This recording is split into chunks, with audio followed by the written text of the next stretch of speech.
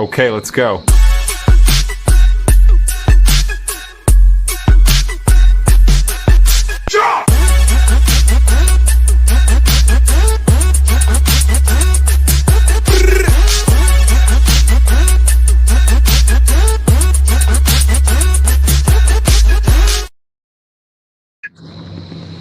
What is up, everybody? Welcome to Whiskers Gone Wild. Sorry, it's dark. I'm not completely set up right now. Greg Burgess, excuse me. How you doing, my friend? Hey, Jody. Well, Greg Burgess was in right before you, Jody.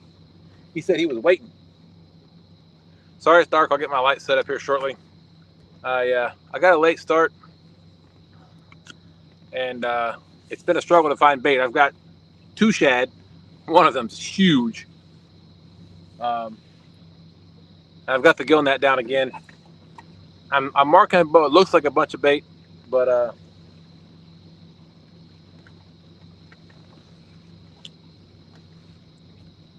I don't know.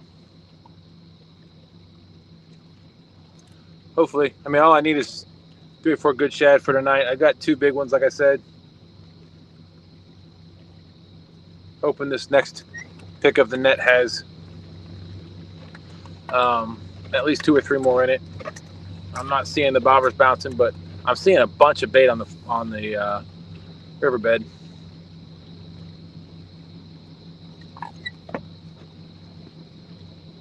But we'll see. Anthony's going to be a few minutes late. He has to go to the bank again tonight, so he's running a little behind trying to get to his spot.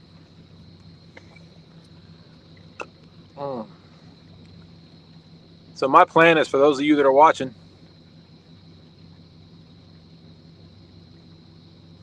oh, thanks, Jody. I plan on staying out all night tonight, so I'll probably just leave this live going after 2 o'clock if anybody wants to stay in and chit chat. Charles Breckenridge, what's going on, man?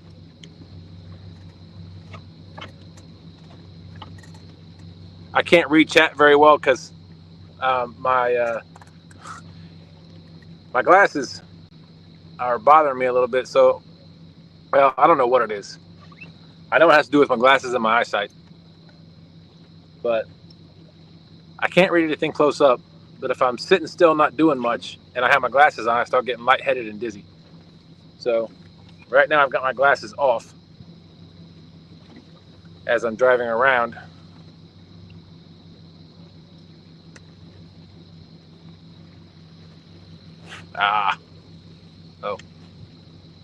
Oh, comments on the screen. Shut that off.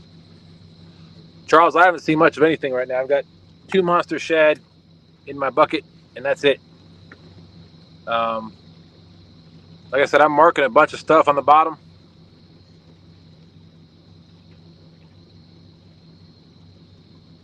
But I'm nothing swimming into my net for some reason. So I'll just keep moving my net around until I get a couple more shad. And at that point, we got 4 hours. So hopefully Anthony can come in and show me how to catch a fish.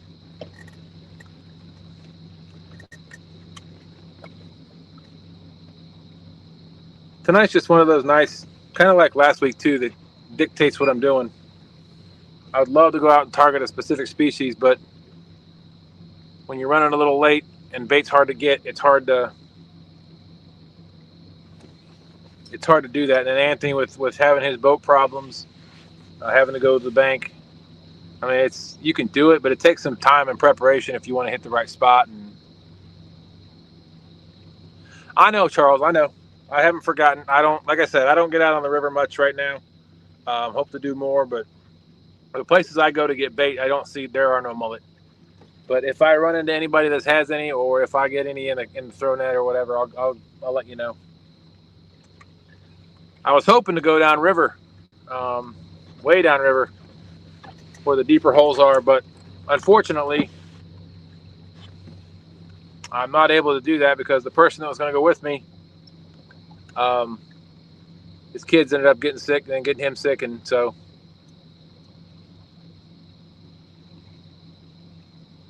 And because of that, I got kind of a late start. I was at a friend's housewarming party. and I got kind of a late start, and so I didn't get on the river till 8:30, 8:45. And then I thought it was just like last week. I was going to come out here and drop the gill net once and have plenty of bait, but no such luck. Water temperatures here are still in the 80s. It's 80.6 right now. I think what I might do, I'm going over a kind of a dip in the riverbed, so I'm going to go grab this. I'm going to pull it over to that dip.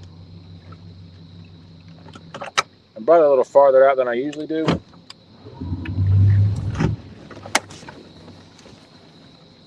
Hold on a second.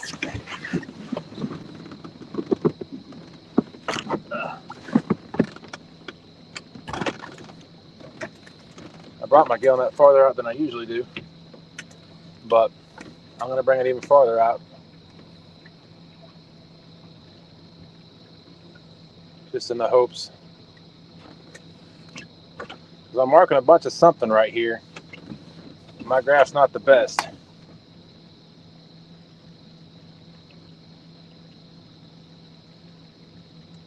Just dragging. I just picked up my buoy and I'm dragging the gill net in a deeper water.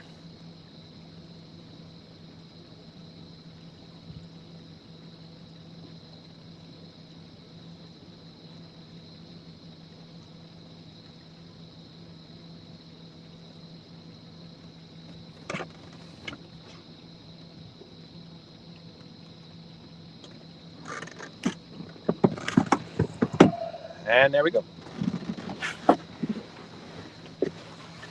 Let's see what that does as I drive around it. Appreciate y'all coming in tonight.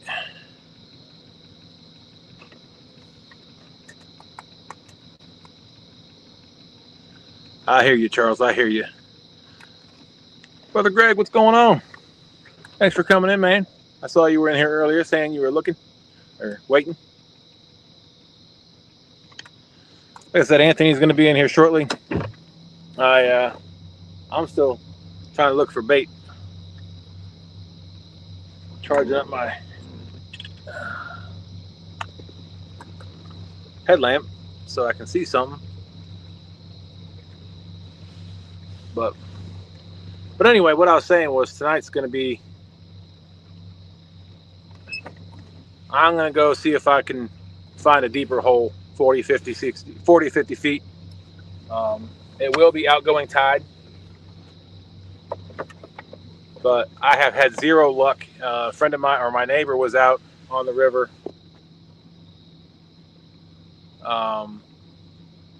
last Tuesday. No luck. So I just think, like I said, the river's at 80.6. I think they're still deeper where the water temperature's cooler. I don't think they're as active yet, even though it's been in the 50s here for the last week at nighttime, 50s and low 60s.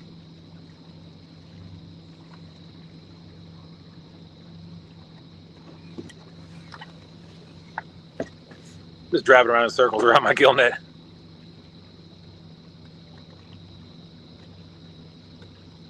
Oh, looks like I might have something. I can't tell from how dark it is, but that middle bobber may be bobbing.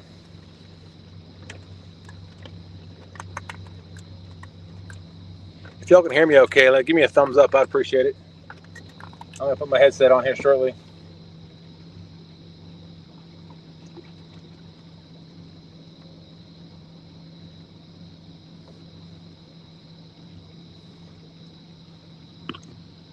Seen some giant mullet as far as Browns Island. Wow. I've never gone up that far. But as I was saying, I'm going to try. One of the things I've been doing as of late is all Carolina or all Santa Cooper rigs. So once I get upriver or up to the river in the area that I'm going to be fishing, I'm going to drop some Carolina rigs as well. Put a flasher on it from Fat Boy Rigs. I was about to run into my net. That would not be a good thing.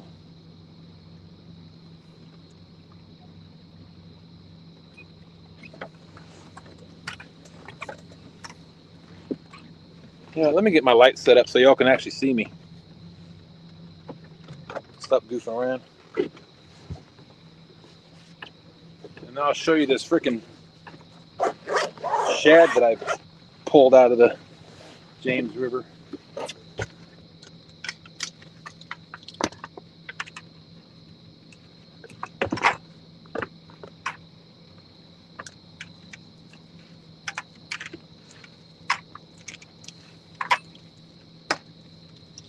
One second. Switch connectors for right now.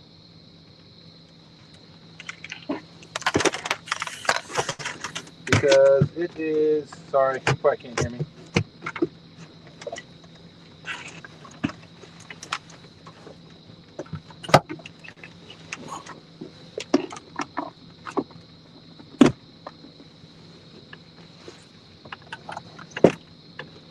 There we go. Now y'all can see me. Awesome. Thank you. Glad you can hear me too. There's my net. All right. Let's show you what I picked up. Good gracious. Look like freaking buffalo carp. These things are so big. Look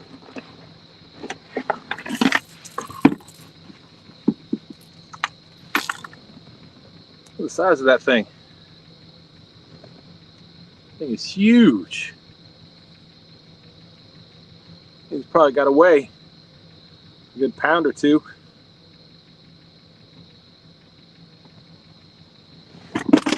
The other one's not quite as big, but it's not small either. So I've got enough bait to get started with, but I'm gonna give the gill net one more shot.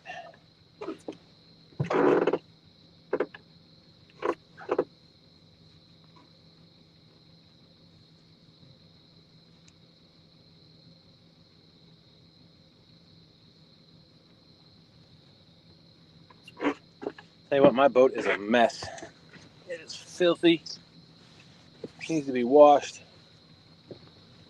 Can't see anything on that light shining right in my face. Oh, yeah, almost. Almost, Charles. And go over to this gill net and see if anything's happening. Hopefully I can pick it up this time, get 2 or 3 more shad, and be on our way down to my first spot. I know in talking to Austin in the past, you know, we've talked about how we do our videos or our lives about whether incorporating the bait catching is as interesting to people. So, you know, a lot of people don't do that. But looks like it might be bouncing. Unless it's the waves, but we're gonna go give it a shot and see. Yeah, it's moving. Something's in it. Just don't know what. Let's see what we got. Maybe.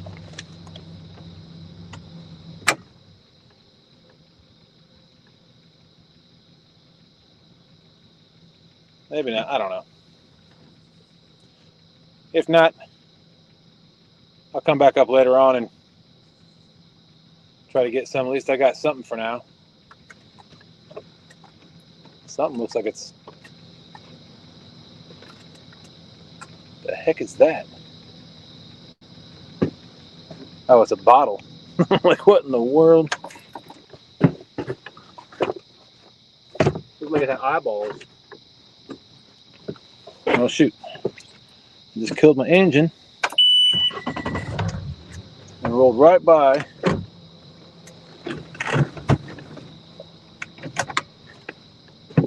a buoy.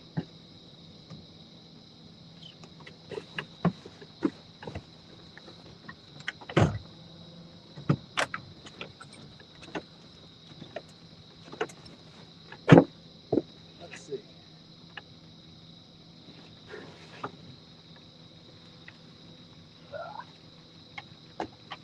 All right. Make sure y'all so you can see me while I do this. Turn the motor off so that it don't waste gas. Yeah.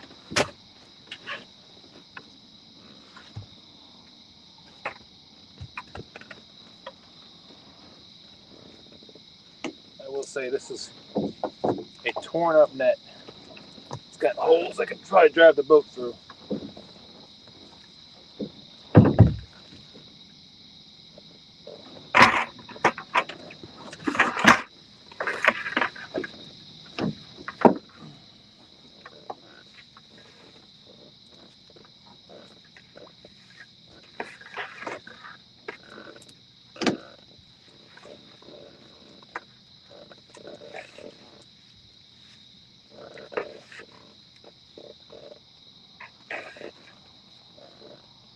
Looking for one or two more.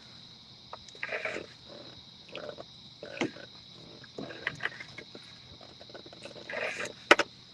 can make the two I have work, but it'd be nice to have one or two more. You probably can't hear a word I'm saying.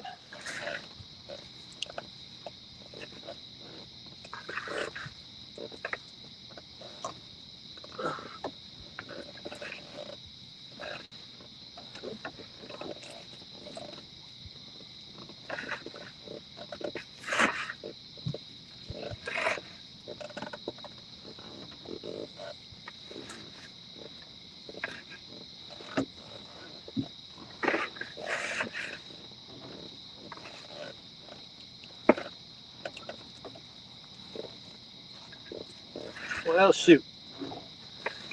No bueno.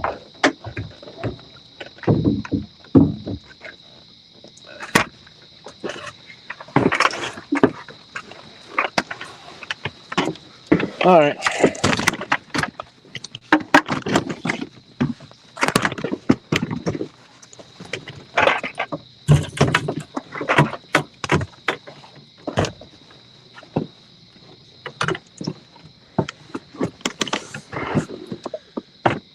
No bueno. What's up, Bugman? Just here so I won't get fined. What's up, Bubbles? I'm going after blues just because it's been a struggle as of late.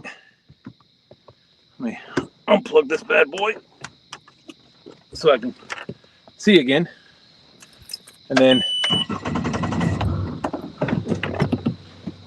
I'm gonna head to my first fishing spot. Now, I drive at nighttime really slow when I'm on the water. Some people like to go on plane. I do not. So it's going to take us a few minutes to get to the fishing spot, but we will get there. Getting ready for bed. Gonna fish tomorrow night. Oh, nice.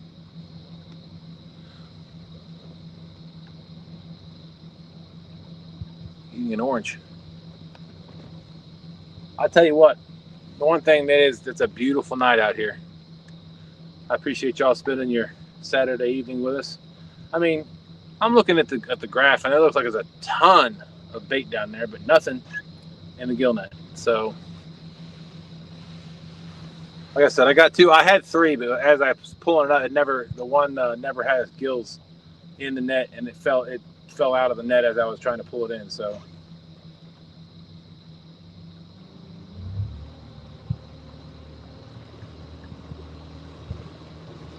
I've got two monster shad. We're gonna see what happens. Hopefully I can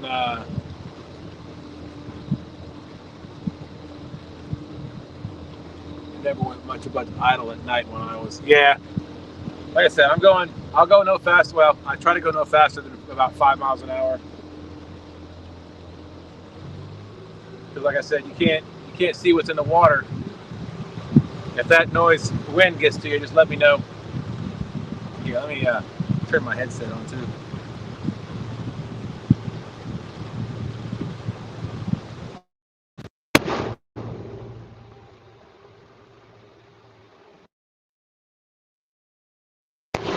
All right, I am now connected to my headset. Hopefully, give me all a thumbs up if you can hear me, or if it's too loud, let me know.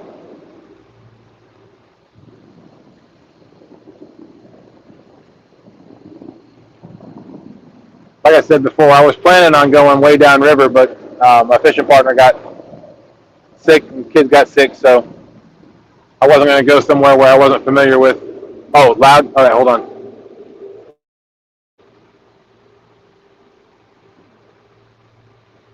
Let's see if I can.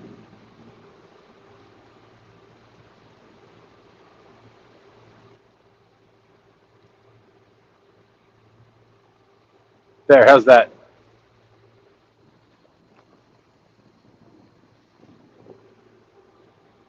Is that better? I know my Bluetooth headset. Thank you, Lisa. Dorito Catfishing Lady. This Bluetooth headset, it can be. Okay, good. Thank you. It can be a little loud, but I know when I walk away from the camera, while I'm doing it this way, having a mic on my headset with me is always the best, because my wife has always told me, when you walk away from the camera, you're going to reel in a fish, we can't hear you. So she's got a great point, as always, honey. So I'm grateful to Lisa. I'm grateful to Lisa for giving these to me. She was very generous. I know these aren't cheap. I had some AirPods before, but I was leaning over. I used to wear one at a time, and I was leaning over the boat one time, and one of them fell off into the river. And I swear that there was a catfish down there with my AirPod in, listening, and he knew when I was coming, told everybody to scatter. So anyway, to answer the question, I'm going to be anchor fishing. Oh, got a guest. Yak Shore. What's up, Anthony? What's up? I'm here. Good. I am not fishing yet. I haven't even got to my spot. I struggled to get bait tonight. Well, we got bait. It was the spot and the boat that was the problem. Yeah. Well, I got a shad that probably weighs 5 pounds, it looks like. That thing's huge. Nice. Oh, hang on. But I got 2 shad, so I'm gonna go set up in my spot, and I'll just use those. I'll make smaller baits. That's one way to do it. I should be able to make those last. I'll use smaller chunks, and then I'll change out baits once. I got you. Well, unfortunately, like I said, the water temperature is still it's still 80 degrees, 80.6. So yeah, it's pretty hot. I'm here with Josie and Travis Young. Hi, Josie. What's up, Travis? There she is, the boss. Hi, Josie. Can you wave, Josie? Can you wave? Are you being shy? You're not being shy? You can't see me because my light's on because I'm driving. But yep, there's Travis. We're fishing the inside of the pump station due to the amount of people. Gotcha. It's hard enough finding a spot to fish when you're. You want your Doritos? All right, hang on. Like I said, the boss. There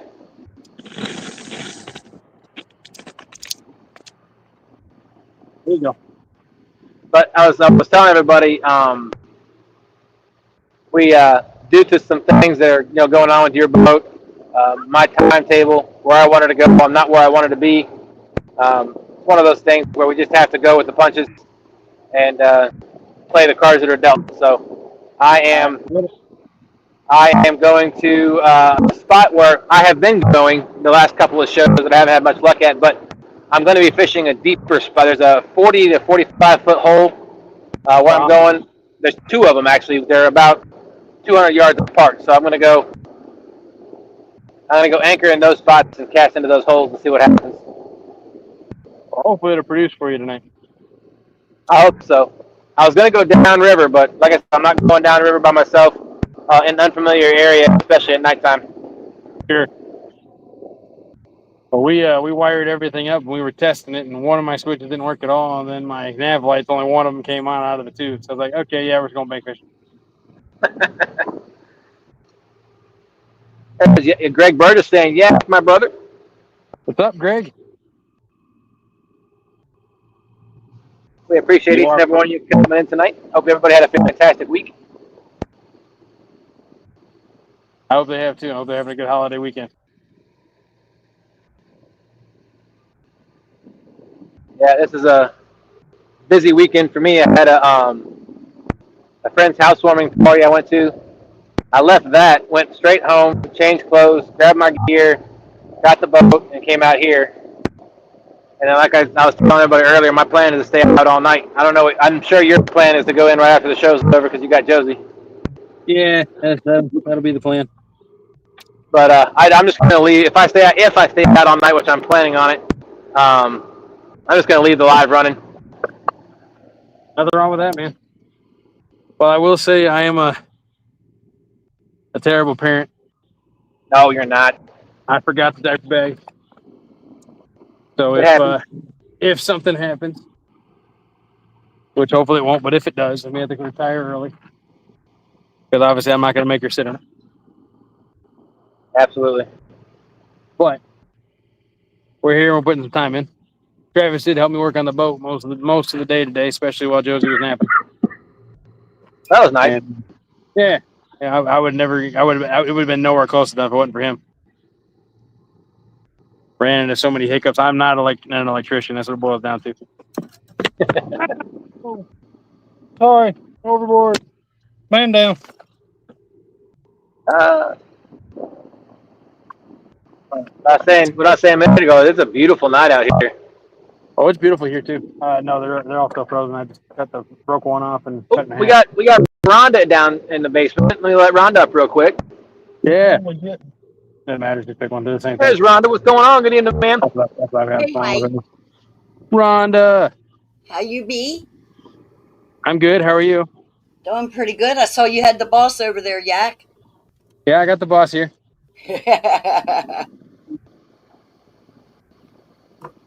Well, guess one of us is going swimming.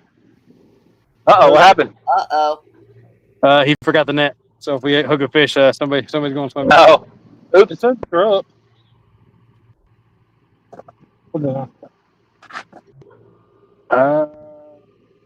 Right there on the lid. Yeah, but I was saying it's I can't even tell what the temperature's probably going to be in the 50s, the high 50s tonight. So I got my insulated coveralls on and I got a hoodie. But I got Josie in a hoodie. It's supposed to cool off here as well. Me, I've been sweating all day. I'm looking forward to the cooling off. I'm sure. The good thing about the cool weather is the bugs should be gone. Definitely a possibility. But I do live in the South where, have the humidity, the mutant bugs of destiny that survive for millennia. Yeah, Bug, I hear you. I don't go out all night. Like I said, if more so, I don't know. But I'm gonna try it. I'm gonna see how it goes. See if we can get any bites. Unfortunately, the place I'm fishing doesn't have a lot of choices or options right now, just because the water temperature is still so high. But for me, it's the amount of people and the lack of a boat. So yeah, we had fully intended on making a cot for Josie on the front deck that I built and fishing for a long time, but they didn't work out. Did it, kiddo? No. No, it didn't. Ron, how's your day been? Pretty good. Good. Eric got called into work early, so I didn't have to stay up and go get him and run around all evening. So I was able to get in here earlier tonight. Nice. Well, welcome in. Thank you. Rhonda, you will be happy to know that I brought some coffee with me tonight. So. Yay! So at least I'll have something.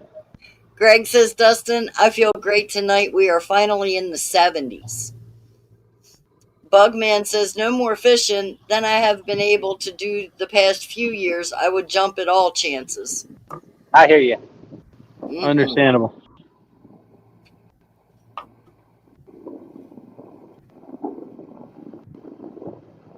I'll be honest with you. I wouldn't have any problem just riding around at 5 miles an hour in my boat all night. It's beautiful out here. I know. Yeah. It was a gorgeous day today. I have 0 clouds. I got tons of stars, and I'm staring at the moon. There you go. Yeah, I was definitely planning on dragging. Yeah, if I was hoping the water temps were in the 70s. If they were, I was probably going to drag too. But with them still being 80, I don't think the fish are shallow.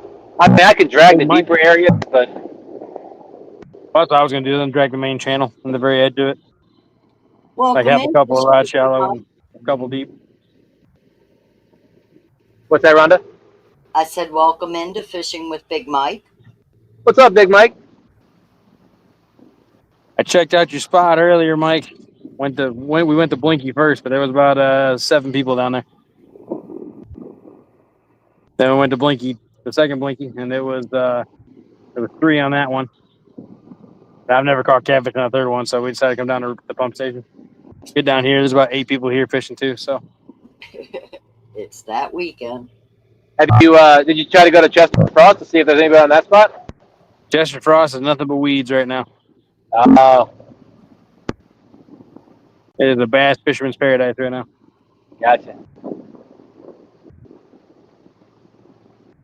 Well, Rhonda, what I was telling everybody else is I plan on staying out all night, so you're more than welcome to hang out with me as long as you want.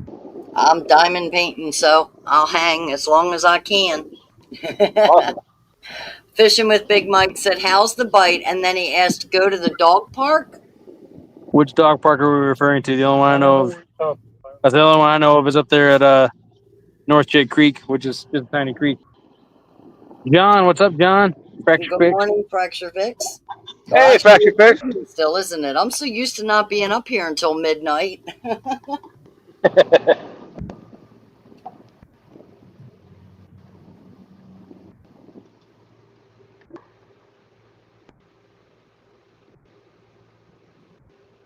Having my first lid of coffee. Cheers.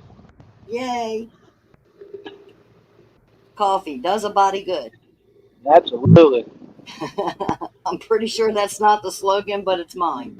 Works for me. The last turn before you get to Moxon Bend. I do not know where that's at. I'm not familiar. Big Mike.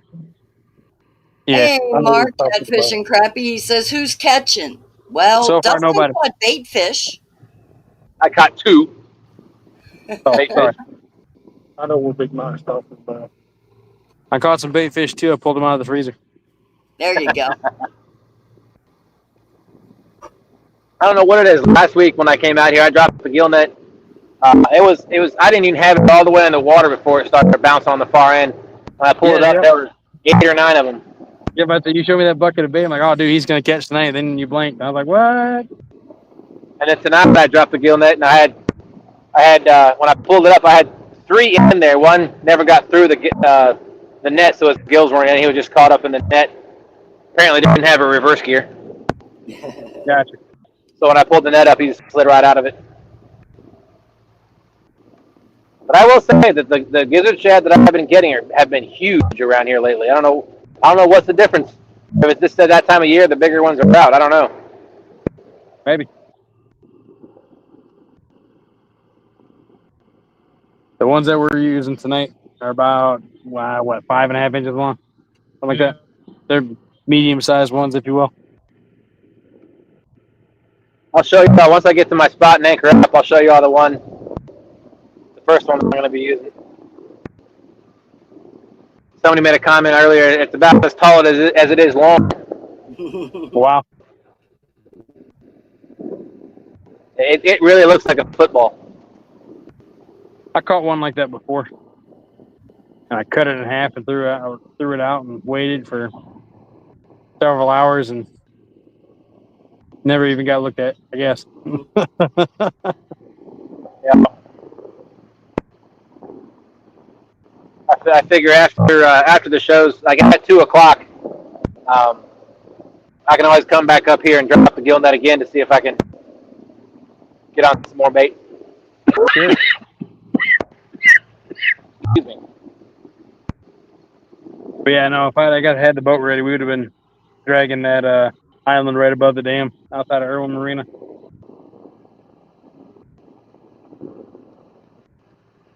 So cool story. I was putting the boat in the water, and I had my my FOA rods in my boat, and there was a young man, and I'm only going to assume his little brother or a cousin or nephew or something. Uh-huh. And they were on the dock fishing, and we got to talk a little bit, and then he saw the rods, and he asked about the floats, because he's like, all I'm using is Carolina rigs. He's been trying to find some floats. So of course I did my thing and pointed him to FOA, and I had bought some. I just recently bought some Fat Boy rigs, and I had an extra one, so I gave him the pumpkin rig. Nice. He was excited. He's going to go ahead and he said, I'm going to put that on right now. Nice. So hopefully he gets says, Dustin, my grandson came and got my big tackle for catfish. He's going after big reds in Grand Isle, Louisiana. They are running. And Miss Sharon Chavez says, hi, Dustin. Hi, Miss Sharon. Hope you're doing well. Coffee.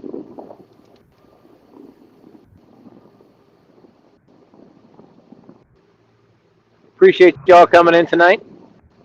Yes, we do. One of these nights, we're going to have to target channel cats.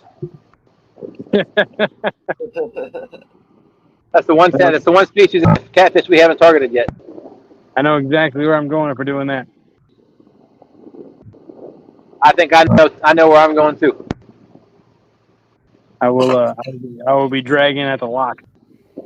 I like I ain't going Joking. to I ain't going to no stinking payload. joking. Hey, can you kick Travis to the water now? Right? Hashtag triggered. Joking. I don't go for those either. Hashtag banned forever.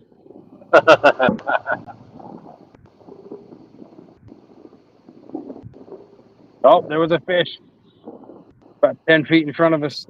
Wasn't a catfish, I'm sure.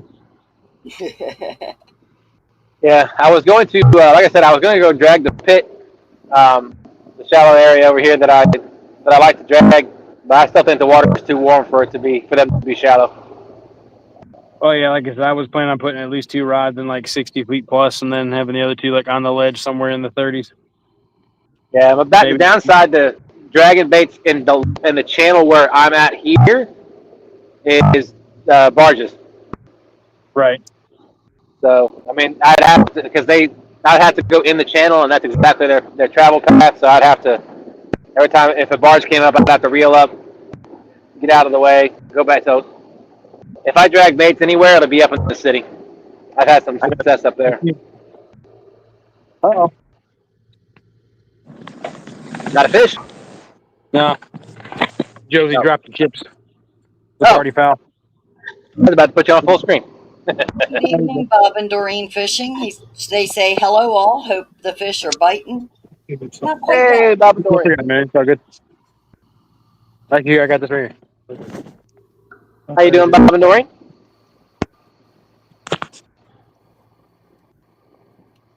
Coming up on my spot, I'm on a shallow flat. This flat runs the entire. That's why they had to make this cut for the barge traffic. Well, that and it's they really don't want the barges doing all these S-bends. But this flat that I'm on now runs. It's 8 feet right here, but it runs all the way to the boat ramp on that side. Pretty much 5 to 8 feet the entire way.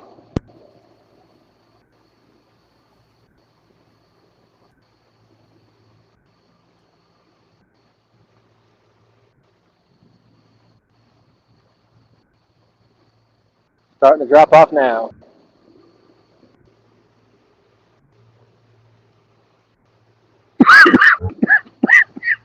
Excuse me. Ugh.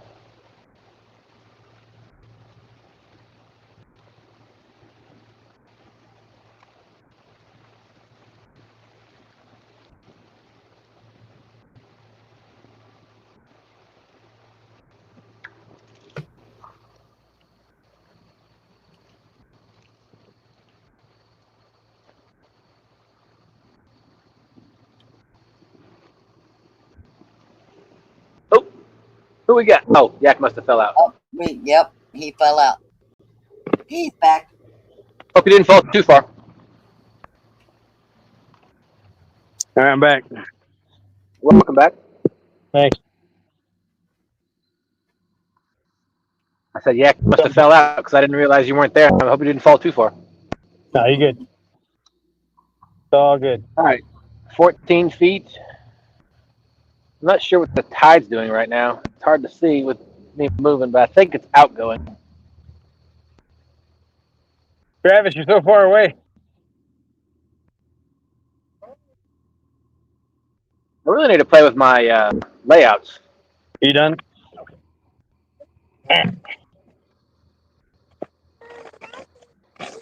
You want me to eat the chips? Are you sure? Oh. It is better. Hard to say I'm fishing with you when you're 800 feet away.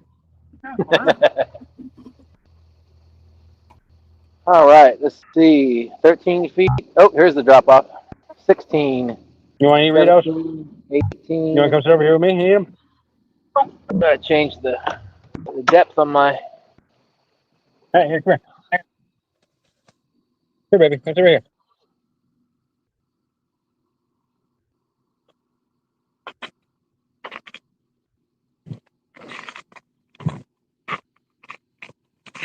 That's 50 feet. Okay. Here, Devin. All right, we're at 37 feet. 38 feet. I am eating them, baby. 42 feet. Man, you're bossy.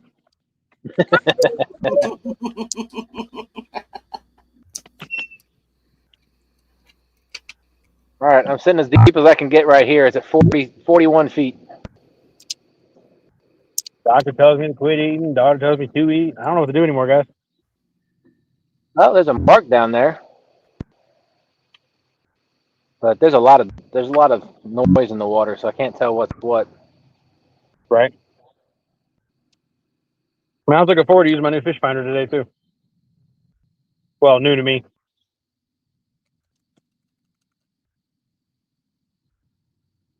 Well, I got hold of a 9-inch unit to the side stand. nice. All right, turn around. I can't. Like I said, I can't tell what it's doing. Right. Oh, and just to be clear, everybody, it's not the motor that's the issue. I got the motor running.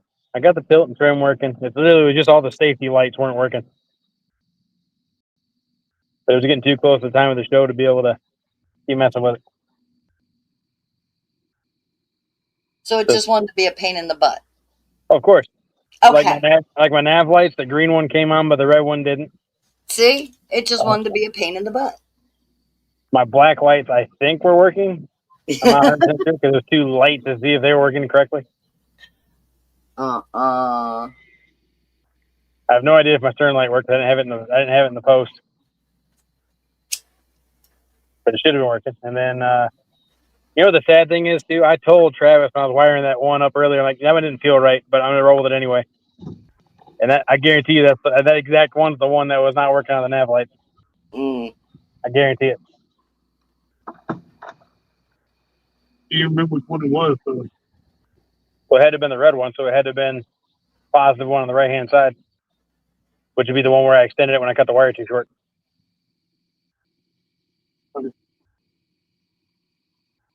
Greg says, Dustin, the moon is looking good You tonight. okay? That hurt? Absolutely. Hey, man, Greg Burgess said, Dustin, the moon is looking good tonight. you okay? Absolutely. It sure is. It's beautiful. You okay, baby? You want down? Where do you want to go?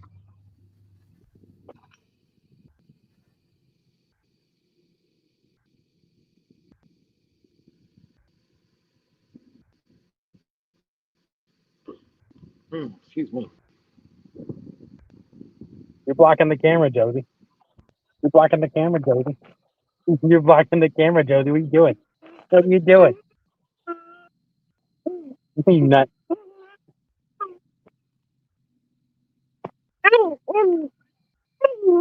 You are a nut. You're right. You take after your father. What'd you say, sir? I say she takes after her father. Oh yeah, for sure. For sure. All right, let me get my crap real quick. She's taking steps by herself. Took a bunch of them today. We went to the aquarium this morning. We'd walk a little ways, and she's like, "I want to walk by myself." Okay, she walked like 5 steps. Then she grabbed my hand and wanted to take off.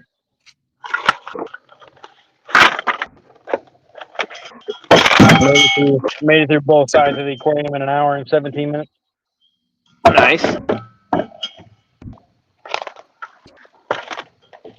I finally found the flathead catfish in that thing too. Oh yeah. For forever, I was like, maybe they don't have one in here because it eats all the bluegill and stuff, because it's a pretty aggressive predator, right? But no, the one they had in there probably close to 50 pounds. Mark just told Greg it's only 54 degrees where he's at tonight. That's Travis' stuff, baby. You gotta leave it alone.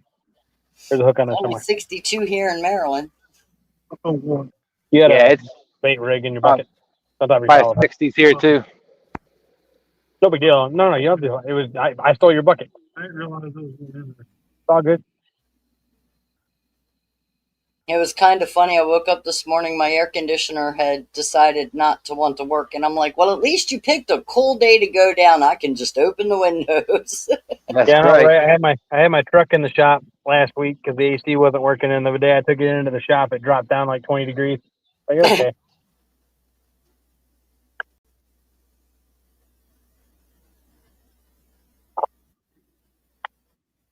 I'm like, I couldn't even be mad. As hot as it's been all summer and it's worked all summer, it picked the coolest day of the year so far to go out. Hey, I'm not mad at you. Take a day off. It's okay. Right? Absolutely. Yeah, your hands are orange, kiddo. Because you've been eating Doritos.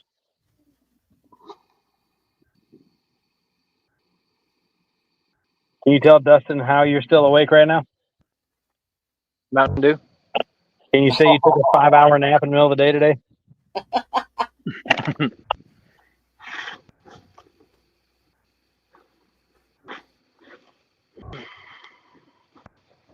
Travis and I were starting to get hungry around 2 o'clock, and we kept looking at the clock. He was still asleep. It's like, okay, I'll wait till she wakes up. 3 o'clock goes by. 4 o'clock goes by. 4:45 goes by. 5 o'clock just hit. My wife calls me going, "Are you ever going to get her up?" No. But she's still asleep. I'm working on a boat. What do you want? Let there be light. Can you say hi to the camera since you're just staring at it?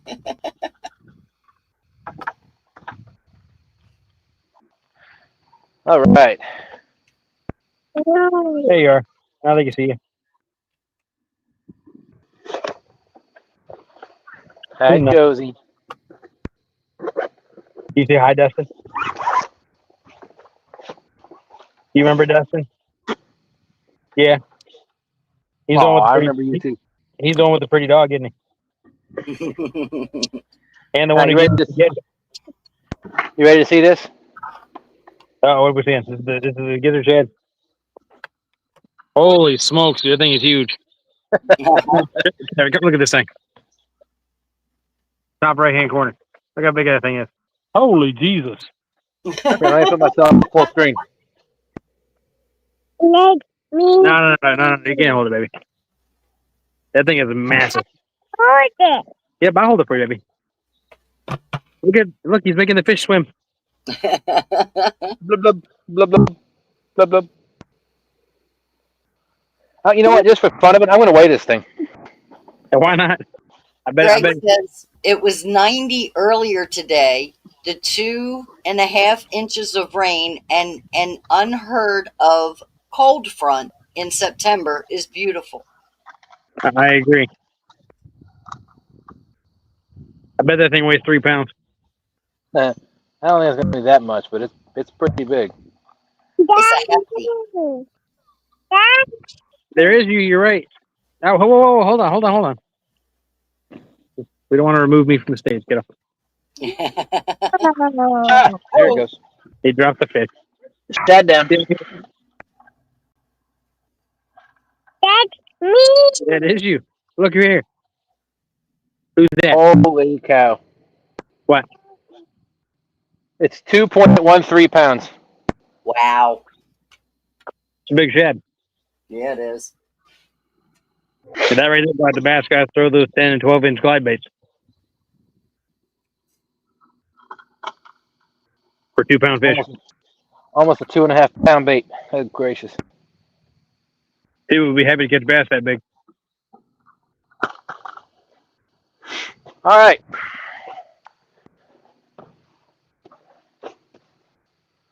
Let's see what I'm doing here.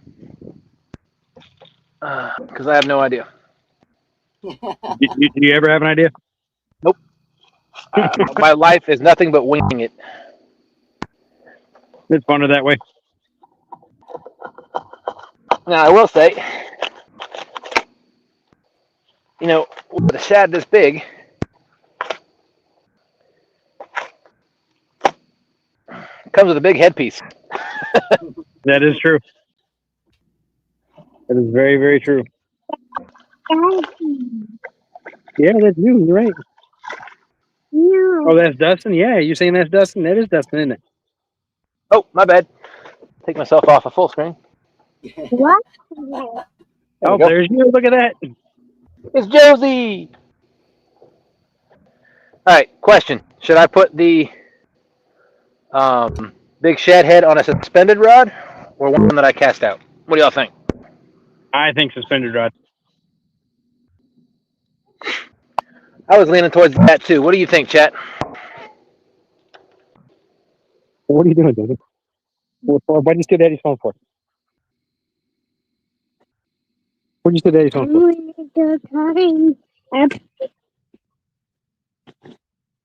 Yeah, be careful. PNB Paul Catfishing says, "Hey, Dustin and everyone. Howdy, Paul." What's Howdy, up, Paul? What do you think, Paul? Should I? We're currently taking a vote on what Dustin should do with the giant headpiece of a 2-pound shad.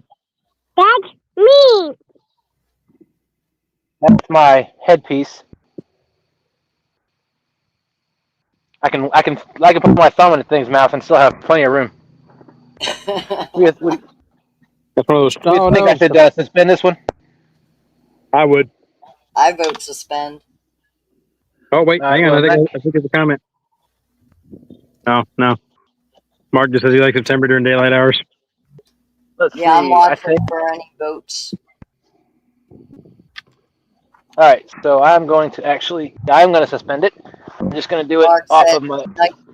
Nighttime gets a little chilly to be out fishing for this old man. That's why I'm wearing my insulated coveralls in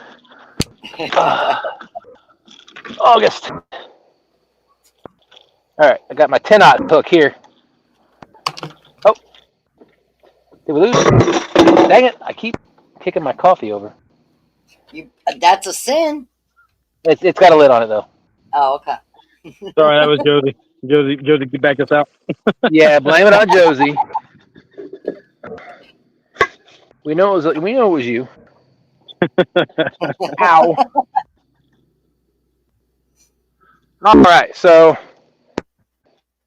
I'm going with the FOA 10-aught get 'em hook with a flasher on it and a 6-pound egg drop sinker on a 120-pound 3-way swivel with 40-pound FOA power line on my 5-foot FOA double wide rod with Ancient Mariner Albatross 6000 reel. Awesome. That's a mouthful. That is a mouthful. Speaking of mouthful, this shad head's getting a mouthful of hook. And there we go. One of the things I'm going to get on my boat here is a wash pump or not spray and something like a stick it the hose in the water and then get a pump so I can wash off my boat when I get all this dirt and stuff on it. Mhm. Ah. Definitely an idea. Now, just don't hit any buttons. All right? Wow. Because everybody keeps saying it's my fault that they keep getting knocked out. That's why. It is. Can't blame it on Josie. Don't hit any buttons. Nah, don't do it. Don't do it. I see you. Don't do it. Yeah, she's literally pointing at the buttons. I said, oh, shiny. You silly goose. Holy cow! Are you a silly goose? No. No. Look at the size. Look at the size of this gut pocket. I have to this piece that I'm using for bait. Mm. Yeah. Wow. I mean that's big, and that's a small piece of this fish. Oh. Get back here. Get back here.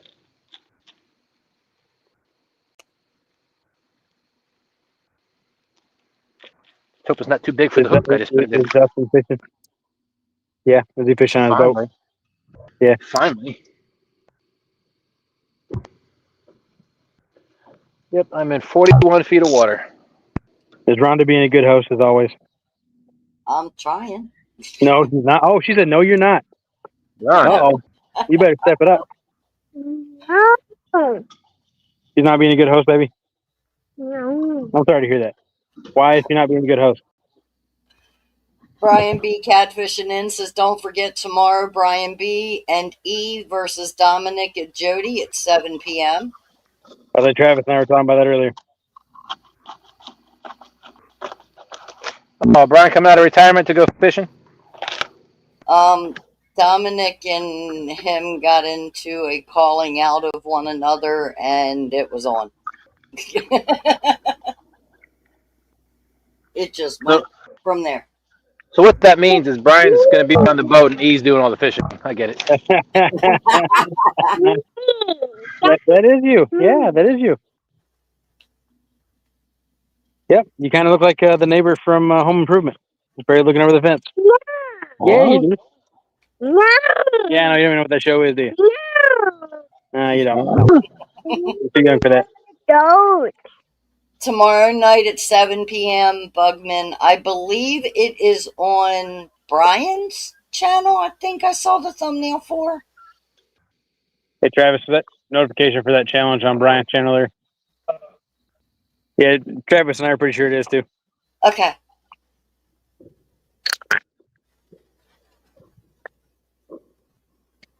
All right. 6-foot FOA rod going out, and this is on a flasher rig from Fat Boy Rigs. And then Brian B says, Dustin, you want to go, bro? In my jaydog voice. Anytime, Brian. Anytime. And Me Brian, versus you. Brian did confirm it is on his channel. Hey, B. Me versus you. No E. Me versus you.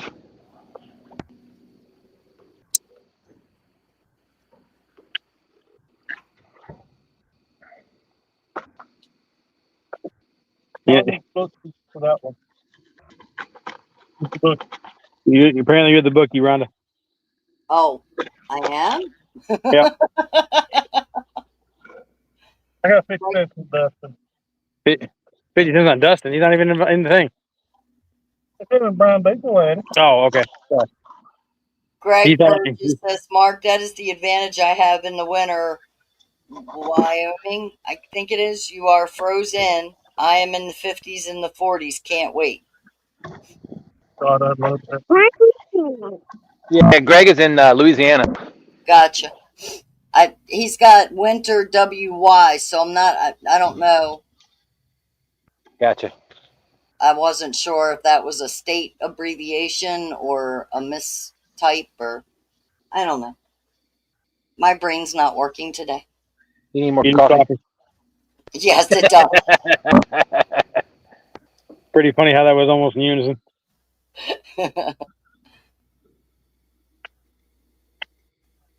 And Brian says, I have fished most tournaments and e-fishes don't count. So that doesn't mean anything, Dustin. Okay, you keep telling yourself that.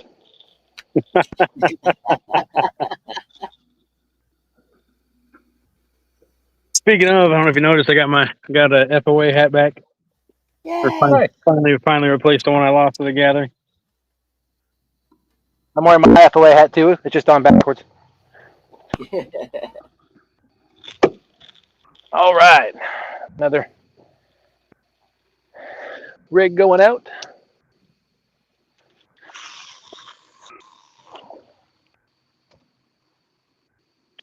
So did you decide to suspend the headpiece? Yes, Yeah. ma'am. Okay. This, good Lord, is deep. The headpiece. Can y'all see all my rods? Uh-huh. Let me see what we got here. So the headpiece is on this rod right here. Gotcha.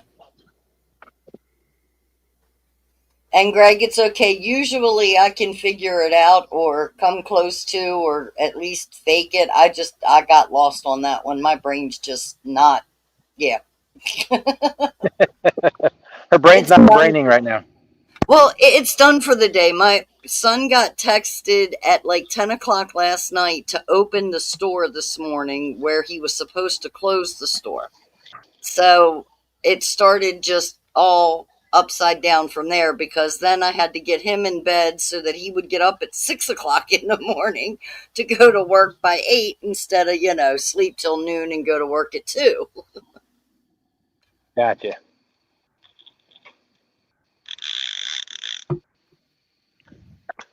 And it was So Dustin goofing off. Travis and I both looked at the phone. Sorry, I forgot my with their emotions, Dustin. Look out. my bad. I forgot my bay clickers were on. It's all good. Where you going, baby? We'll forgive you this one time. Well, you want to go look at the fish in the bag? You can go look at the fish in the bag, but don't open the bag, okay?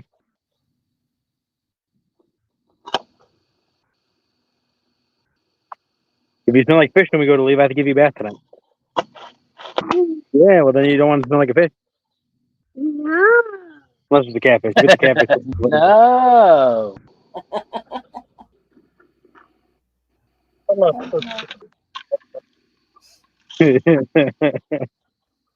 Have her lay on the ground next to it.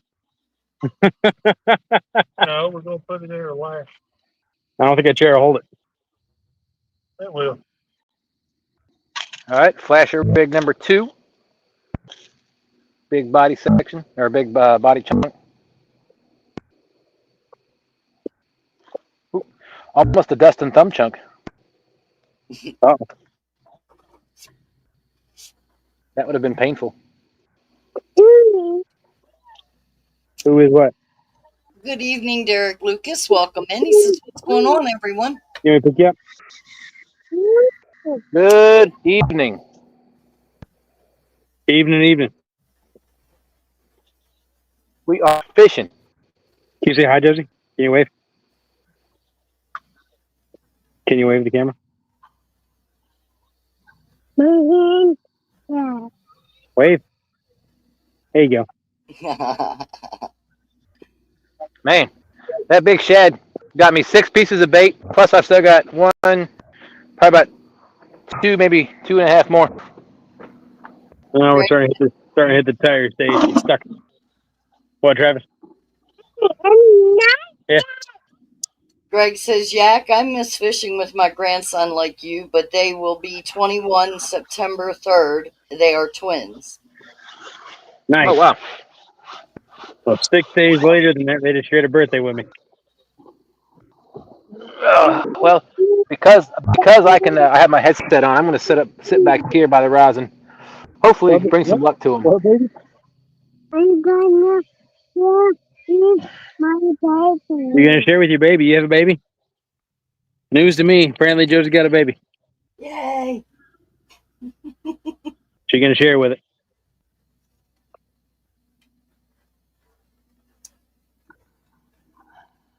You almost shared a birthday with me. Then you decided you want to come up show up in May instead.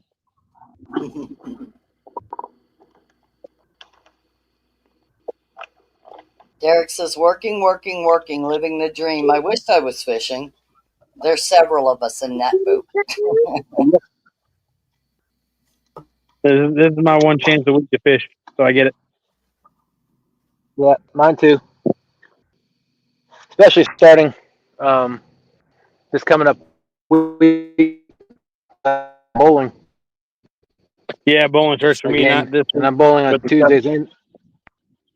Tuesdays and Thursday nights this winter. Yeah, I'm just doing Mondays. Just doing Mondays. Yeah, Tuesday night's a fun league. It's a mixed league, and Thursday night's a men's league. Yeah, the Monday night league's a mixed league. Pretty much every league after that's a competitive league, except for Friday night. But Friday night, that's my family night. Yeah. You want your hood up? Okay, well, hang on. Help? You got it. Oh, you got it. You got it. Ta-da. Ta-da. See? You got it. You got it. Oh, now you look like Daddy do it. All right, hang on. Let go. Hey, wait. There you go. Look at you. You're so beautiful. Derek says, James River, that's my neck of the woods. I was born in Hampton, Virginia. There you go. I was not. I was actually born in Kansas. Grew up in Colorado.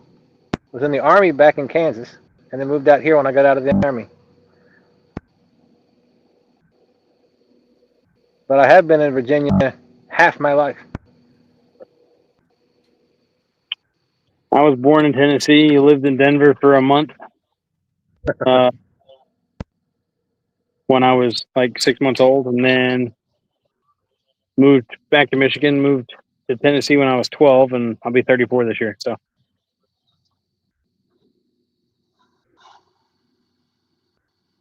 what you doing, Josie? What? Oop. You fall down.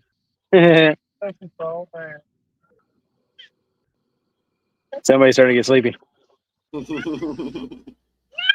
Not yet. I'm not. Not yet. I'm not. No, If you say so, kiddo. no, I am not. Oh, Okay. he is not getting sleepy, Dad.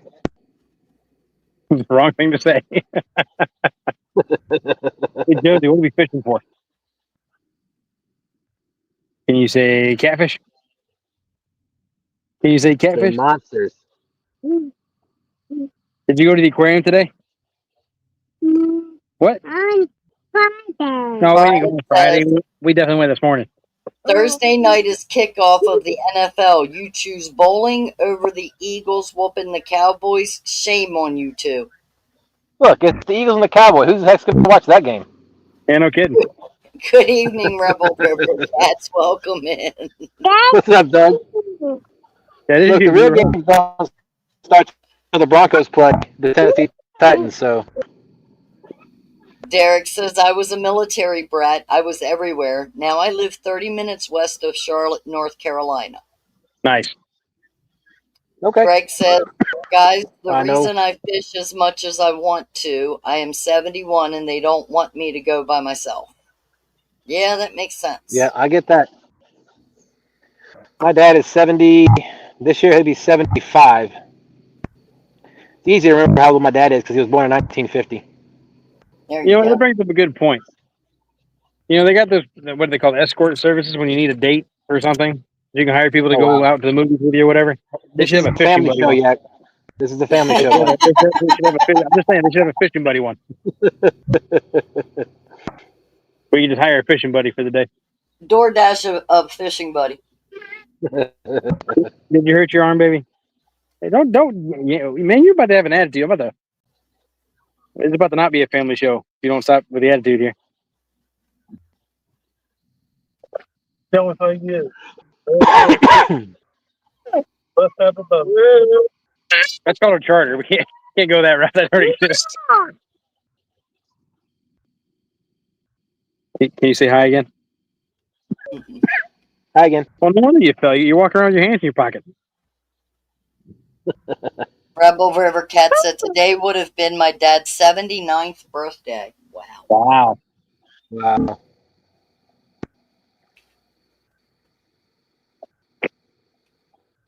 Yep, the tide is definitely going out. Once the tide picks up, I'll hook my. I brought Careful, my Joey. bumping rod with me, and I'll try to walk some baits here. Man, look at you. Look at this kid. He's walking like crazy. That's awesome. You go, girl. Yeah, look at you. Yeah. Yeah. Yeah. What's your favorite kind of nut? Is it an almond? Yeah, almond's your favorite. No. Is it pecans? Is it a peanut? What about a walnut? Derek says he's going back to work. He'll check back in with you all later. Have a good one, Derek. Hope to see you All again. right, Derek. Greg said, Thanks for Dustin, I coming go in, bud. along with that. And Rebel River Cat said we lost him in 2011. Sorry to hear that, man. Yeah, no I'm sorry. Sorry, Doug.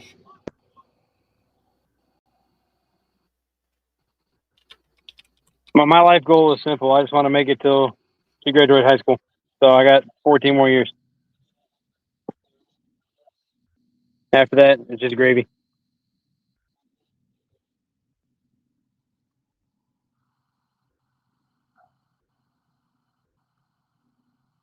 There are a lot of fish eating whatever on the surface of the water because they're popping all around me.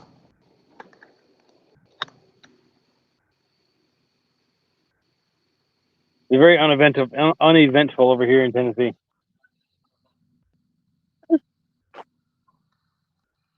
You want your hood back up, or you want the hoodie off? You want the hood up. Okay, there you go. And Dustin, I just looked up tidal times for Richmond, James River area, and it says low tide is in 6 hours and 42 minutes. Makes sense. Good. That means I should have outgoing tide pretty much until 5 o'clock in the morning. Nice. Brian says, why don't I see no chat? I don't know. Depends on which channel he's on. Oh, okay. I don't know. It's more than one. God, that's right. And it doesn't specify in chat which channel is which. We're not. It's not time to leave. If Brian's on Yak's channel, he can't see anybody chatting on my channel. Ah. Josie, it is not time to go yet. So Rebel River Cat says, sure doesn't seem like it's been that long. I guess it never really does. I lost my mom in 2010, so it doesn't seem like it was that long ago either. Yeah. Ow. Greg said his oldest son is 52. Doug said, I prefer the outgoing tide. And Brian says, no wonder I don't see me chat too. on two channels. Hey, Josie, you look at the camera. Tell me that's not a sleepy looking kid. Nah. Looks wide awake to me. We're not leaving yet, kiddo. You got to at least give me to midnight. Yeah.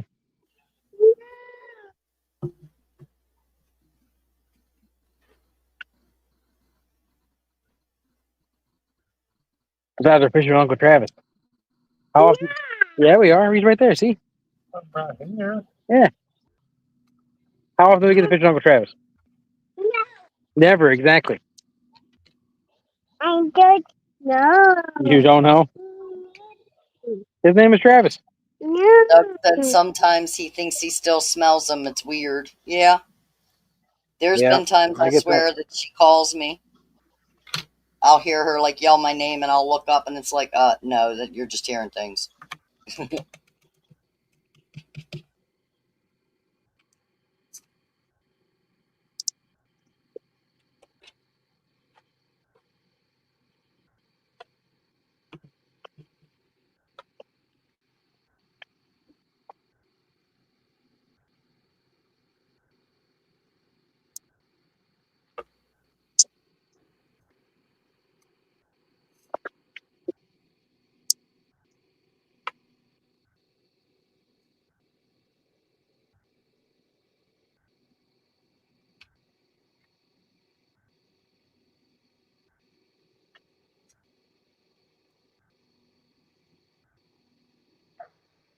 My neighbor said he planned on coming out. He went and got his boat. He planned on coming out on the river early in the morning. He wasn't sure what time, but then I was talking to him before I left, and he goes, I might go out earlier than that. Like, maybe in a couple hours. He's going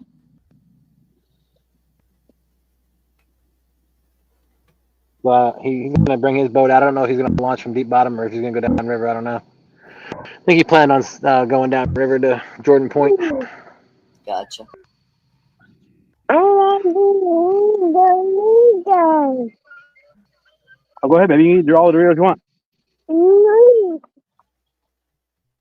Needles.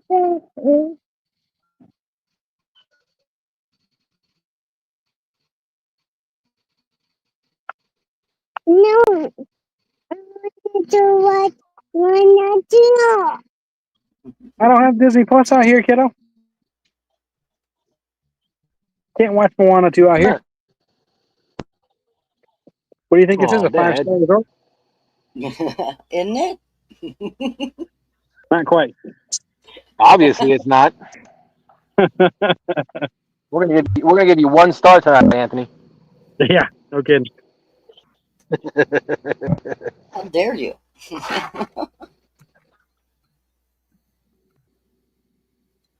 Hey, just sit down on your chair for a minute.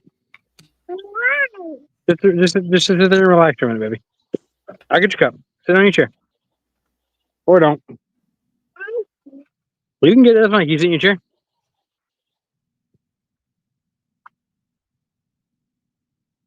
Thank you. Oh. Oh. Snag.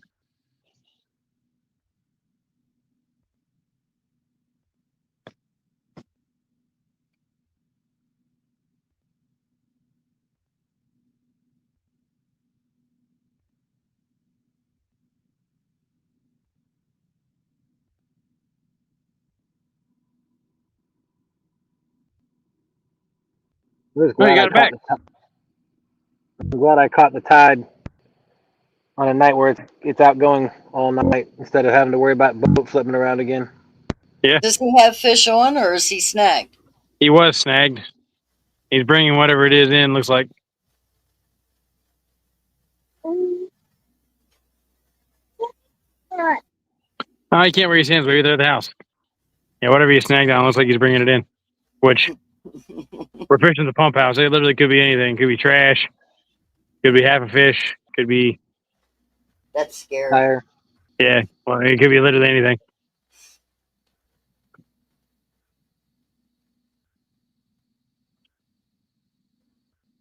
I'm curious now, Travis.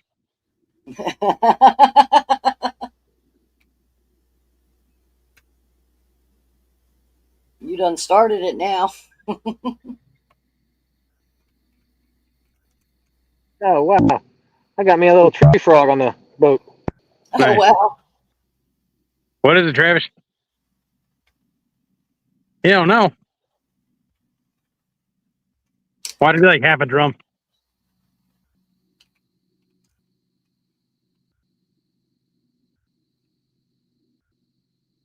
Oh, and we have no net. This will be interesting. Oh, boy. Is your camera on him? It is. Let me put you on full screen.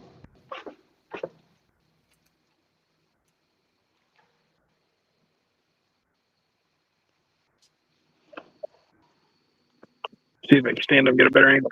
You stay right there, baby. You want to walk with me? Come on. Let's go see what Uncle Travis got.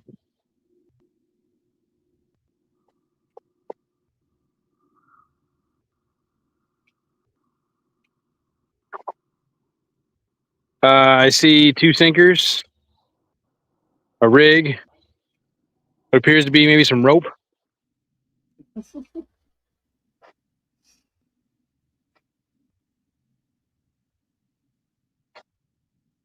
Tied to a stick.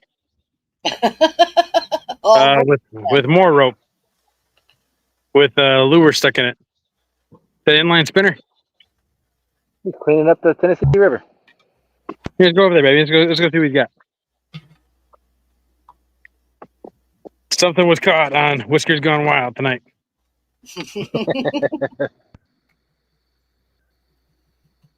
Yeah, big old stick. Holy smoke! You got more Open stinkers. leg up. You got like $12 in lead right there. I do.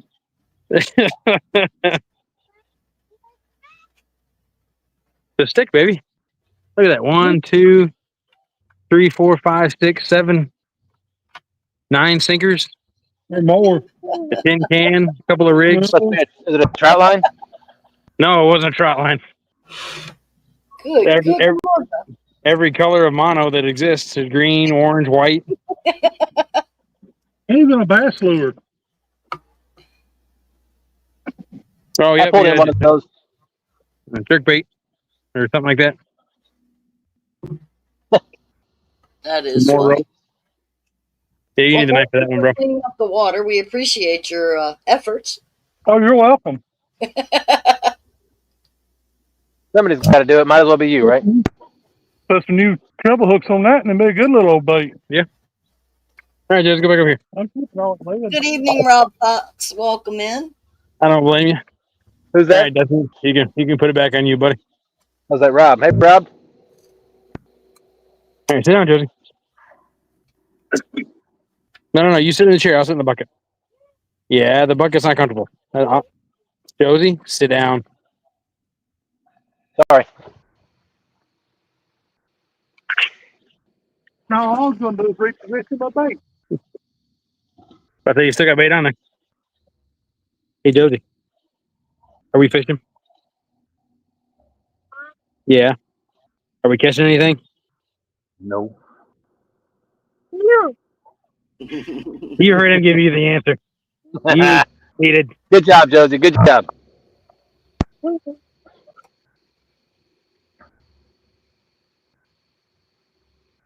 She started her second year of preschool Oh a couple boy. weeks ago. Yeah. Landon, Fire Chief Landon started his junior year in high school. Oh, the fun of it all.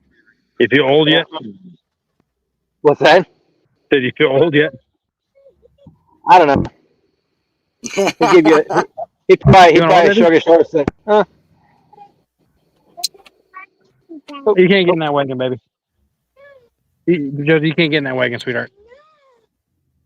Listen to me. Dad. It is not our wagon. You cannot sit in that wagon.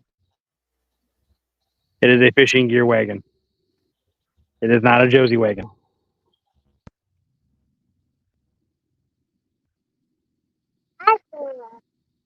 The fish wagon, exactly.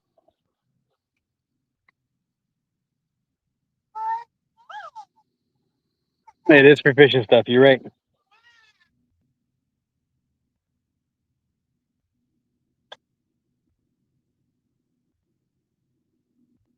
But yeah, no. If I get the boat fixed this week, I hope to be able to fish it next week, and I hope to do some bumping. Apparently, the bumping bite's pretty good right now.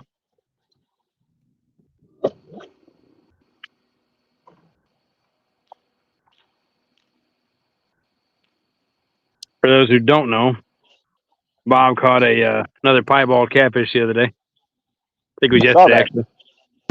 Yeah, That's awesome. it is awesome. It gets his I have yet, fourth one this year. I have yet to catch one at all. Ever. I don't think he had either till this past. I think it was the past fall he caught the first one, and then like I said, he caught. No, it might have been the one he caught in the spring. I can't remember. He caught once he started catching. He was like Danny Stone. When he started catching them nonstop. You know, he was like, Well, when you catch as many fish as Bobcat does, then your odds go up that you're going to catch one. oh, for sure. You catch as little fish as I do, your odds are astronomical.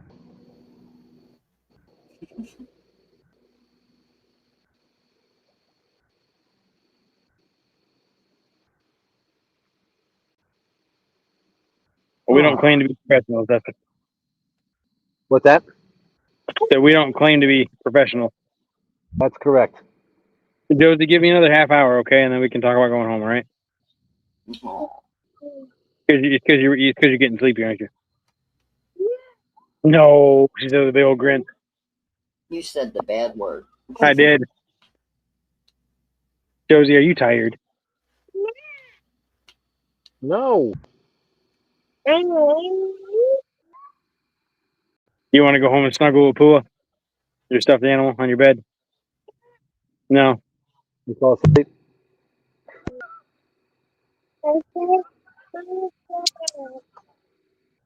Huh? Do you want your Stitch instead? Okay, so you can snuggle. You gonna snuggle with Stitch on your bed? Okay, yeah, she's tired. Uh-oh. You want to sleep in Mama's bedroom? That's my bedroom. I don't know. You sleep with Stitch on her bed, she'll sleep with Mommy. Definitely what it sounds like.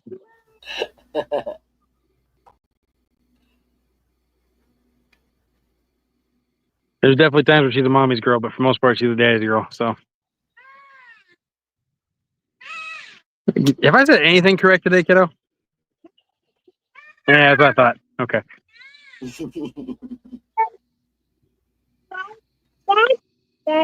You don't bend like that.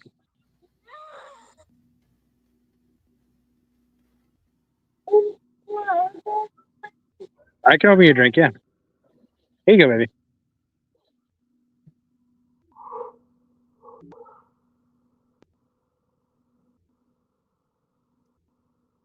Greg said, Dustin, I grew up using the Kentucky rig down here. Sometimes I had 3 hooks on. I never really used more than one hook on my line just because I'm too lazy to tie multiple hooks on. Stuffed animal. Now you really sound like you're tired. You sure? I am not a stuffed animal, Josie. I mean, it looked like one. You're not the only one, sir. You're not the only one.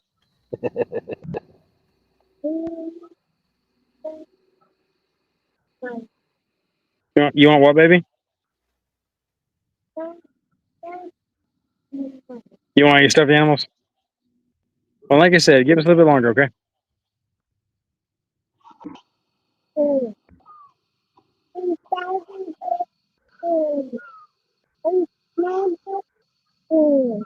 now it's the 3 of ours room? Okay. I know how that works. Aaron is in. Where are you fishing?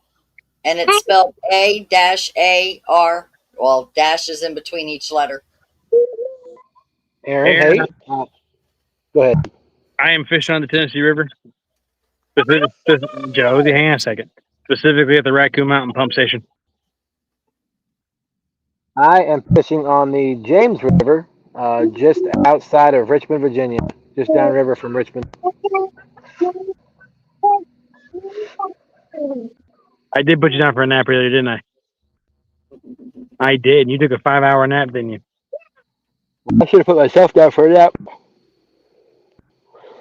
Well, the nice thing about that pontoon with all those big old seats you got. You just so you can be out all night, so just make sure your clickers are on. Oh, absolutely. Well, at some point, if I... Oh, Lord, there's fish popping all around me. Hang on a second. Put me on full screen. Hold on. It takes me a second to get up.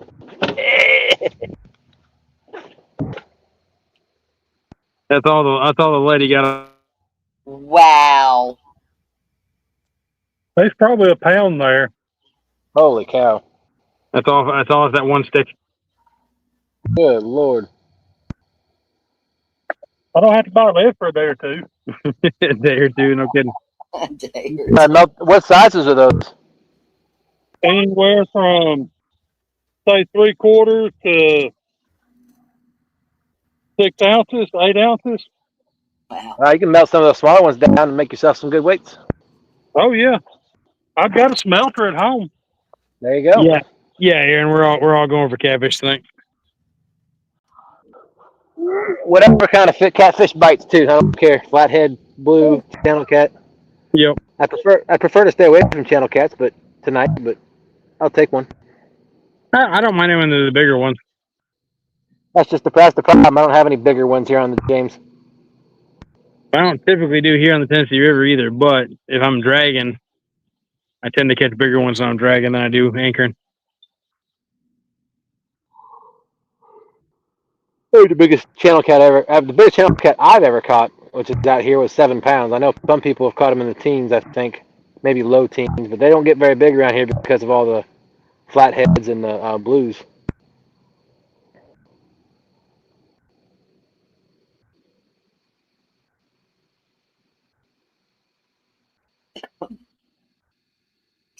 Mrs. Jack is in. Hello, watching for a minute without audio. Well, okay, I was going to say good evening, but never mind.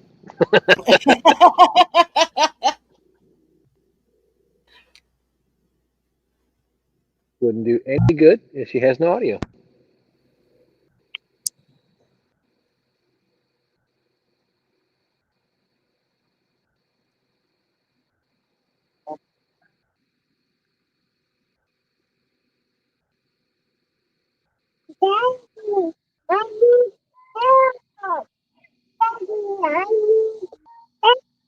Hang on, kiddo.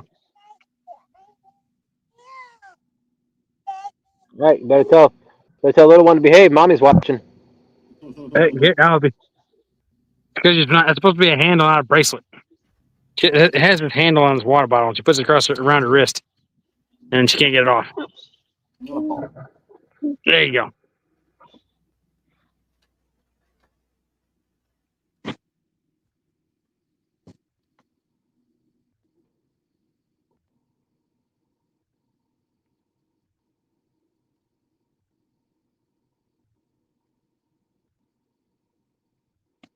Aaron said his big was 35, but he was cheating. He said kind of cheating because it was in a pond. Aaron said, very cool. Biggest I caught was 35 pounds, but it was kind of cheating because of the pond with the no fish. And Mrs. Jack says, all right, I think I'm going to bed. Good night. Tight lines. Catch a hundo.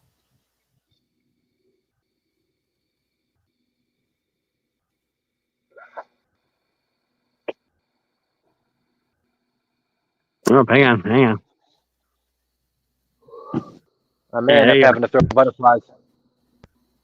Out the back, keep my boat from. Well, I may put out the drift sock too. Keep my boat from swaying. I don't think I pulled out that drift sock in ages since I used it as a blanket.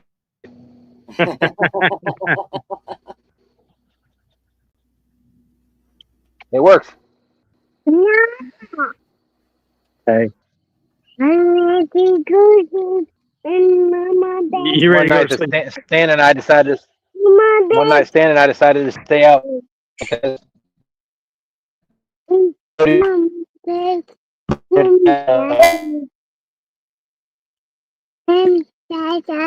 Out all night. Didn't anticipate the cold weather, so I ended up getting. So I ended up using the drift sock as a blanket.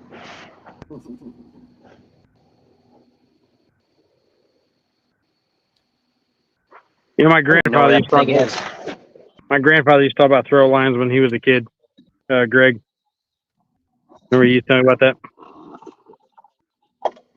And Aaron, yeah, I'm enjoying it while I can, man. We were supposed to be on the boat tonight, but I was unable to get it finished.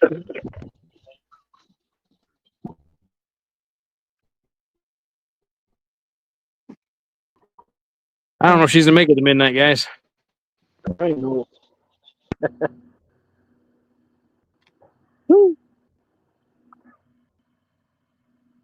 You hit yourself in the face with your own bottle. You okay?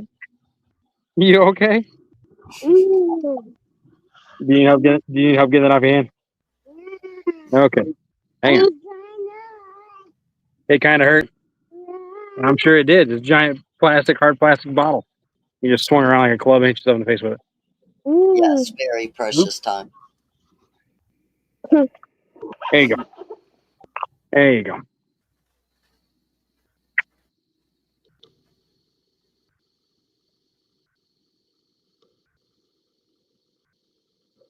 Well, I'll tell you right now, if she hadn't took that 4.5-ish, 5-hour nap today, I don't think she'd be awake right now.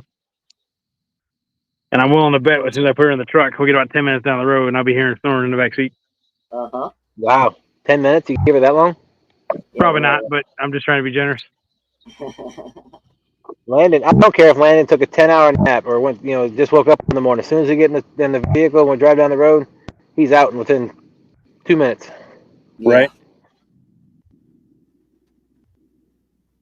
And that kid refuses to lay. Like if he's driving in the truck with me, I'm like, dude, lay the seat back. If no, he'll just lean over and put his head on the window. Yeah. Mhm.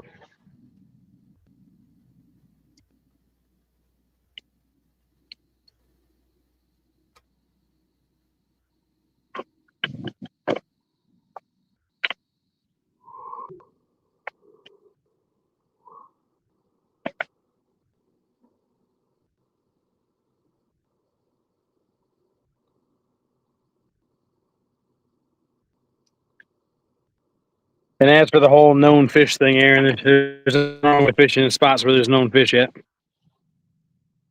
What this group of people are not super fans of is Bay Lakes, which I'm not saying that they're not for everybody. That they're 100% always wrong, evil. I mean, there's places for it, right?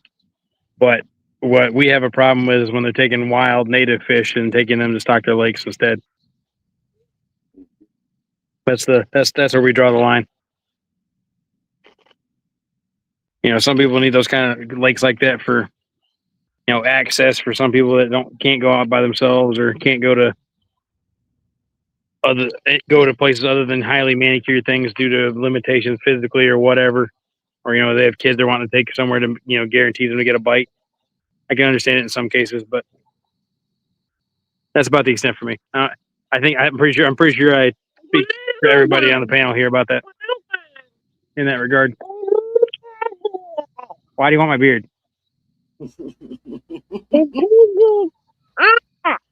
You're picking my beard up? Is that what you said?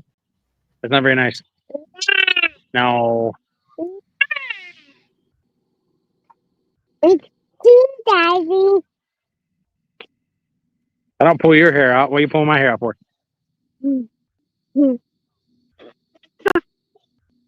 Oh. Or you pull the side of him? Really? Really? Now you're like your mom. Oh, jeez. She'll tell me I need to shave, and she'll come up and yank a hair out of the side of my face. You want to wear my hat? Okay. All right. Here, look at the camera. Look at the camera. Show off your FOA swag. There you go. I take it. You taking my hat home? Aaron said, yeah, this was 20 years ago, probably tiny pond on someone's property in California. Some nice bass in there, too, 7 to 8 pound ones. Nice. Oh wow! I don't know anything about bass, but I know that's pretty big. Mm-hmm. About the biggest bass I have that I have a weight on is 6 and some change. But I'm pretty sure I had one that I am 90% sure it was 10 pounds. But the only record I had of it was a picture that a friend of mine took, and then magically when we left that spot, when he wasn't catching anything, the picture disappeared off his phone.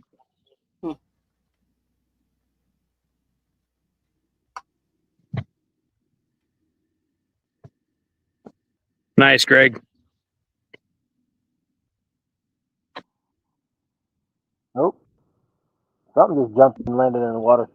Sounds like a sturgeon. Careful, kiddo.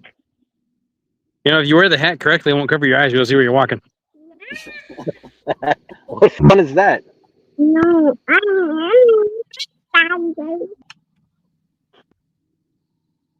Looking pretty cool there, kiddo.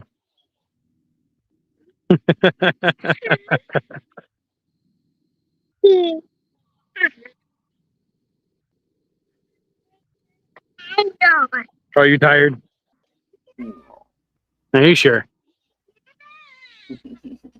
No, I am not tired. She is not tired, Dad. You keep using that bad word, Dad. I know, right? No. And Aaron, I agree 100%. Are you put my hat back on my head? What? I thought you were being nice. Now you put it back in your head, huh? You what, sir? You getting nibbles over there?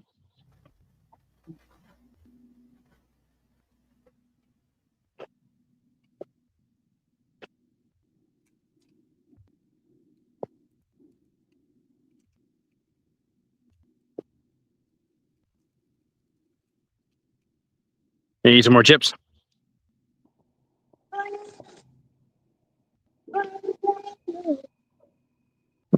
You eating the chips before we leave there, said? Okay. Why don't you sit in the chair? That way you don't drop your chips.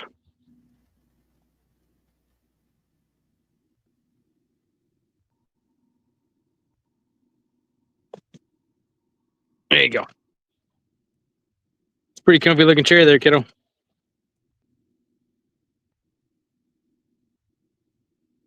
Can I at least get a 2-star review for this? Okay. All right. Please use the comfy chair. Make him earn it, Josie. Make him earn it. Well, he definitely lost stars for the no Disney Plus. So Yeah, I know, right? Yeah. What kind of resort has no Disney Plus? That's just wrong. Yeah, exactly.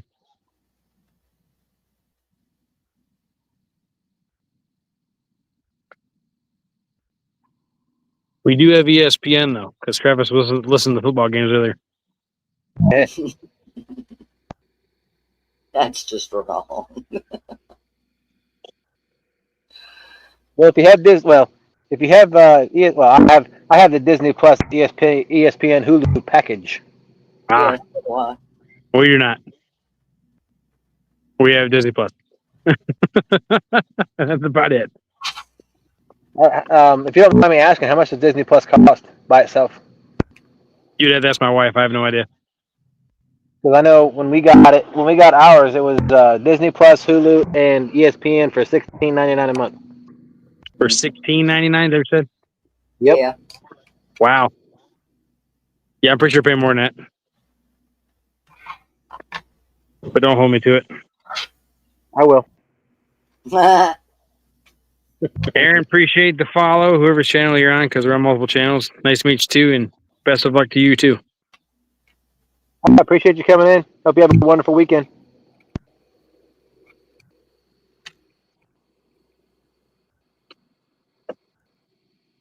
What are you doing?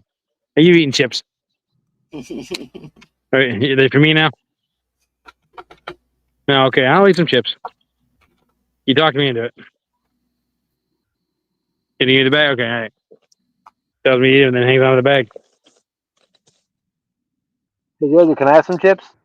Can Dustin have some chips? I'm hungry. Here, I'll give him some chips. All right, here you go. Here you go, sir. Here's some chips. That's all that's left is just in the bottom of the bag. Yeah. What was that for me?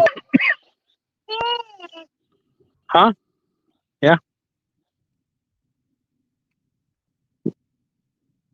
When they're that little and they suck all the seeds off of it, get the back. Yeah, you get a soggy tortilla chip? Yeah. Nah, I'm good. I'm glad you don't do that anymore. Are you trying to give them the chip, baby? Okay, give them the chip. There you go. Munch, munch, munch, munch. He said thank you. Thank you. He said thank you. What do you say?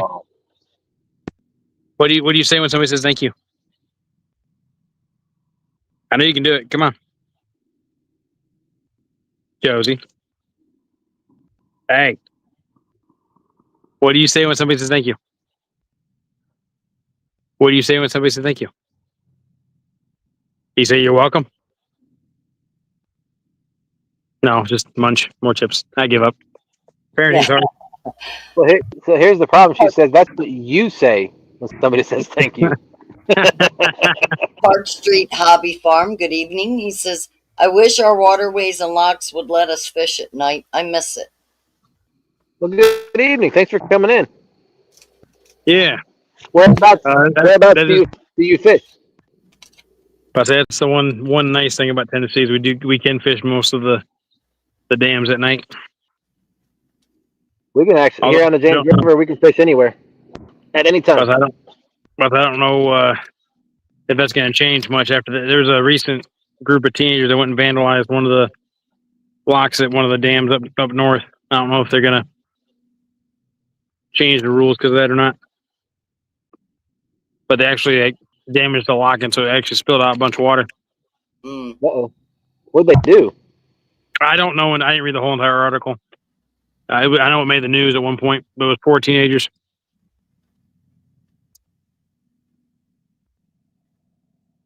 But when I first saw it, they vandalized the lock and it let out I forget how many gallons it said of water. Wow. It had to be one of the smaller dams for sure, because obviously they can't come to Chickamauga and make it do that. You know what I mean? So Right.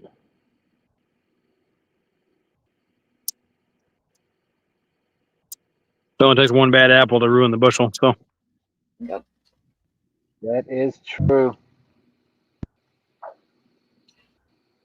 We had a lot of drug use and stuff like that. They got tired of it. Yeah, that's exactly what ends up happening.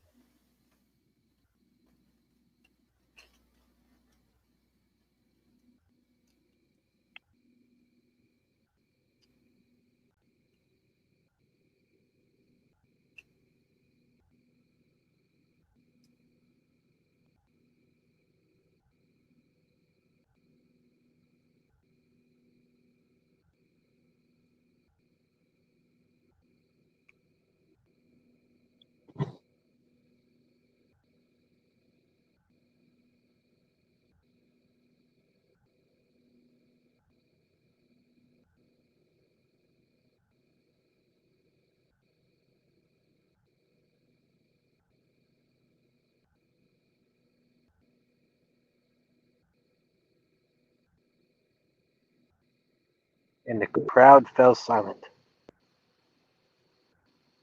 Greg says, good night, everyone. Enjoyed the show. All right, good night, Greg. Thanks for coming in, brother. be safe, man.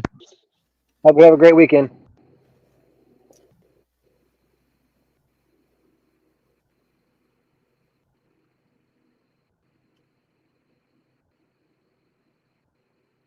Are you enjoying the crumbs out of my hand? Yeah. She literally dumped the bag in my hand earlier. And she's been picking them out one by one. Somebody's got to hold on to them. All right.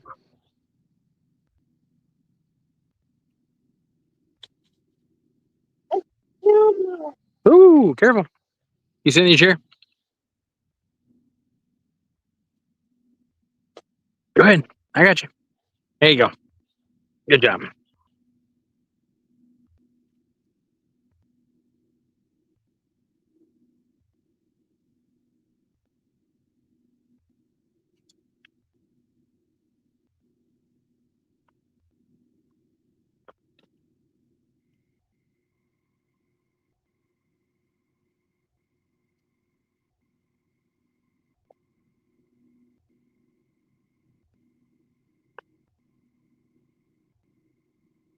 Park Street says, is Dustin fishing off a ski boat?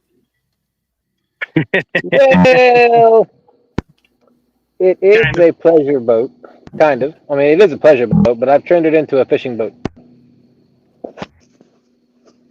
But yes, that is a ski rack or a tow bar.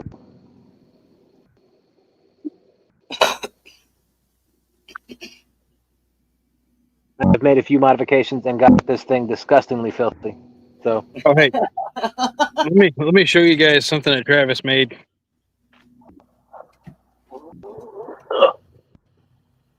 It works with any kind of rail, square or round. But it's literally just a ratchet strap without the ratchet part. A thin strap, sorry. And what I think is a bicycle hanger? Actually, it's just a tool hanger. A tool hanger, okay. Whatever. But yeah, there it we go. works good. And the only thing I've done is slap the takedown rod holder through the gate in the bottom just to give a little bit extra. You can take Thump. a piece of rope and wrap it around the bottom of it, and then tie a double overhand knot with a loop. Just stick the bow of the rod holder in. You're good to go. I just haven't made those yet. You got the rope in the front. Brian B said, "Wake y'all tails up, dance, sing, do something."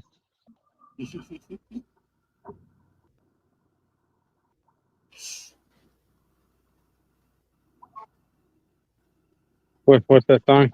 Well, I got my rod and I got my bait. All I have to do is sit and wait.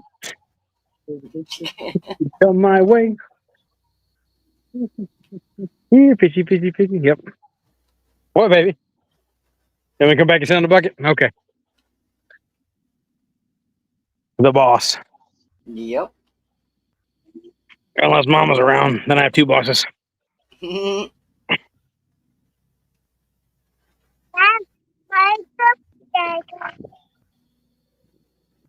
There you go. What do you say? You want it open? There you go. What do you say? Josie, what do you say? This whole being tired not using manager thing is not going to work for me. Just saying. I think my 6 ounce, or maybe this is a lighter weight than that. My 5 ounce weight for this headpiece is just not cutting it. I'm gonna add an 8 pounder, or 8 pounder. Good lord, an 8 ouncer on here. Park C said good stuff, a lot cooler than my boat, he said. And Brian B said the Georgia Bulldogs suck.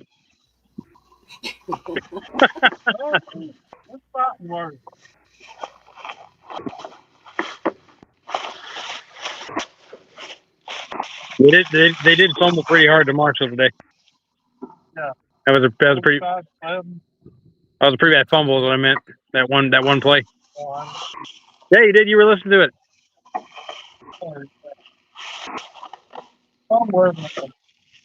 It's unacceptable. No fumbles. I'll hold it. You're done. Oh, there's no more chips? Are you out of chips? We lost Dustin. We did lose that. Or did he just put us on full screen, or put you on full screen? I have no idea. I'm right There here. you Don't update me.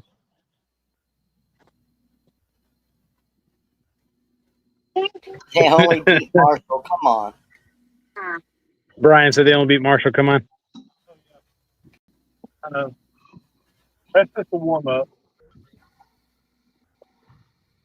Yeah, I haven't even looked at it. I was so busy working on the boat, I didn't look at any scores for any of the games I was interested in. I have no idea how Michigan or Michigan State did if they even played this weekend.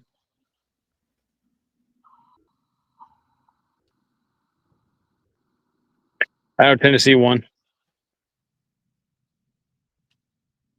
But they were playing. Who were they playing? They were playing Syracuse. Yeah.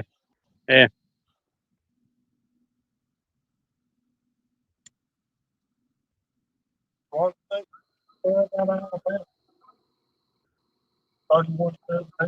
you kind of knew when Saban retired that Alabama's going to go downhill. Excuse me.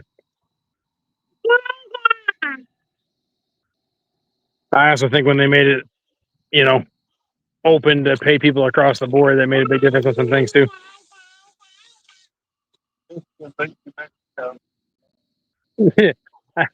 I'd have been sad if they hadn't. 34-17. No, that's definitely not as good as it should have been. I retract my statement. You want it open? Can you say please? Or do you want it closed? Oh, it's already closed, baby.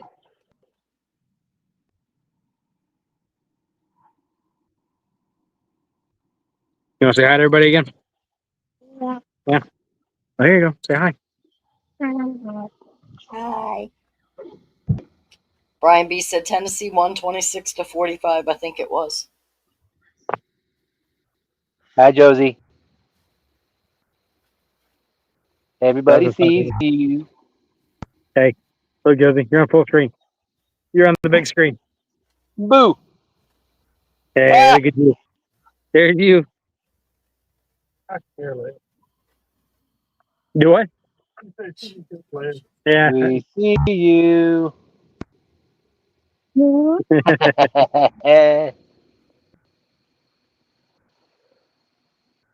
Do you remember Dustin's dog, Paisley? Do you remember Paisley? Yeah. Yeah, was she a soft doggy? Yeah. Yeah. Was she giving you kisses? Yeah. Yeah. She was trying to get your spaghetti. She loves to give kisses, that's for sure. I need my baby. You did eat your spaghetti, you're right. And then you spilled a bunch on me and Mom was Stop the road together. Yes. Okay. Did you hear that, Dustin? Uh-uh. He asked me if Paisley was the one that you saddled up and rode around at the gathering. Oh, yeah, that's the one. Park Street says, what is y'all set up for the lock? I always get snagged in the rocks and break off where I am. So there's two trains of thought if you fish in rocky areas. Like if I'm fishing right below a dam or in really heavy current, then I use a Kentucky rig basically. Well, it's not even a Kentucky rig. It's more of a three-way rig because I only use one hook. But yeah, the bottom part where the sinker is, I use a much lighter line. That'll keep your hook off of the very, very bottom. Doesn't guarantee 100% you won't get snagged, but significantly reduces it. The other alternative, if the snags you're running into are specific things like trees or or rebar or riprap, then you can do something called a Santee Cooper rig. If it's stuff that like if you're fishing with a sinker, it's not going to catch per se the sinker.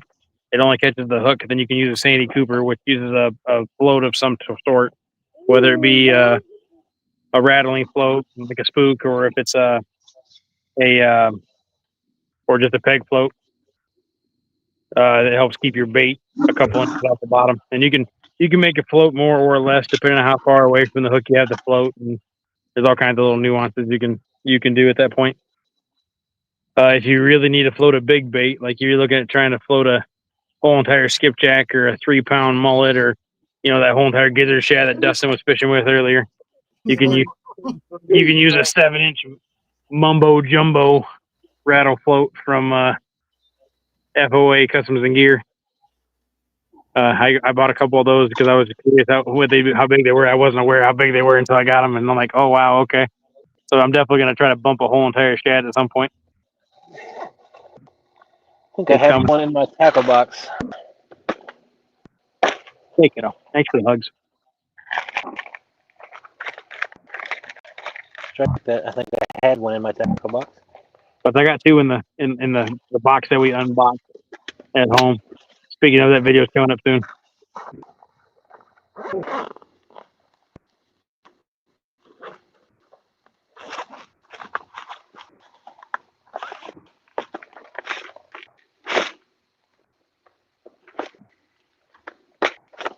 Oh, hey, you're falling off. Ah! You wiggle too much. You want to back up? Yeah. Yeah. Wait.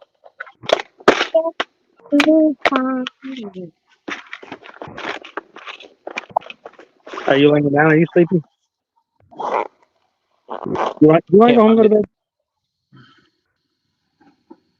She finally said it, guys. She told me yes, she wants to go home and go to bed. So I guess I am going to reel in my lines here and start packing up.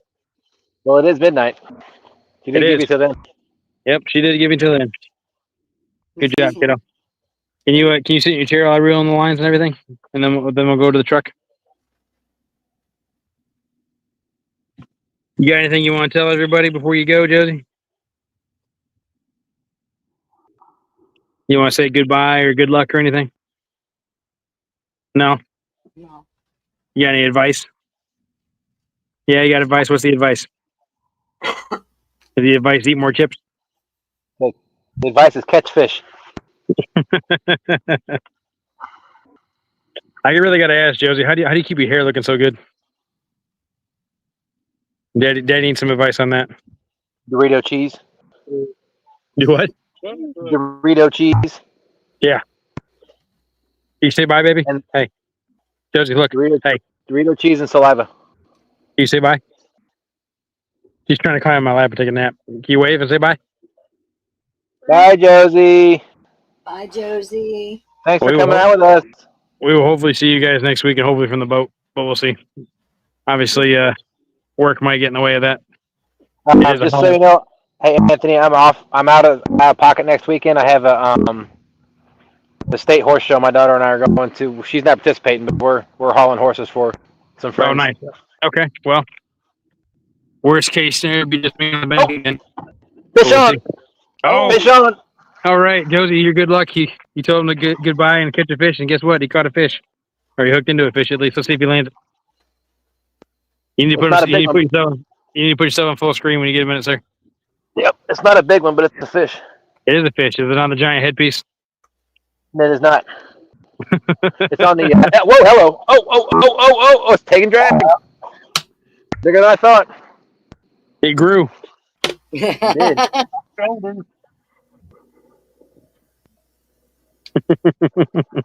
You nut. My first fish I've caught in like a month and a half. Don't tell me he went across. Hey, look, it wouldn't be a normal catfishing episode if you didn't cross at least 2 lines. There you go.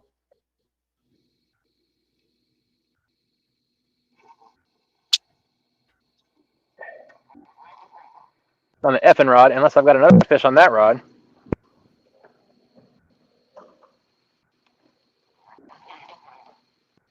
Does he feel any bigger now? No. Well, I mean, he dug, and he took some drag. Flathead, maybe? He's got the rod bent pretty good. I see that. I don't know.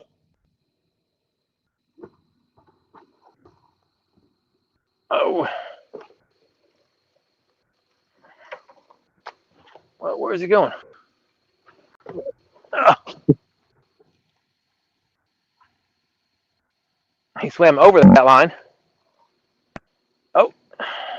Yeah, he's a bit bigger than I thought. Uh-oh.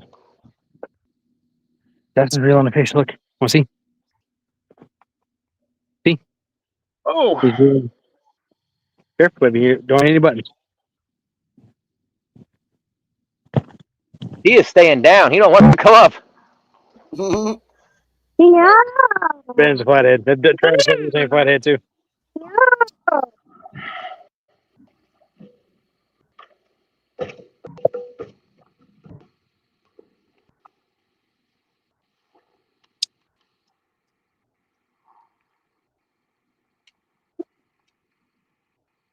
We'll watch him catch the fish first, then we'll get ready to go. Okay, kiddo? We got to support our team. Yeah. Oh, come on. Where are you at? No. I'm going to throw the net. You're about to land the fish. You want to see a fish, right? Yeah. Well, then we're not going to turn it off then. We got to wait for him to land the fish. Pretty good looking reel you got there.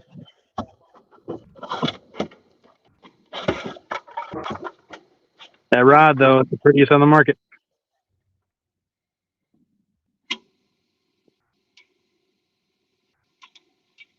If you like any of the gear that we're using today on the show, you can use Yak 10 or TSW 10 at checkout at FOAcustomersandgear.com to get 10% off.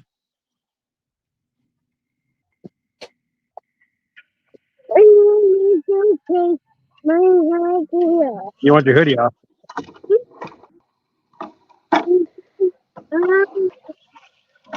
All right, I got the net wet. He's still buried. There, here he comes. Flash your rig. Believe so, but I'll tell you in just a second.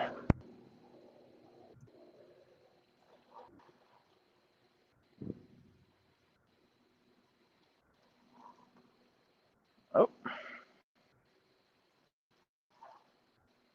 Good looking Ben on that rod. If it's a flathead. Oh, wow. Yeah, this effing rod is. Oh, he's digging again. Yeah, my bet's still on flathead. Oh. Don't get pulled in, Dustin. Whoa, there he goes. He's taking drag again. Might get some more views if you fall in, but we don't want you doing that. No. Yeah.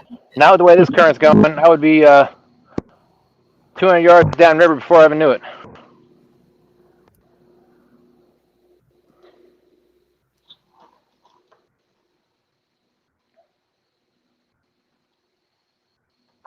Oh, it's a good fish. It may be in the 20s or maybe bigger, but I can't tell. But he keeps digging. He's not. There's no head shake, so you're probably right. It's probably a flathead, and if that's the case, I can almost guarantee it's a flasher rig. I know I've got like 2 or 3 of them on.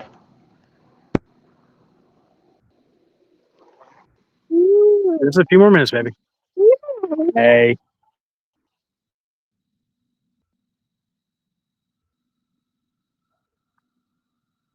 I mean, nice flathead. Yeah. Which my PB is 21 pounds. I tell you got a good shot of it. Flathead. What's that? I'd say if it is a flathead, you got a pretty good shot of beating that. I caught my PB flathead twice in one night. It was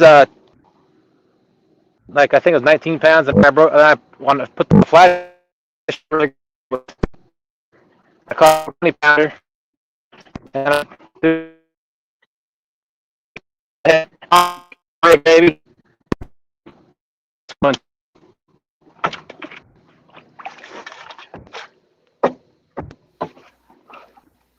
You going for the net? Backwards.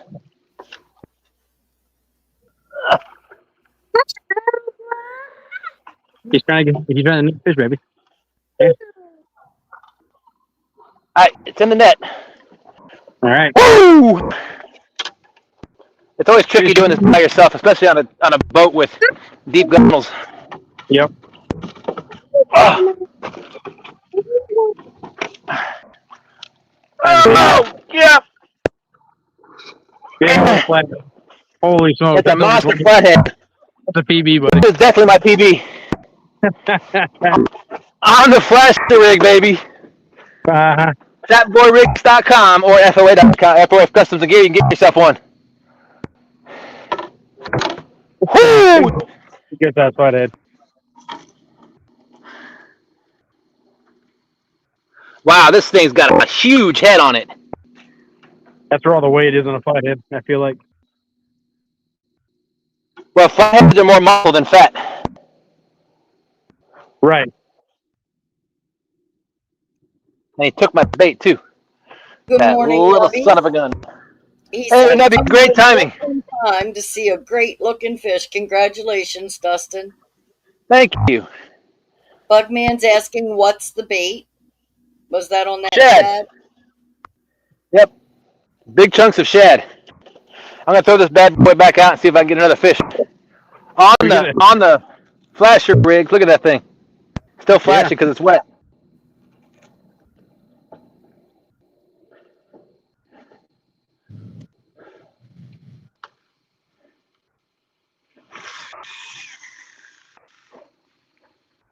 Give me 1 second. This thing is a beast.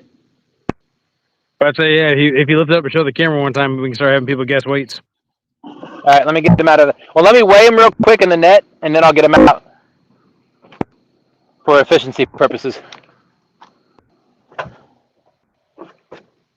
Like I said, the least amount I got to handle them, the better.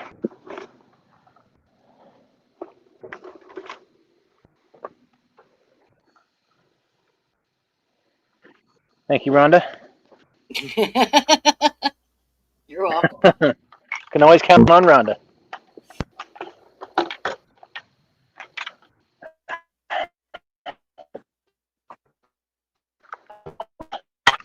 Brian told Buggy you were using an old pair of bloomers for bait.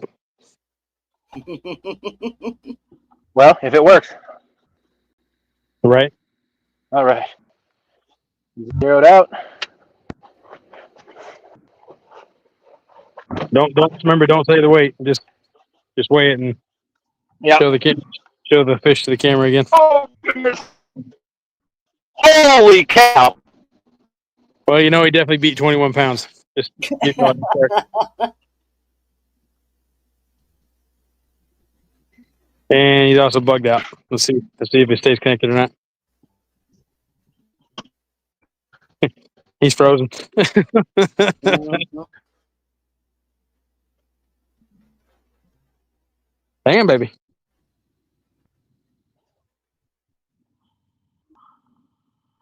Oh. Hold on. Can y'all still see me? Yeah, Yes. we can see you now. Yeah, you were frozen for a minute. All right, give me a second. I gotta see if I can get a little higher. We're about to lift it up again, guys. Man, my guess is 35, 36.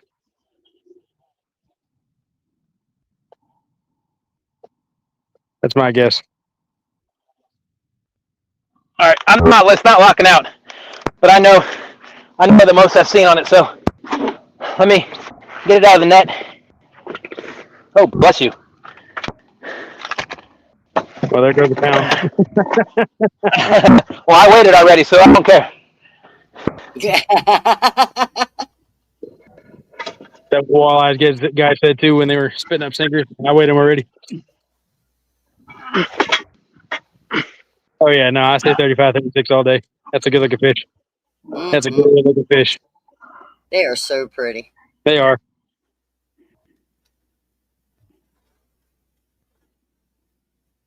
You said you thought 40, Travis? Travis is thinking 40. Brian B, I think. Brian B said 38, I think. 38.36. Bugman is 42.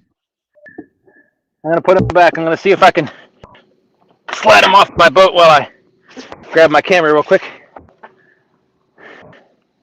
Got about 30 more seconds, guys. 30 more seconds to put your guesses in. I don't know what the winner's going to get yet. We haven't decided yet. That's the way to do it. Be gone. Oh man, that was a big fish. So what's the winner get, Dustin? What's the get?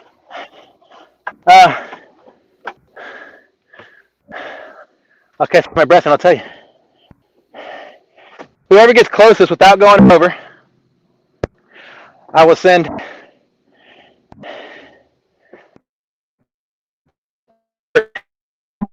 Cut out again. Hear me now? Hang on, you're cutting out. Oh, hold on. Can you hear me now? Yes. Yeah, I see that. All right, the winner, whoever gets closest with going over, will get a TSW shirt. Nice. Brian B said winner gets a wedgie like Dustin has. That's right. That's a wedgie well earned. That's all I can say. Bugman said awesome job, Dustin. All right. Well, it's been over 30 seconds, and nobody else put any more. So, what was the weight? On the scale. He cut out. So did you hear that? No. Say it again. The weight on the weight on the scale was 40 pounds. Subtract 2.5 for the net, so 37.5. Oh, Brian B went over. I guess it means I won. Look at that. Yep, 37.5. My new PB, baby. That's a good fish, man. That's awesome. That's my first fish in a while. That's a great fish. But I'm glad I was able to stay long enough to see that. However, my Me kid is too. Thank you, Josie. Kid is getting very impatient now, so I'm gonna start packing up. Travis said, "Great job, sir." Thank you. Awesome job. But yeah, like I said, we'll figure out next week. If you're not here, Dustin, I'll figure out something, and we'll try to keep the party going. So I'll see you guys next week, if nothing else. And All right. y'all have a good night. Be safe. You too. Thank you. All right, you have a great, happy rest of your weekend, and have a happy Labor Day. You too. Tell your wife and your dog I said hello. Thank you. Will do.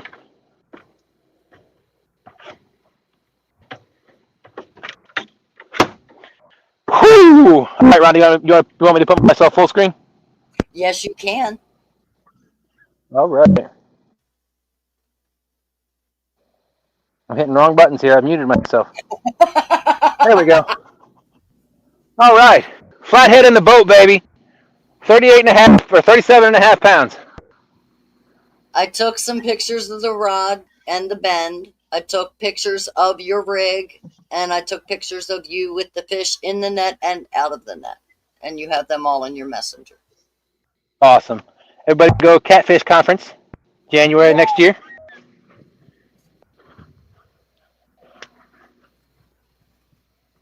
Now, while you're right there, I'm going to run and refill my coffee real quick. And Brian B goes, "Oh, Lord, Wedgie on full screen now."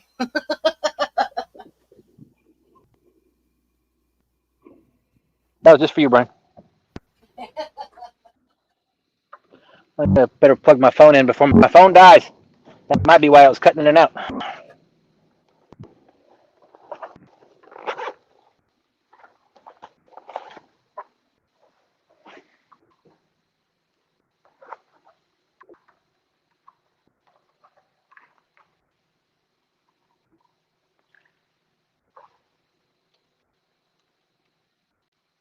And we're charging.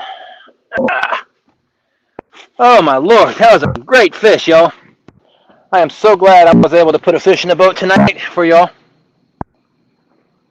And that wasn't even on the headpiece.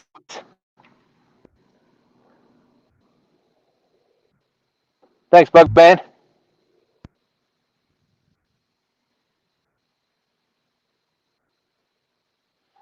Let's see. Yep, Brian went over.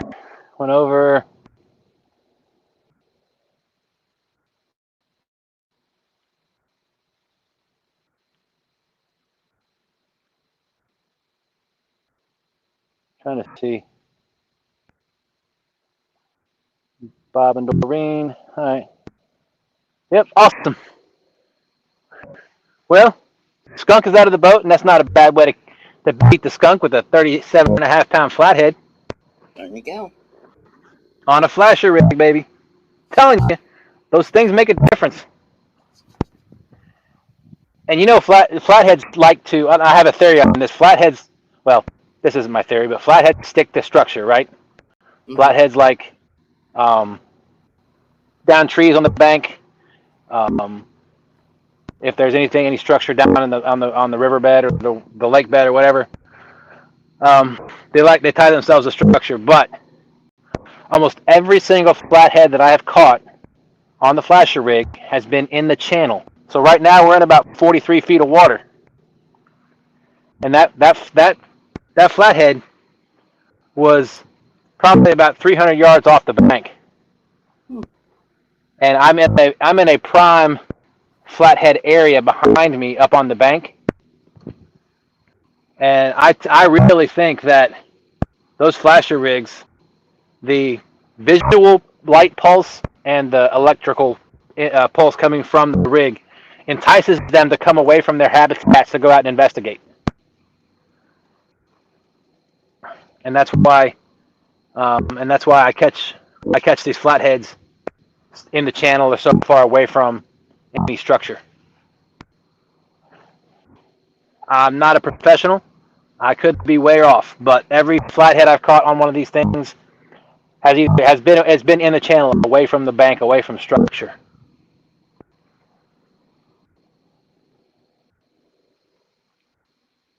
Man, that was a good fish. Whoo! So exciting.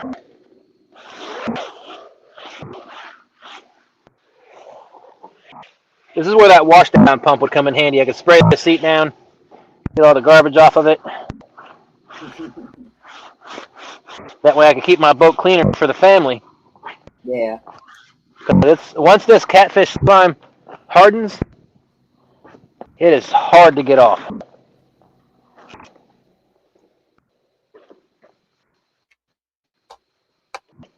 Oh, man.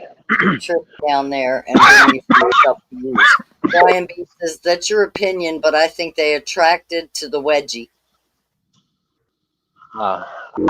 Sure. I don't care. I don't care what they're attracted to, as long as they eat that little snack I gave them on that hook. There you go. Man, I almost forgot how to reel a fish in. It's been that long.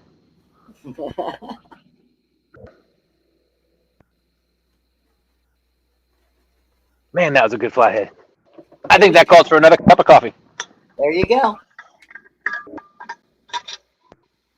I'll tell you what, this Stanley thermos, the same one that Chris and Telly have, Yeah. I've got the exact same one, and this thing keeps coffee hot for a long time. Mm-hmm.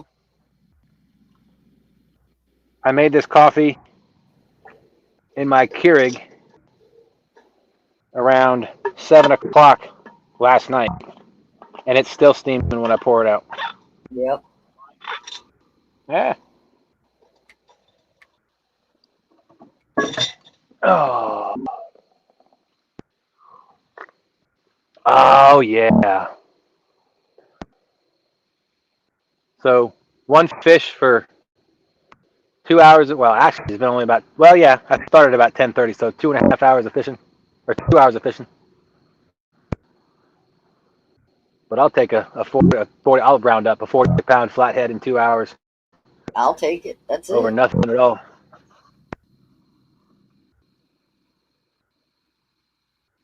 At first, it felt really light.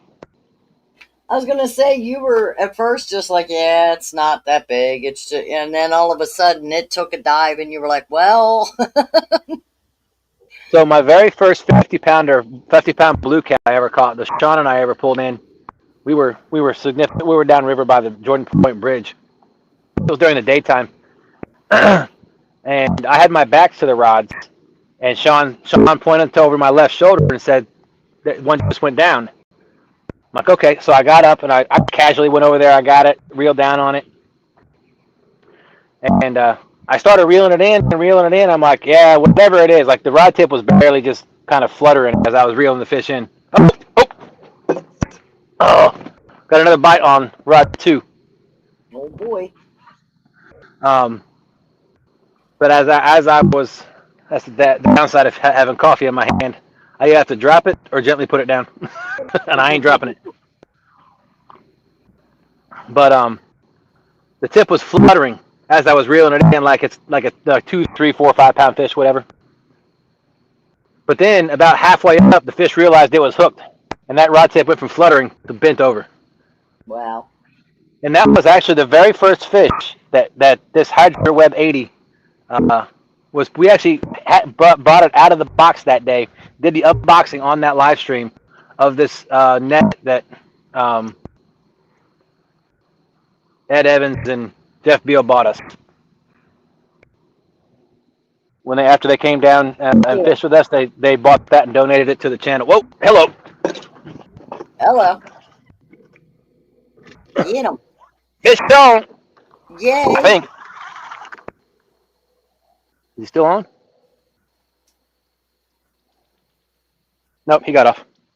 Oh. But that's the second or third bite in the last 20 minutes, so I think they're starting to bite. I will say the boat's starting to move a little bit more too, and I could have just got hung up. But I said that because my 50-pounder, my first 50-pounder that we caught, it felt like a 5-pound fish at first until I realized it was hooked, and then I had a hard time getting it reeled in. So this was similar in a way, but Anthony was right. Once that thing started diving, you could tell. For those of you that don't know, you can tell a flathead versus a blue when you're reeling them in, because a flathead will dive and a blue will shake its head. Mm-hmm.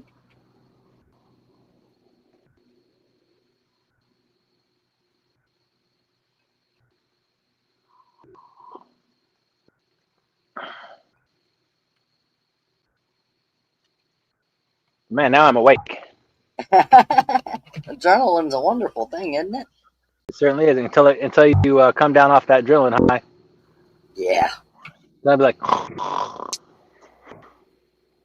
Good morning, Wannabe Outdoors. He says, what's going on?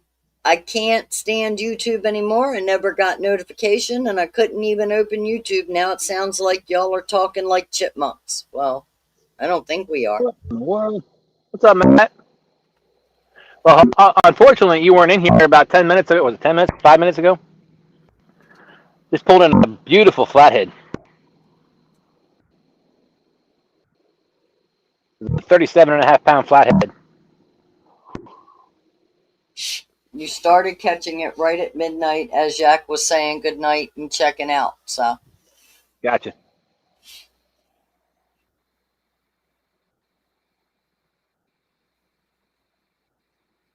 It took me a good 5 minutes to probably reel it in. So yeah, because I'm thinking that if I'm not mistaken, you made the statement.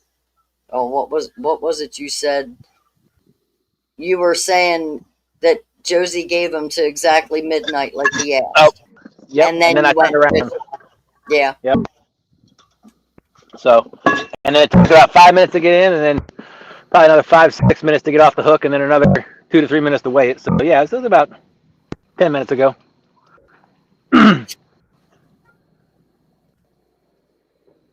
The current's definitely picking up. I may be able to pick up this bumping rod and try to walk some baits here in a little bit.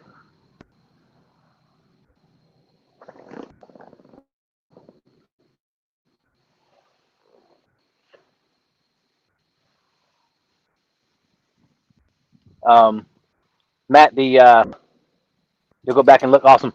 The shad that I'm using for bait, we weighed it. It was I think it was 2.3 pounds. Yeah. I weighed it at the beginning of the show.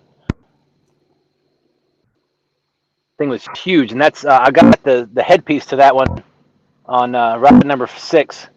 I caught that last flathead on rod number 4. The back end of the boat is swaying a little bit, so that's why if you see the rod tips at all, they're bouncing a little bit. That's why.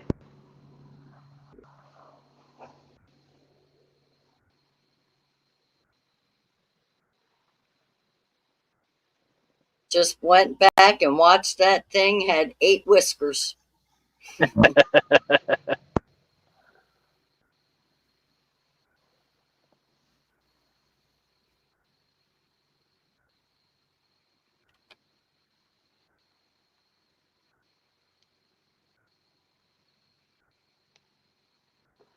I'm gonna have to do a promo for Kevin for the flasher rig. All these flatheads I keep catching.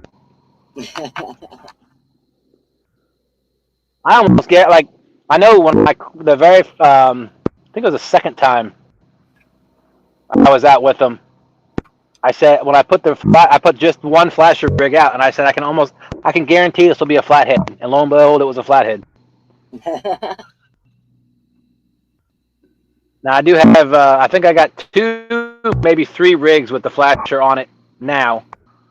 I think 2 of them are Kevin's Fat Boy rigs, and one of them is the flasher. Because you can buy the flashers by themselves. They're coming in packs of 3. And you can put them on your own rigs if you tie your own rigs. And that's what I've done. I like to add it. I'm actually gonna as the night goes on, I'm gonna switch out one of my rigs for a Carolina rig because right now they're all Santee Cooper rigs.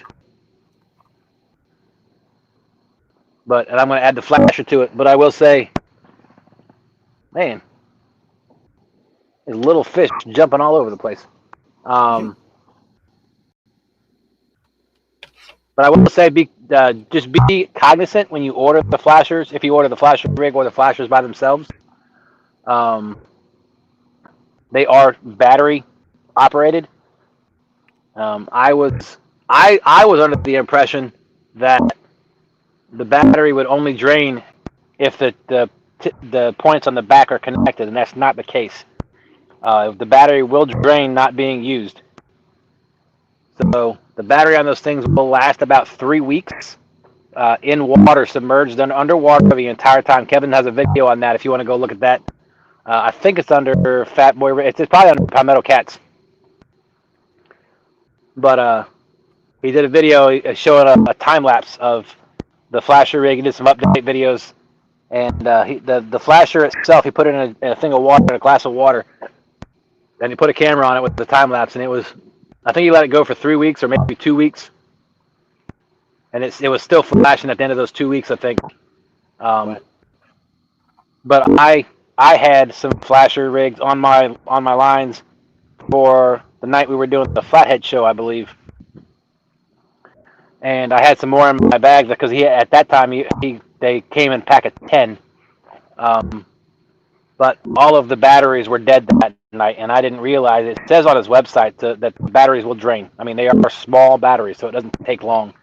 Right. So if you don't use them within 2 to 3 to 4 weeks, don't expect them if you pull it out of the bag like brand new. If it's been sitting for 4 weeks, don't expect it to work because it probably won't.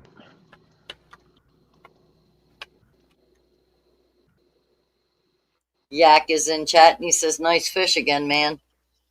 Thanks, buddy. Did Josie get to sleep yet?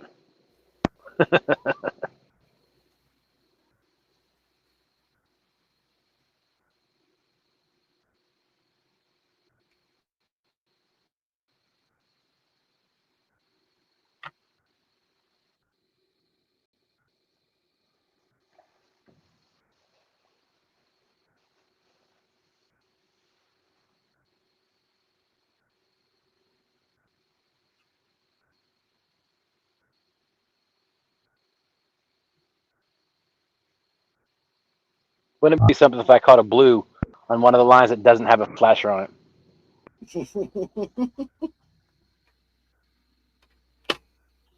Now, don't get me wrong, the flasher,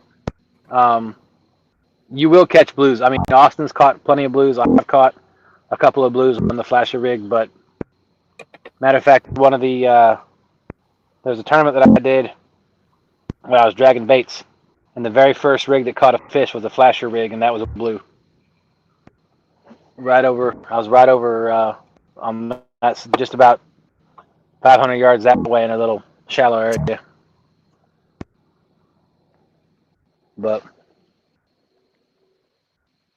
blue cats don't have as good eyesight as flatheads. Yak said, "Not yet." Cats don't either. I'm impressed. But flatheads, because of they're an apex predator, they are hunters. More so than blues are. And their eyesight's the best out of the three. I don't know if you heard me or not because you broke up, but Yak said, "Not yet." So Josie's still awake.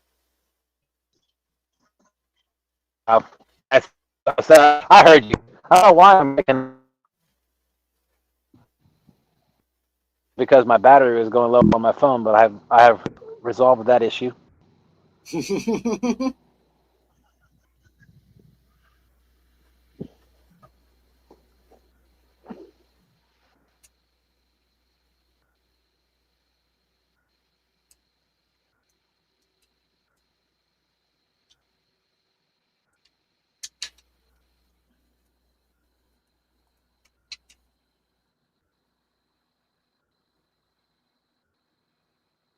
I'll probably give it another hour on these baits, and then I'll cut up the other shed and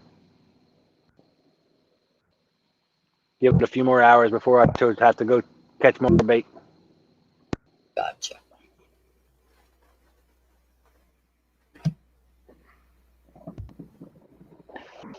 Surface water temp is still 80.2.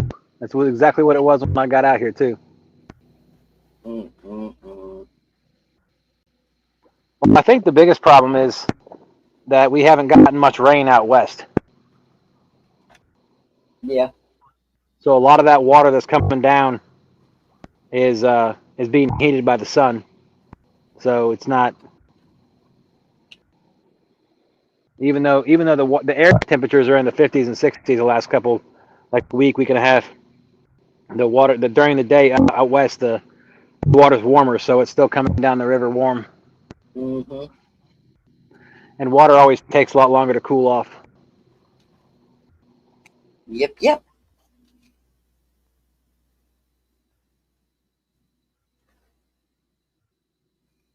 But we have this week that they're calling for, and temps dropping in the 50s at night. It won't be long that the water temp starts dropping. Yeah. I was really hoping that tonight that the temps, because when I did Top Cat, the water temperatures were 89. Mm. 2 weeks later, when I came out, so last weekend when I got out here, the water temps were 82. So I dropped 7 degrees in 2 weeks. Wow. But I thought because the air temperature's been cooler over the last week, week and a half, that they would at least be in the 70s by now. But it's only dropped 2 degrees. It's still 80. And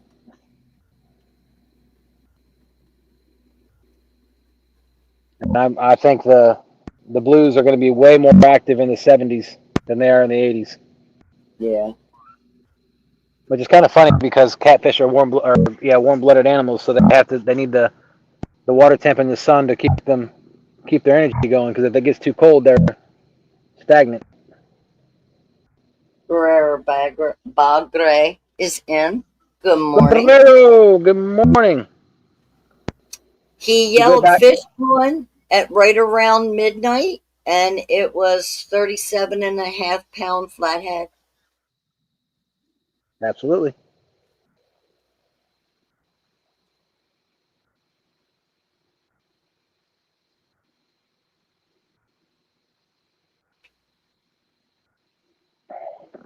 Oh. So Guerrero, my plan is to stay out all night now, and I'm gonna just keep this live rolling. Now I will say that I struggled to get some bait, and so after my next bait change, I'll give it about 2 hours more, and then we'll have to go get some more bait around. I say about 1:30. I'll switch out the baits, which will give me until about 3:30, and then I'm gonna go just up the cove here. There's another little pit that I can go drop the net in front of that I know that there's been shad that go up in that too. So I'll go drop the net over there and see if I can get any shad. If not, then we'll have to call it. I'm not going to spend too much time, spend too much of y'all's time trying to catch bait. If I can't at 3:30, if I can't get any bait over there, um, it just takes way too long to go all the way back up to my bait spot where I struggled in the first place. So I'll go up here to this other spot, and if I can't get any bait, then we'll call it at that point. But if I can get a couple more shad at around 3:30, between 3:30 and 4 o'clock, we'll stay out for a few more hours and see if we can catch some fish on the sunrise hours, the dawn. Oh, man, a lot of fish are jumping around here. Not dawn, sun up.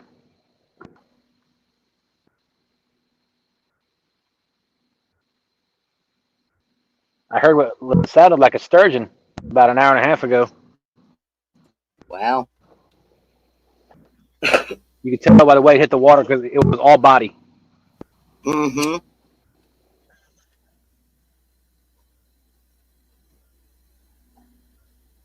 Oh, oh, oh. I can't tell if that's the boat moving or if that's bites.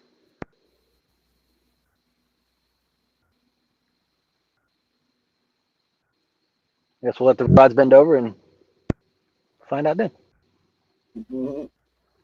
2 and 3 both kind of tapped one after the other, but like I said, the boat's swaying probably about 5 to 6 feet one way or to the other, left to right. Actually, more than that.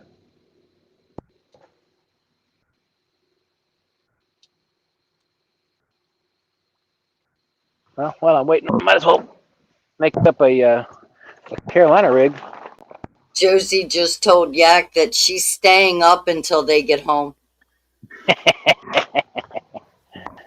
Gotta love kids.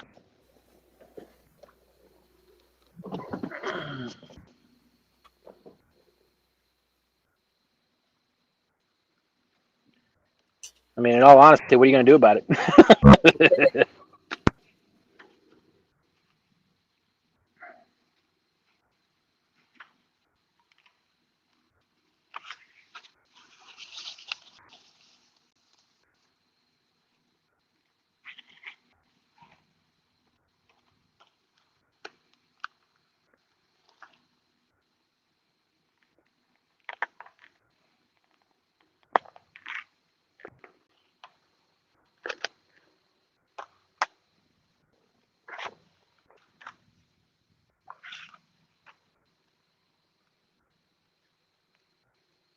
Guerrera said, nice fish, definitely.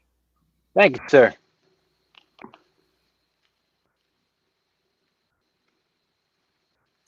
That is my PB.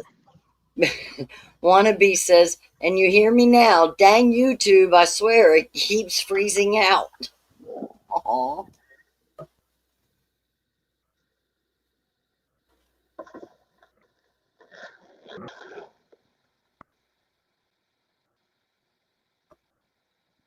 I'm gonna turn my light around to see if there's any debris in the water.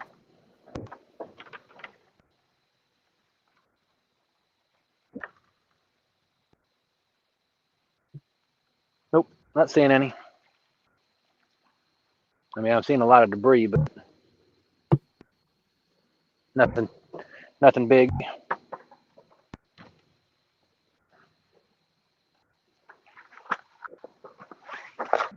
All right, for this one, it's gonna be a simple Carolina rig.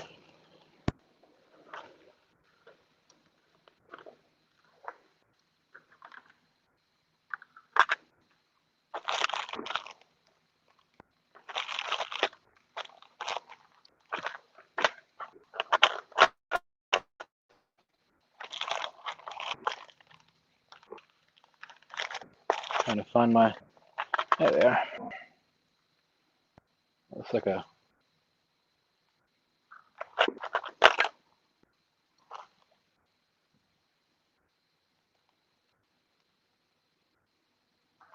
yep. This time I order more hooks from Freddie.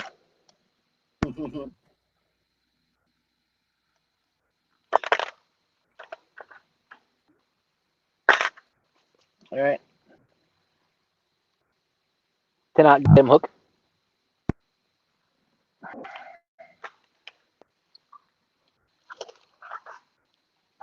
And use a little ball, a little not a bug up my nose. That's not what I'm gonna do.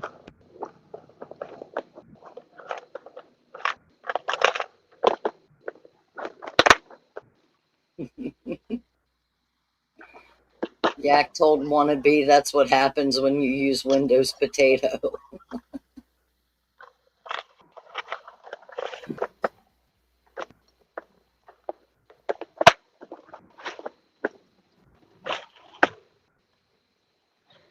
right, and I don't like to do any of my hooks without one of these line protectors on it. It's just shrink tube with one end of it kind of flared and the other not. So you tie your hook on. I use the No Knot Snell now that I have these.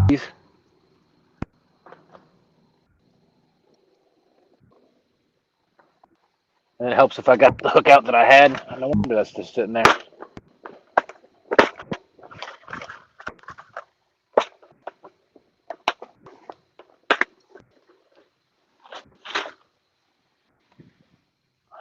£120 FOA leader line.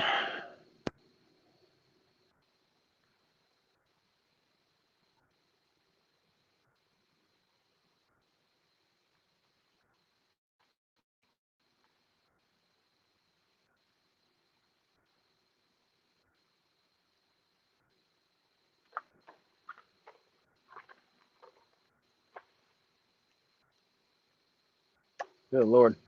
I'm gonna have to throw my back anchor out just to keep me steady.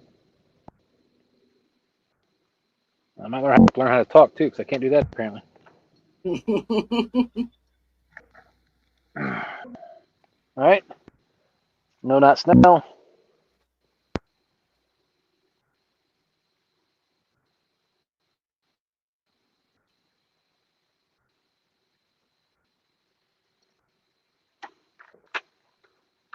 Then I'll take this piece, I'll feed it over the end of the line.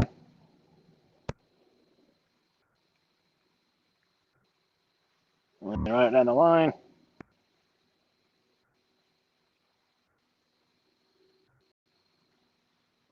Goes over the end of the eye of the hook and over the line. One of the reasons I never used the No Knot Snell in the past before is because I don't know that I 100% trusted it not to come loose. But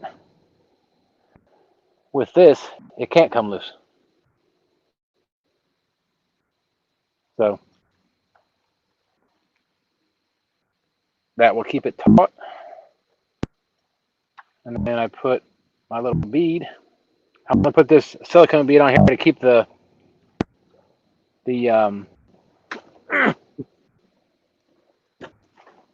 flasher from sliding down over the hook. Matt said it's tomatoes 2.0. Sheesh. I laugh like I know what they're talking about, but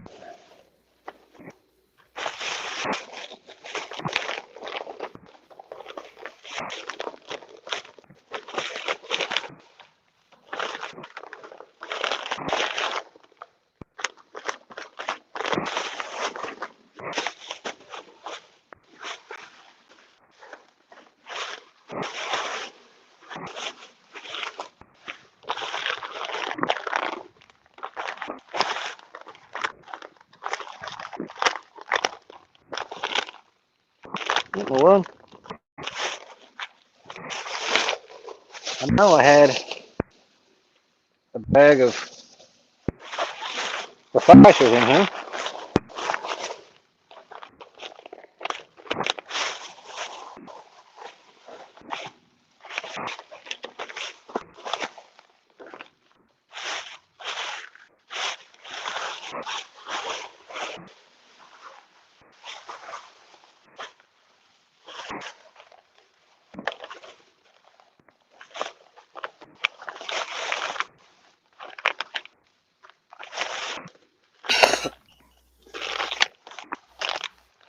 Another Fat Boy, I think this is the pumpkin rig or the Halloween rig. And another one.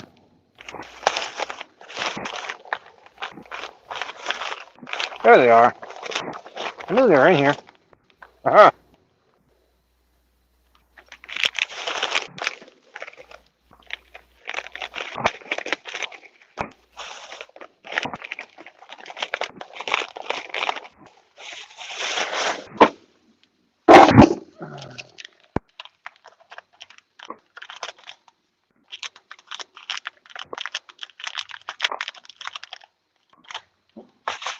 For those of you that don't know what the flasher rig looks like outside of the rig I just showed you a little bit ago,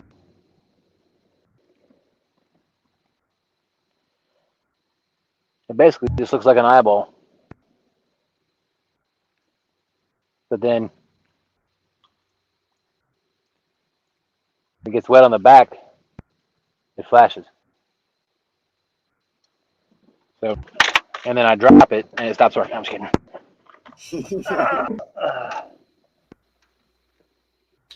And it has two little rings on either side. You just slide those over the line. Or slide the line through those.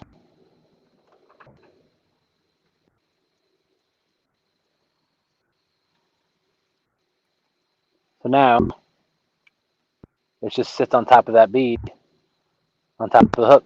So, and I'm just going to leave that like that and tie this to the end of one of my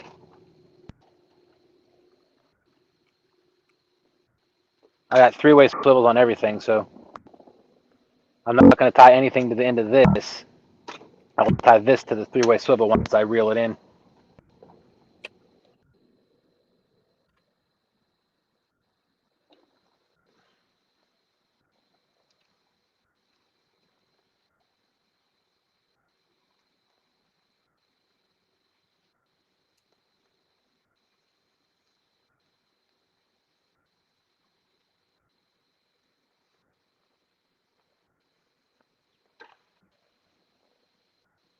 Come on, fishy, fishy.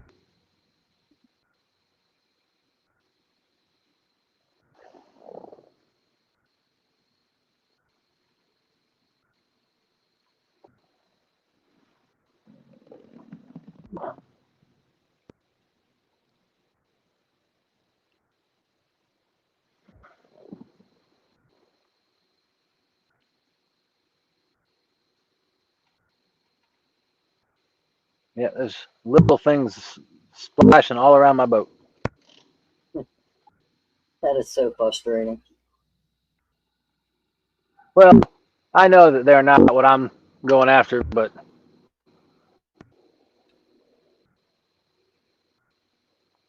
what I'm going after is deeper. Mm-hmm.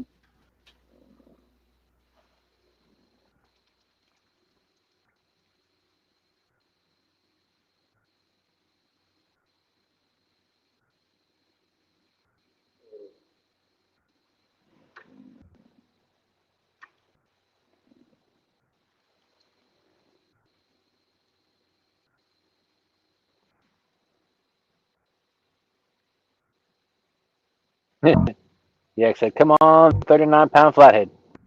Is that 38 or 39? 38. I gotcha. Wannabe says, I'm definitely a fan of Kevin's hooks he uses.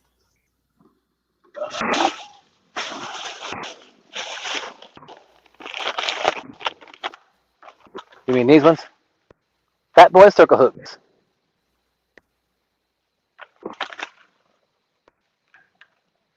Trophy grade circle hooks. Yep, these are 10-aught circle hooks. That's what he uses on the end of all his Fat Boy rigs.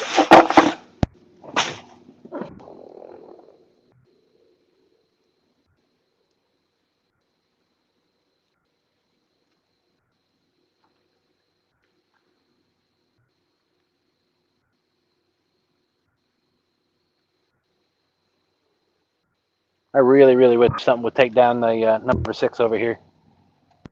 That's the one with the head, correct? Yes, it is. There's a lot of the small debris coming downriver. Yak says he's in love with FOA river stickers. You know, I haven't tried any of the river stickers. I keep saying I want to try some, but I haven't gotten any yet. But I have to get with Freddie to get. I need to make another order anyway soon.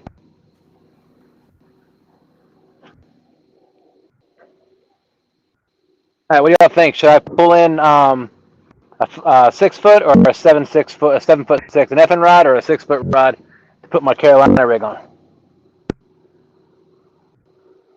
Let me know. I can pull in rod 2 or 3. 2 is the 6 foot FOA rod, and the 3 is the effing rod, the 7'6" rod.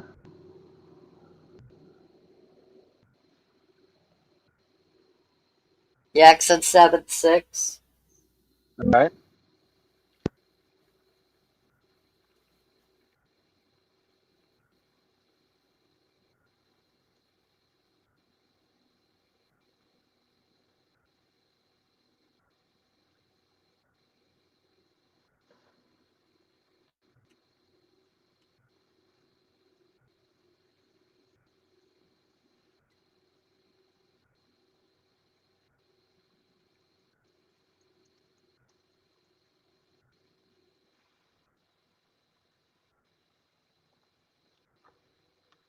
Anybody else got any comments? Not yet. 7'6" effing rod or the 6 foot double Y rod?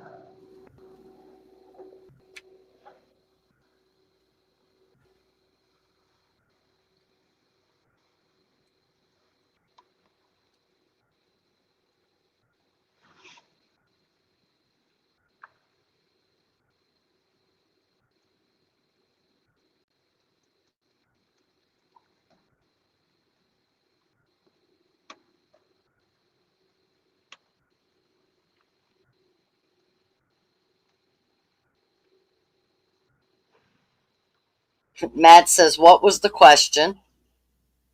I'm going to put my. Oh, go ahead. And Yak said, well, she made it home. Wow.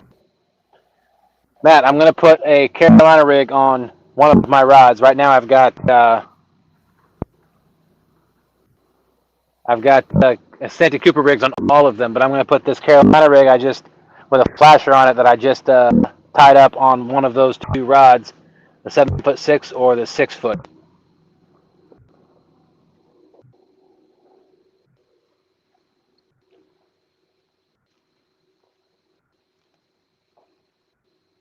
stubborn like her mother. Just kidding, just kidding. So yeah, say that to her mother. Matt also said, telling you my YouTube is crappy.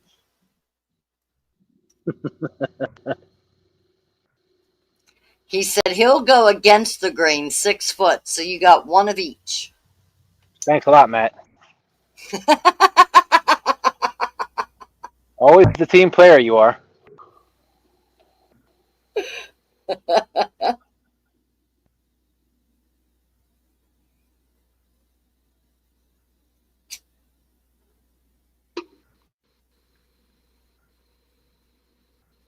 I could always just reel them both in and put a Carolina rig on both of them.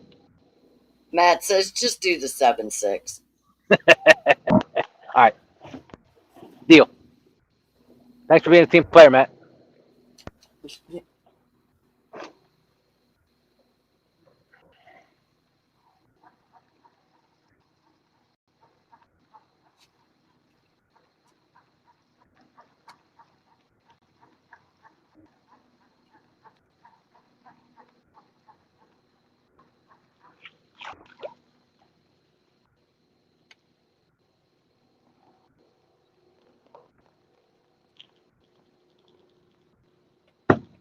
There's some debris out there.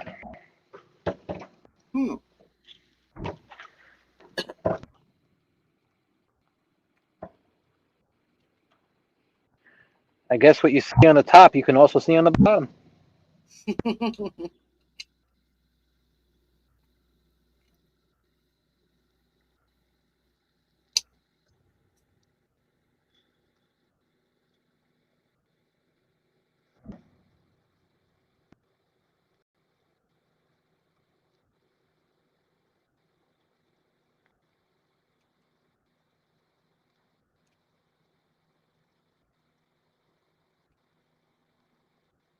This is not one with a flasher rig on it.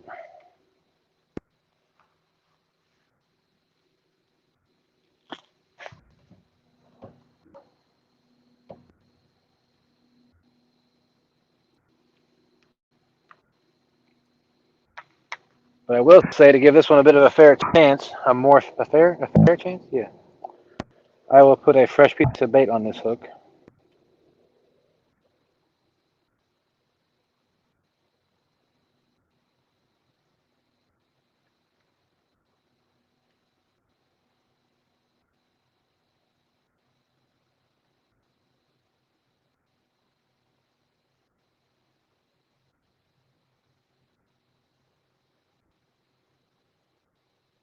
Tie in a modified clinch knot.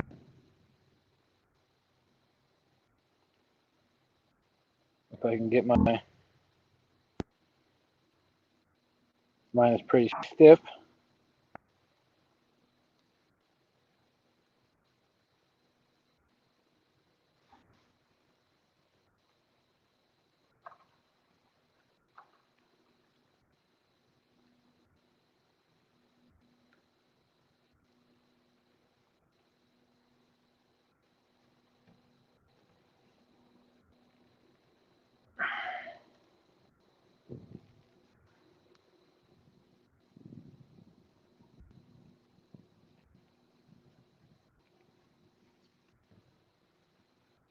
All right.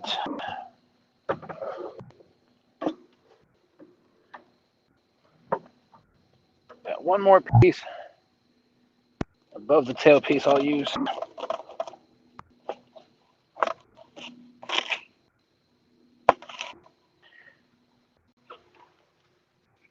Tell me in the comments if you're here in chat, or if you're in the comments. Sorry, I don't have to yell, do I? I got my headset on. If you use the tail piece, I know when a catfish eats a shad that the tail is attached to it, but I typically don't use the tail for bait when I'm fishing. So if you're watching this video after the fact, drop me a comment. Drop us a comment. Let us know if you use the tail piece when you're fishing for catfish.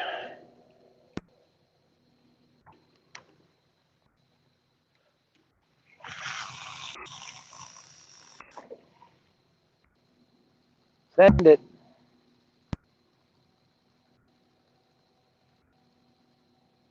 There it is. All right, flasher rig on the bottom with a Carolina rig. Or, I'm sorry, a flasher on a Carolina rig on the bottom. That was easy for you to say. I know, right? Matt said I split the tail piece, make it into a flapper. Gotcha. Gotcha. I've just never had very much luck using a tail piece. It's probably, I guess I would have more luck if I actually used them, right? Maybe. Another thing I don't do, and if you ever fish with Steve Douglas, I've never fished on his boat before, but if you cut your cut bait, like you got the tail, or you switch out your bait and you throw the old bait in the water, he will fuss at you. So everybody that's fished with him that I've talked to always says, I've always told me that. So now when I change out baits, unless I'm moving locations, I put the old bait in the bucket. Yeah. Or the tail piece will go in the bucket.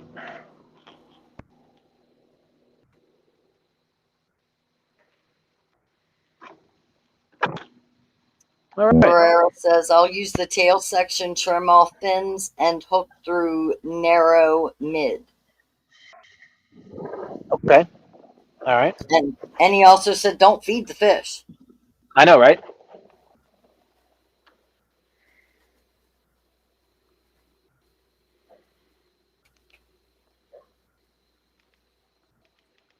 All right. My headset is charged, or my headlamp. Yay. So if I need to use it, I can. Hoi-ya!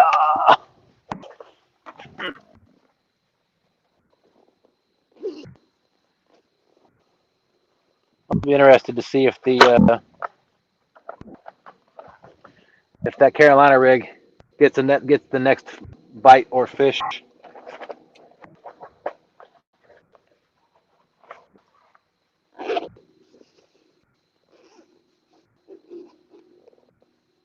Matt says I know a good amount of people who fuss when you throw the old bait in the water. Yep.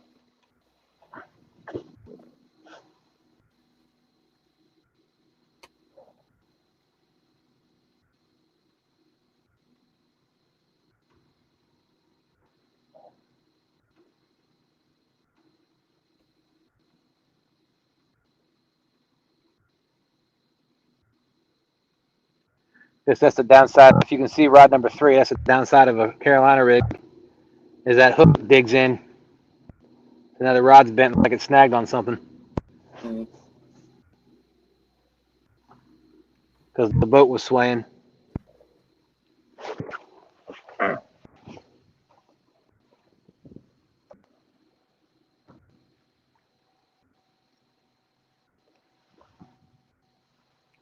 will say I brought my hoodie to wear, but as of right now, I'm glad I wore my insulated coveralls just because my legs are nice and comfortable. They're not warm, but they're comfortable. But my upper body's not too bad.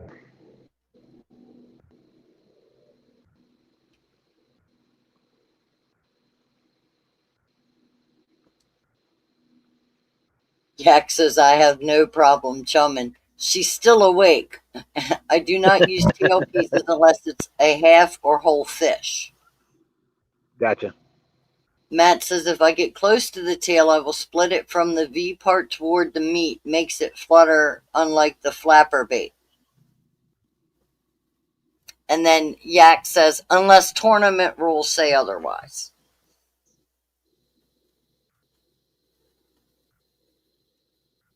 Gotcha. Oh, there was a fish I saw. It might be mullet jumping. Because that definitely wasn't a shad. Mullet are more of a rounded fish. Yeah. And we will find them here in the James. I mean, they're a saltwater species, but you'll find them here in the James all the way up to the city, Wow. just like you do blue crab. Yeah. But I just saw probably about a 6 or 7 inch fish jump out of the water. It was Hmm. feeding on something, but it looked round from my perspective.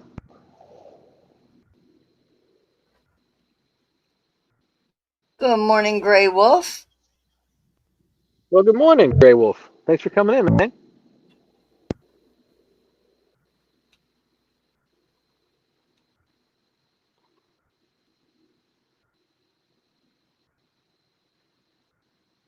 Jody said early on she came in and she said she was going to keep it running while she went to sleep. I wonder if she woke up when I said fish on earlier.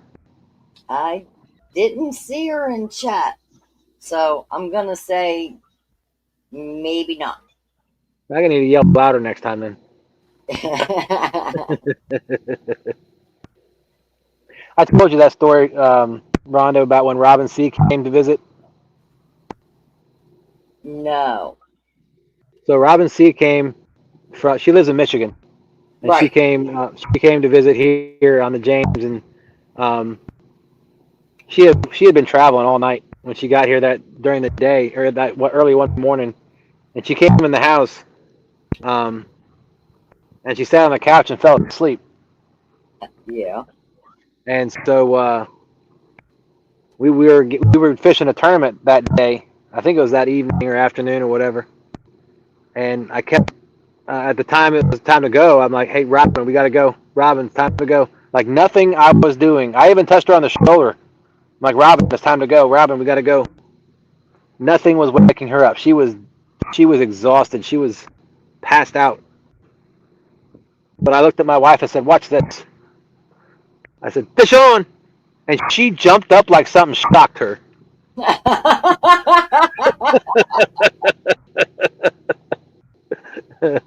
I swear I was grabbing her shoulder and I was shaking it a little bit like Robin, we gotta go.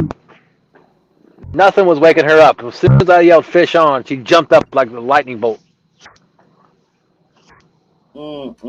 That is funny. And I can imagine her doing that too.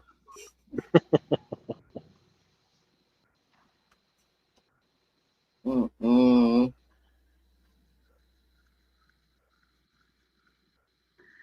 That is the same night that we used, or same day that we used a marshmallow and caught and caught a blue cat. I still think that's funny. Now, granted, it was a baby blue, but it was still a fish. I was gonna say it was still the fact that you had a marshmallow on the hook and caught that fish. That's the Yep, whole point right there. absolutely.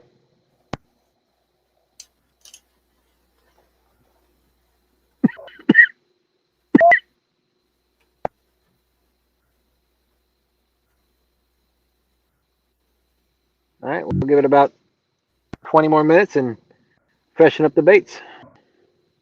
Oh, looks like I just got a hit on that. Not on the 3, on number 4. I saw it tap as soon as I turned my head.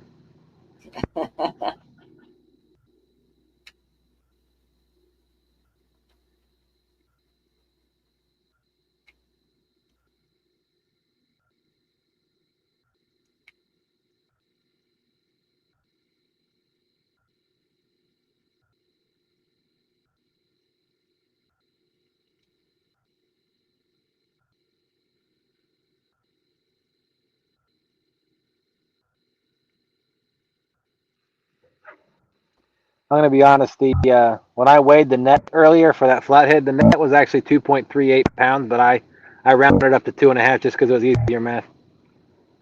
So it was actually bigger than the 37.5 you estimated. Correct. It was 30, 37, and was it 2.8 would be 22, 72, 37.72 pounds. But So almost 37 3/4. oh yeah, there you go. I could always just round it up to 38. That works for me. But since it was a PB, I like to round down.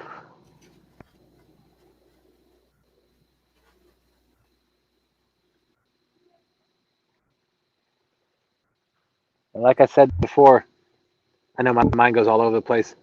One of the best things about cool weather is the bugs are gone. None. I mean, they're still flying around, but there's nothing near what it was like last week. Like Lionel from Snoopy last week.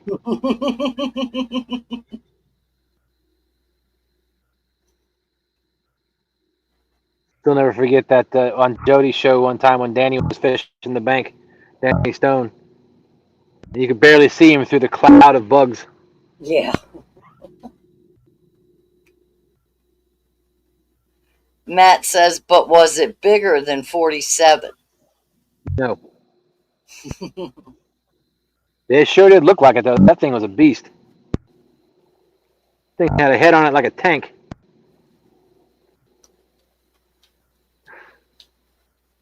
I'm guessing 47 is your PB, butthead, Matt.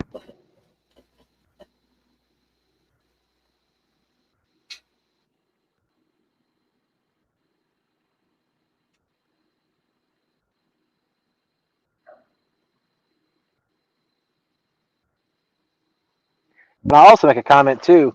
Um, that that 40 or 37, 38 pound flathead that we just caught Mm-hmm. came on an 8-aught hook and Oh, not the wow. 10-aught hook.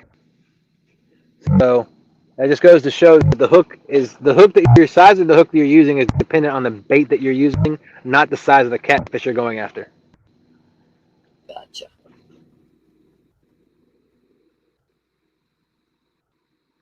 I've seen a 40 pound. This one, it's very spot. I've seen a 40 pound blue cat caught with a 6-aught hook. I mean, it was so wrapped around its tooth plate that it was hard to get out. But if you catch it in the corner of the mouth, it doesn't really matter what size. You could use a 4-aught hook as long as it catches in the corner of the mouth.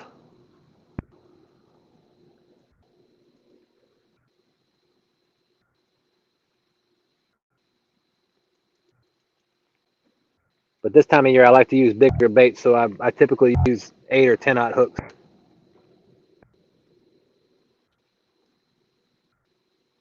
And that's basically just because you want to be able to get, you want to get the bait on the hook, and so that leaves enough hook exposed, so that when the fish takes the bait, that hook is still exposed. Matt says it was the one that he caught, the PB that he caught at the gathering, butthead. That's what I thought. Man, so angry. And then Yak said 100%. That's why I ordered 8 and 12-aught river stickers. And Wannabe said he caught his on an 8-aught as well. Yak is letting us know she's still awake, watching over his shoulder. Hi, Josie. And then he said, so I guess I need to go to bed and quit keeping her in misery. All right, I'm going to show you guys something. If you guys can see it, I don't know.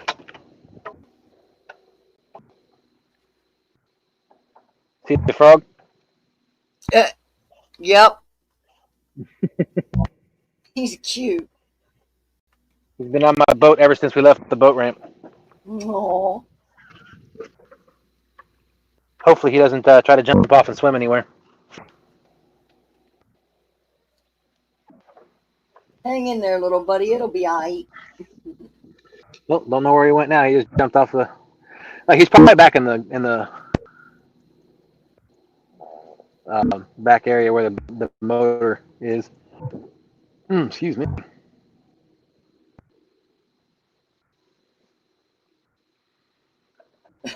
Oh boy, take me another sip of coffee.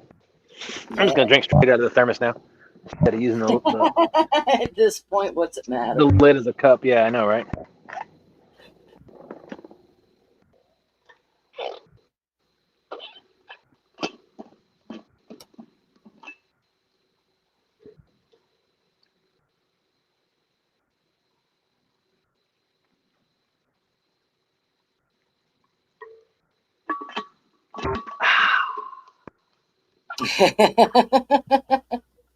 Delightfully delicious. Matt said Josie's a trooper. Yak said she can be. And Wannabe says, but you called me a butthead first. I heard. And Yak said Josie hi, or Josie says hi, Dustin.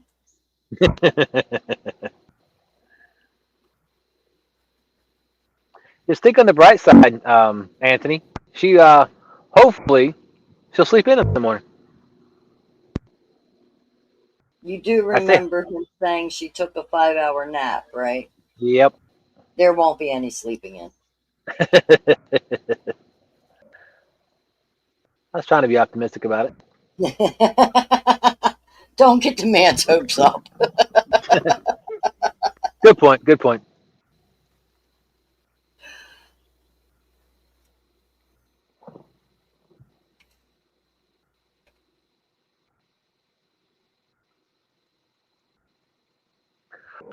So when Yak says, yeah, but her mom was going to call me at 8. I guarantee. Matt said, I cannot drink coffee. I'd be hanging the moon over the edge. No sleeping till I retire. Yak said, no sleeping till he retires or dies. Wow.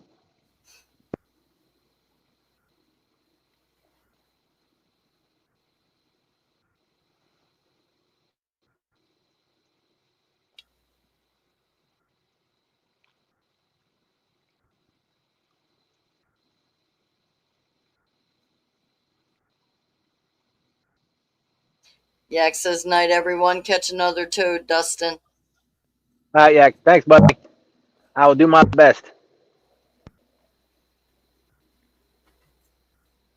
Oh, I was gonna laugh at that. So, last time Anthony said goodbye, and I had said fish on, and as soon as he said goodnight, I saw that Carolina rig tip go down a little bit, but I'm thinking it's just dragging across the bottom. That would have been funny if I got another fish on right after he said goodbye. Wishful thinking. I know, right?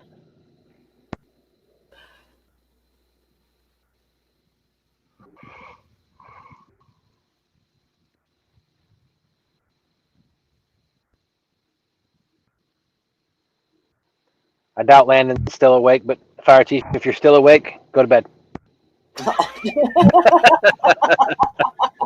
Well, that made a lot of sense.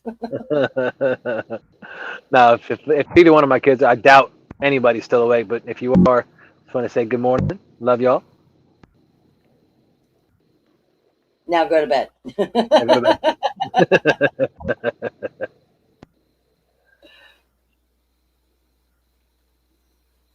Look, I'm just ecstatic we could put a boat in the fish, a fish in the boat for the show, and a PB nonetheless. Matt says, I feel you there, Anthony. I was building chicken coops since 10 a.m. Ouch. Chicken coops.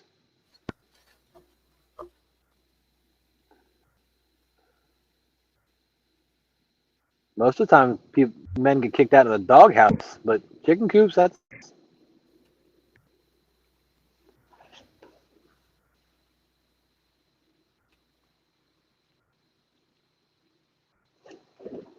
Oh. That looked like a bite on number 2. Uh-oh.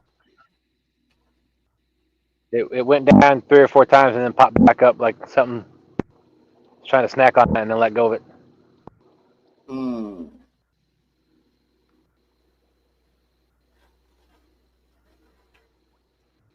If it wants it, it'll come back for it. Yep. This is why I love coveralls. I can put my arms in there. It's a great hand rest, too. Matt said, Landon, if you're awake, go to sleep. And Matt says you can insulate a chicken coop easier. Oh, okay. I got it.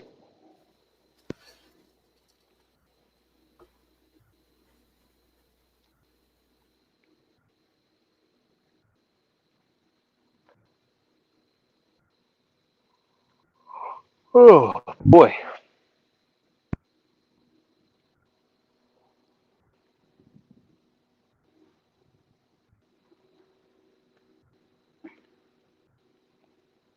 Well, the water levels have dropped about 3 feet.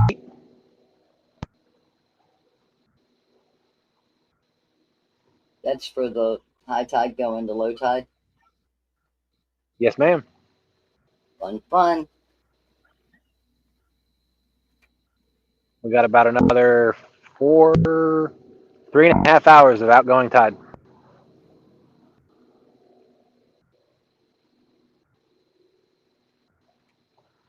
And once I switch out these baits, in about 9 minutes, I'm gonna cut a small piece of bait for the bumping rod. I'm gonna try to walk some baits, or walk a bait.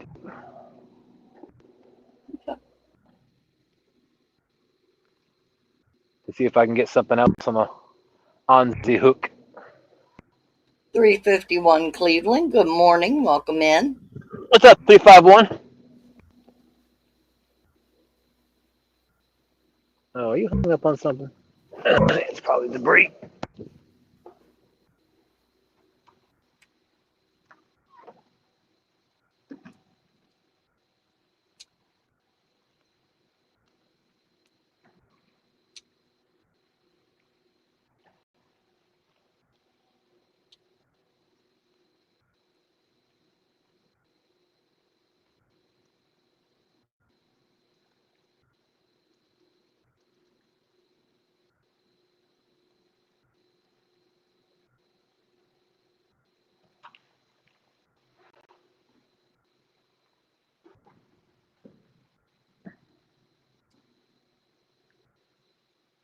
Get out of the way so you can all can. Oh, there's another sturgeon.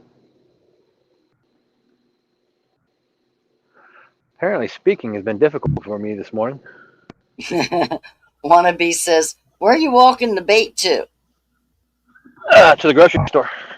And Missy Kennedy is in. Good morning. Hey, Missy, what's going on? Good morning.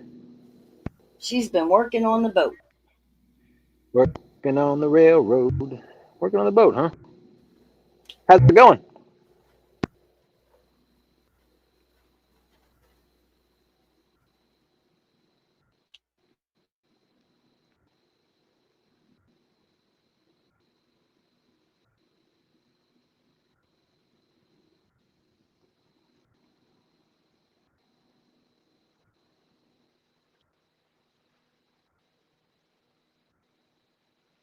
I'm waiting for something to jump out of the water and smack me in the head.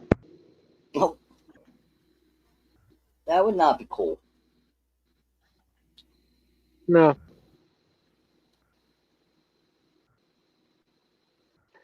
Pretty funny every time. I'm sure it'll happen again, but when I run back up towards the dock, as I'm moving, the shad will run next to me and they'll jump out of the water like dolphins. I swear one time I was out here with my neighbor and I thought they were going to jump in the boat. Mm. I mean, don't get me wrong, it's a great way to catch bait. Yeah, it is.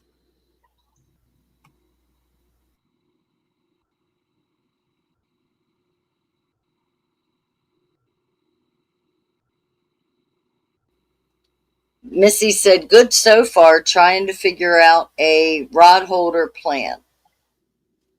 Gotcha.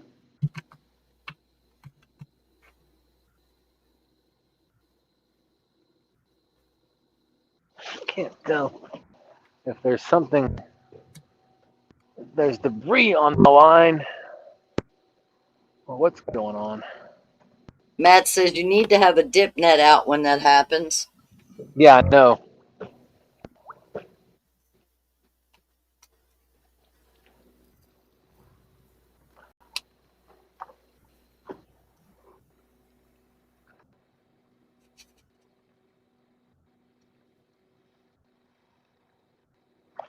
I think this line is stuck under a log or something.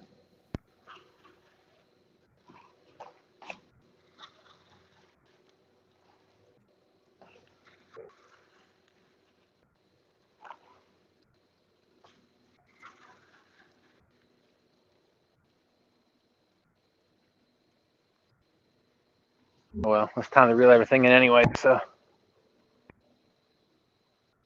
Well, there's a bat.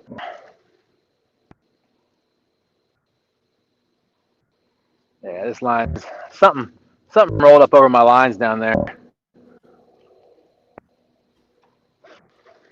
Sure, it wasn't the flathead when you brought it in? No, because this line wasn't doing this. Oh, okay. I think it's pushing all my lines together is the problem, and they're getting all hung up together. Ah. I gotta use more weight.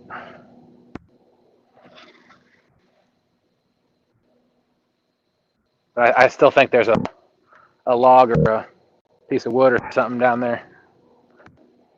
Yep, these three are all tangled up with each other. Mm.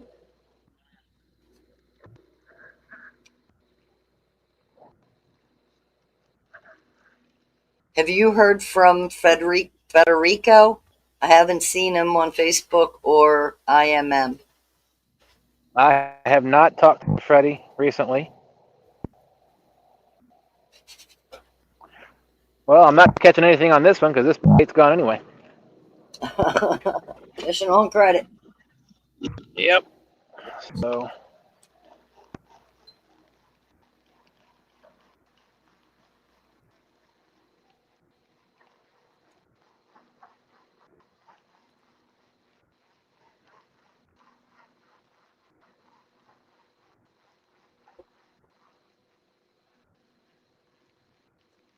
Oh, I can see this one coming up because it's the flasher.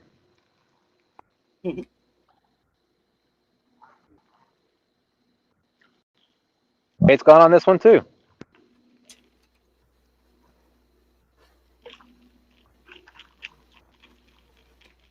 Oops. I'm wondering Wannabe if said sorry. what's that? Wannabe said sorry, I dropped my phone. Didn't mean IMM. Oh, I think it meant to say anything lately. Yeah, because he retyped it. Have you heard from Federico lately? I haven't seen him on Facebook or anything lately. I have not.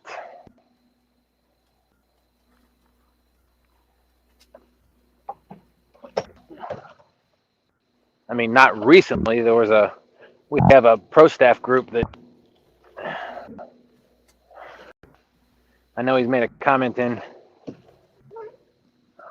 last week or so.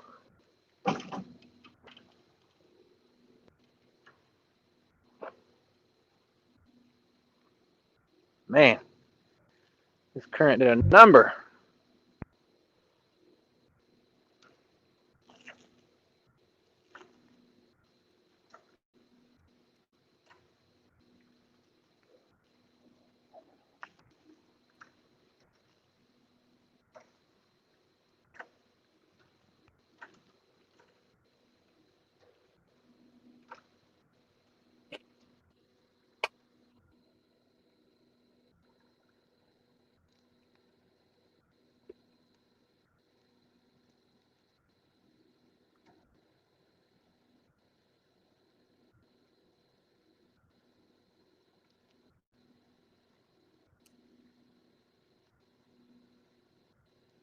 What in the world?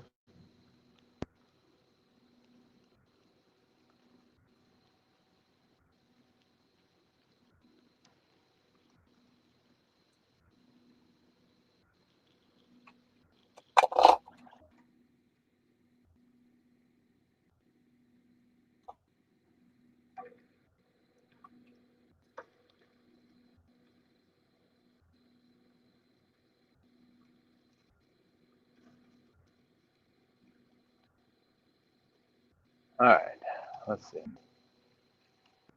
What I'm doing. Dang it, dang it. There go.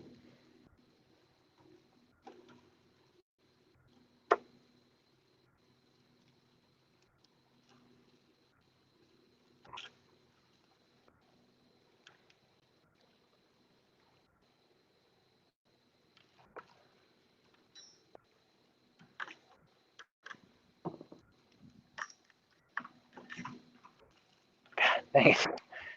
Every time a hook gets around my rod holder, it clamps on.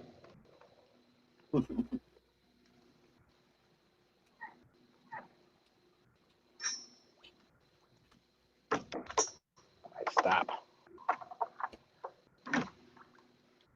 All right, one down.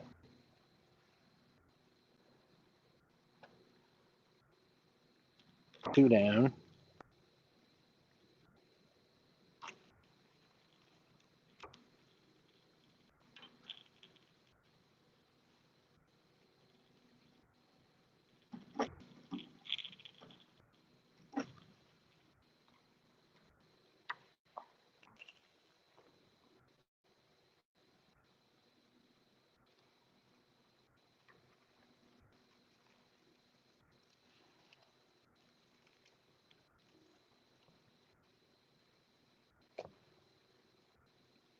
Go.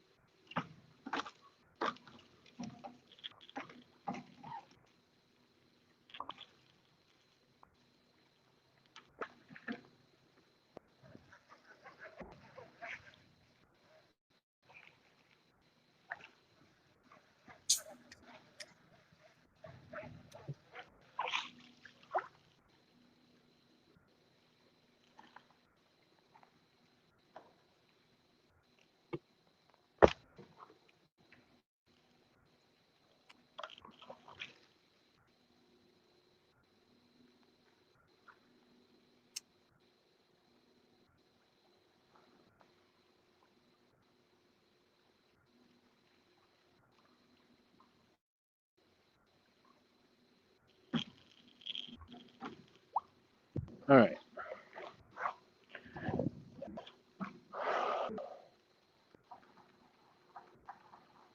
Sorry about the angle, y'all.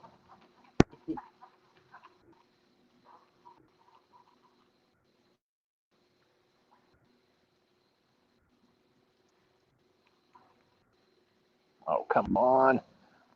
This is the one that I just, this is a Carolina rig that I just put together, and now it's hung up. Mm.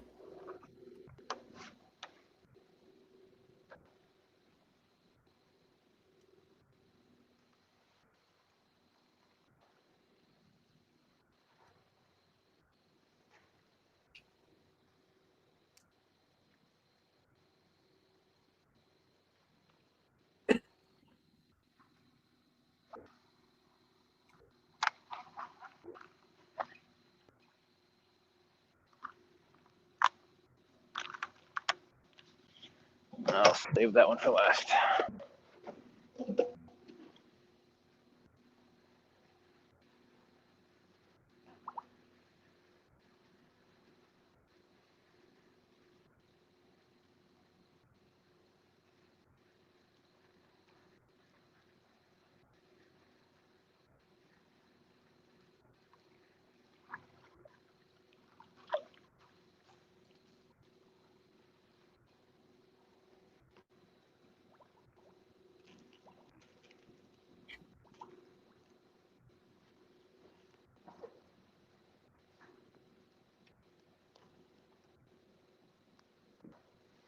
Matt said, okay, I have to get up early. Have a blessed night and catch another big one, Dustin. All right, Matt. Thanks for coming in, buddy. Hope you have a great day tomorrow or today. Sleep well. Absolutely.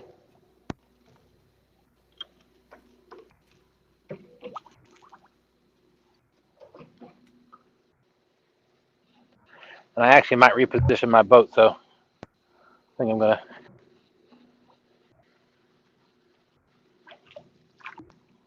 find a different angle. And while I do that, I'm going to try to get this rod unhooked, unsnagged.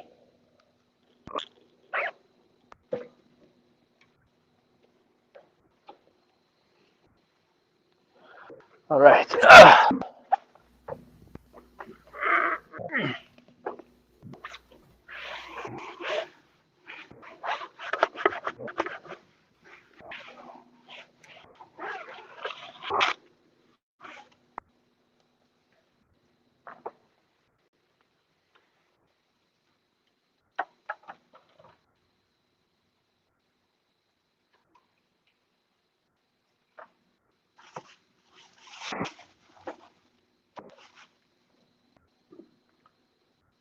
I'll start the motor.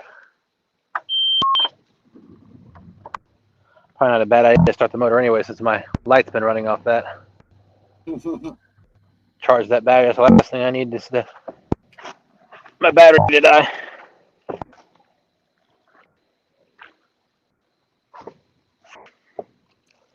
I just hope I can get back to that rod before I drift over it.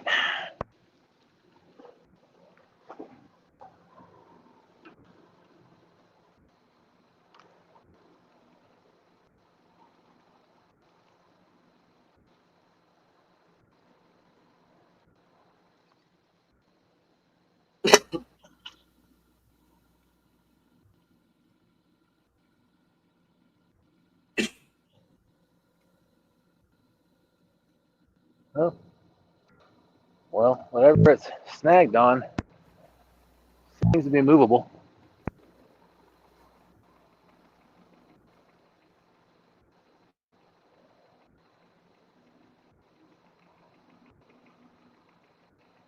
Glad I didn't pull my anchor yet.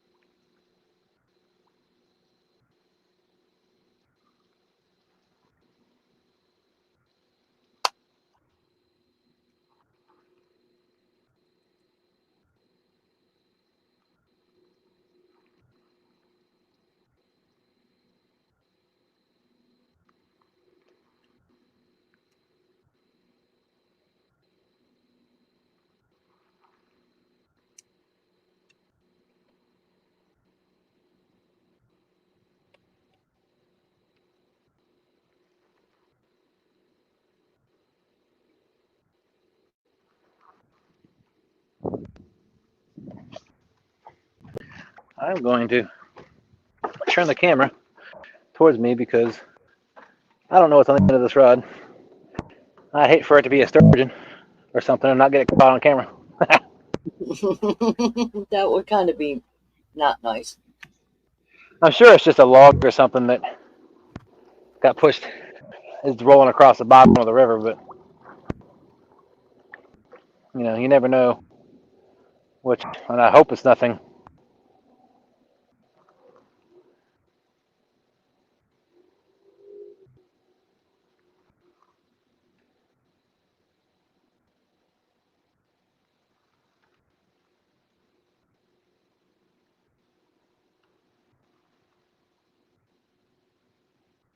Well, here's the flasher.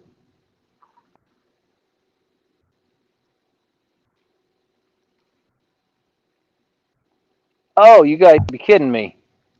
Uh-oh. No, it's a fishing rod with a weight hook to it. Well, okay.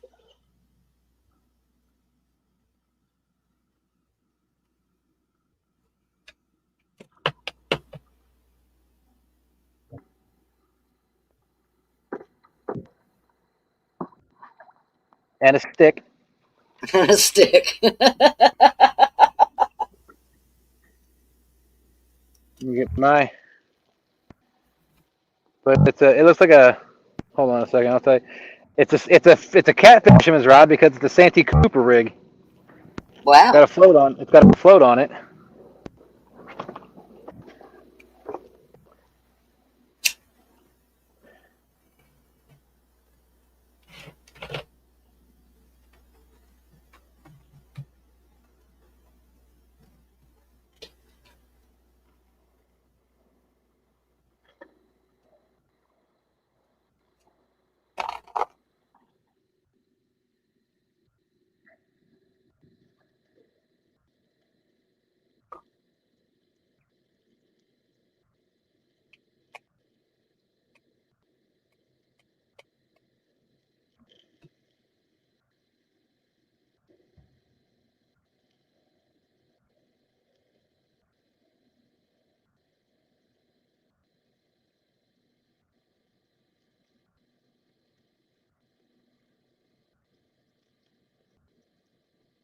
The line got hooked up around in my quick release.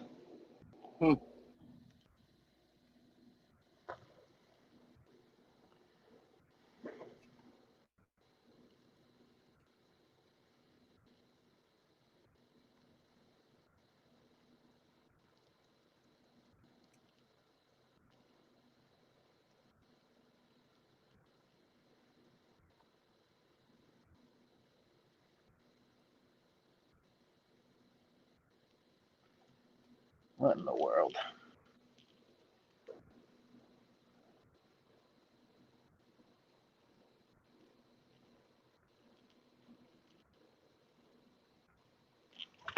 Oh, there it goes.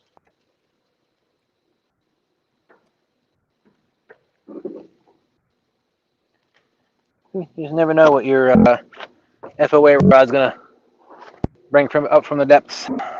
Yeah, no kidding.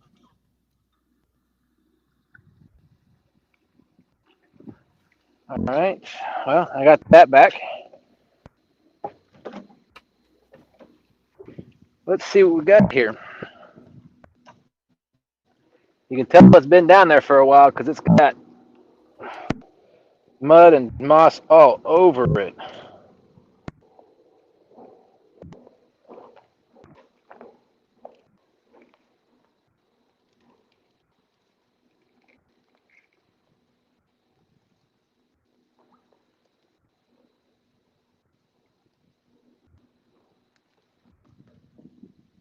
There's the hook. That hook either rusted off or broke off.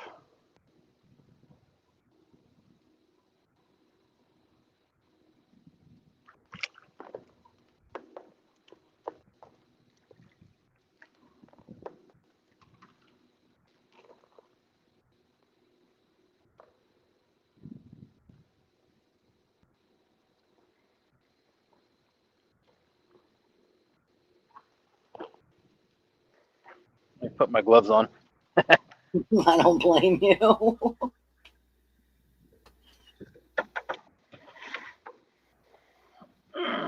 These look familiar, Rhonda? Yeah, they look familiar.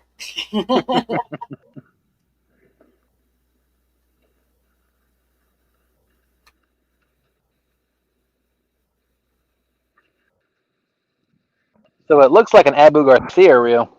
Wow.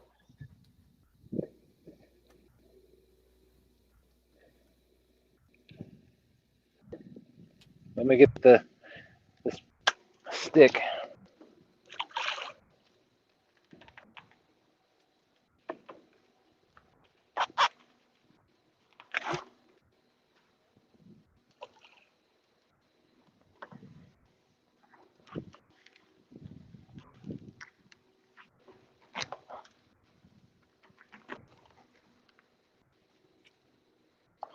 Well, it is a big cat feeder rod.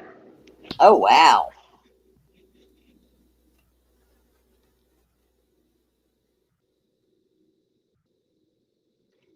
Heavy.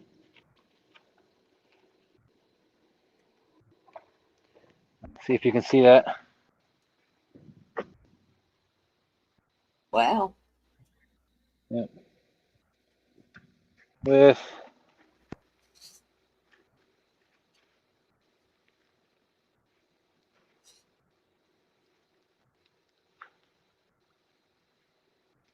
been down there for a while.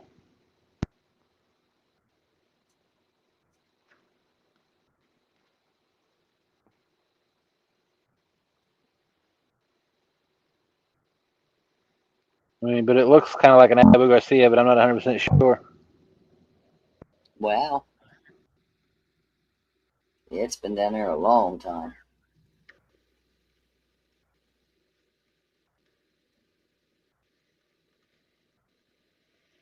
Maybe I send it to Captain Spiro, see if he can rebuild it. There you go. No. I gotta be careful I don't stab myself with this hook. Yeah, that wouldn't be good.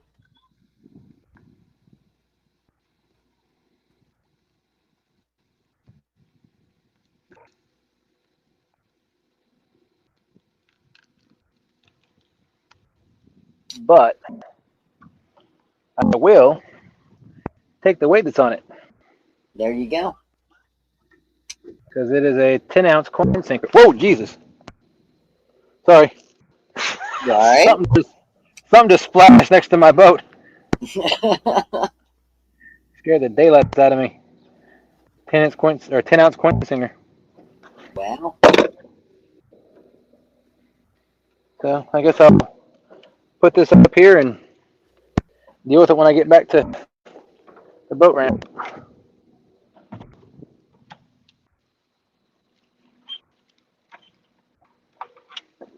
Oh, come Both of y'all cleaned up the rivers tonight.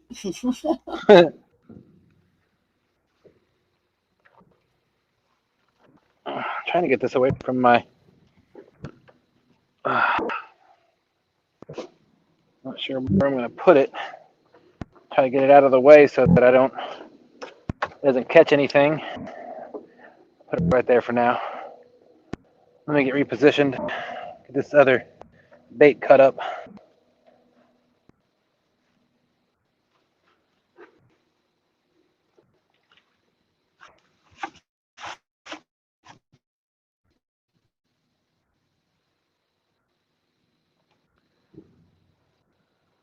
Let's see. Where to go? With this light, it's really hard to see anything. See, I think I know exactly where I want to go.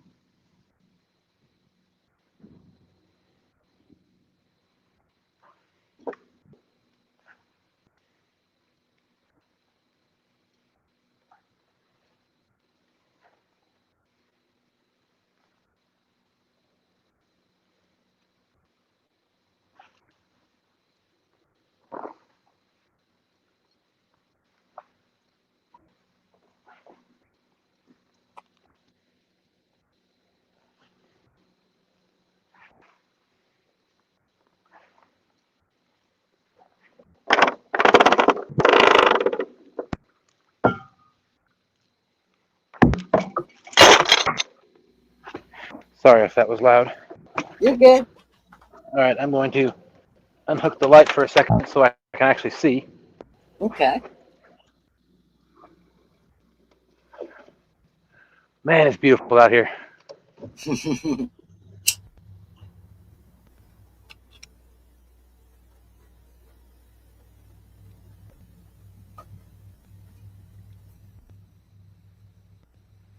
Actually going a little upriver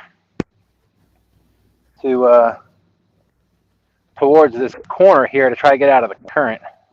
Okay. But I can throw back into the current because there seems to be some fish down there that I'm going over right now. Hopefully I can come up here and throw into those.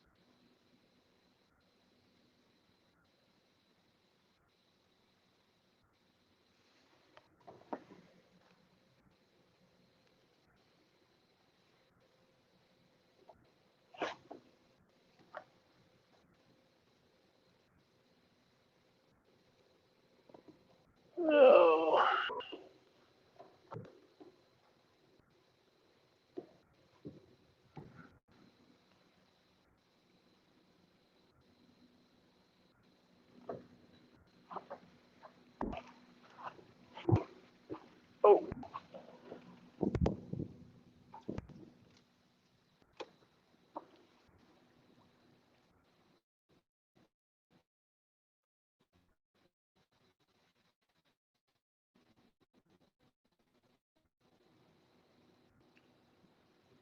Still there, Rhonda?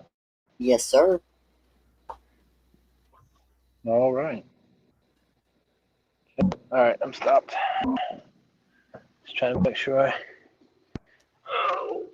my anchor held. Where are we at here? There we are. And we're back. Welcome back, everybody.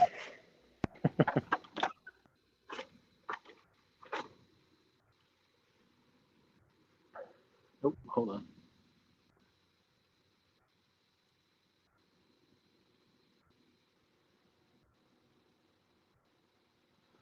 Hold up.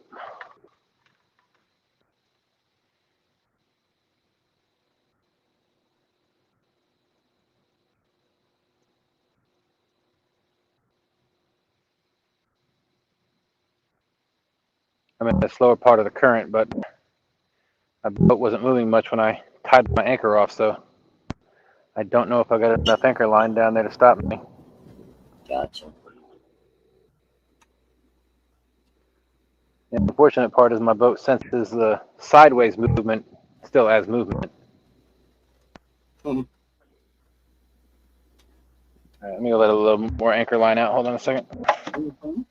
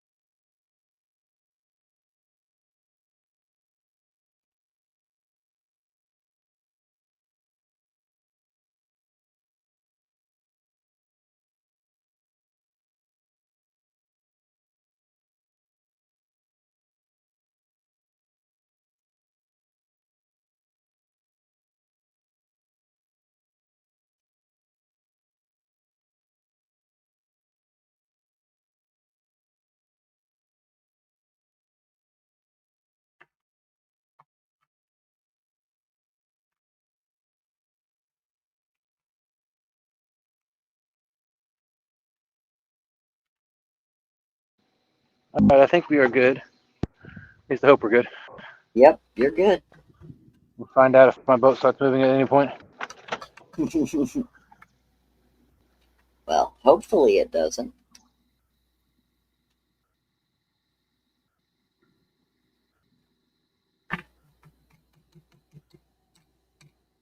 Like I said, I'm looking at my graph and it says 0.2 miles per hour, but again, that could be sideways drift too. Yeah.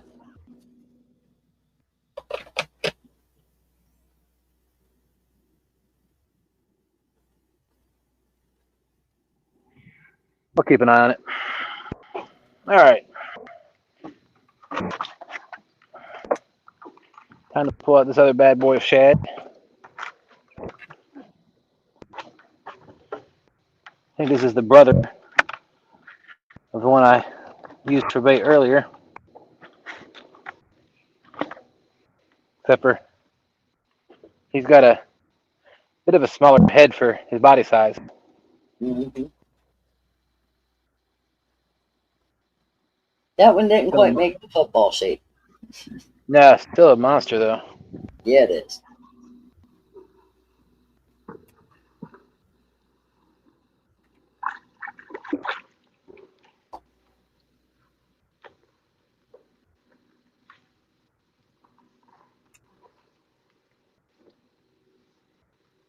I was promising. When I was looking at the graph when I was moving forward, there's some activity on the bottom where I'm getting ready to cast into. So that's makes me hopeful. There you go. All right. So headpiece.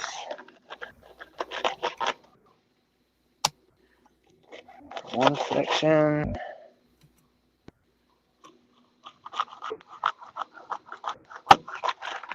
Two. Three.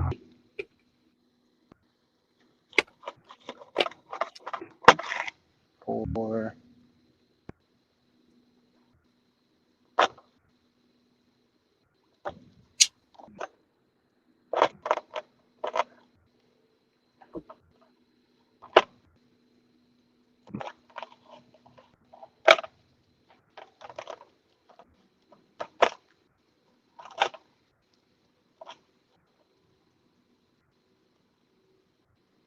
All right, so I split the tail. We'll see what happens there. Kind of like Matt was talking about. Yeah.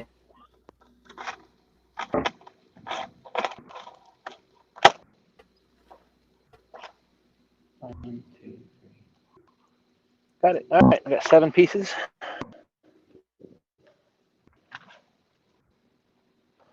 One for the 6 of you, and then one for the bumping rod. There you go. Then it is 2 o'clock. It is officially the end of Whiskers Gone Wild. But as I said, I'm staying out all night, trying to get another fish in the boat, or 2, or 3.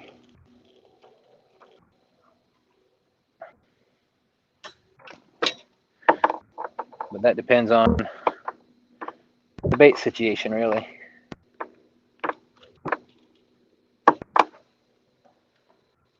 Throw this bad boy back down there.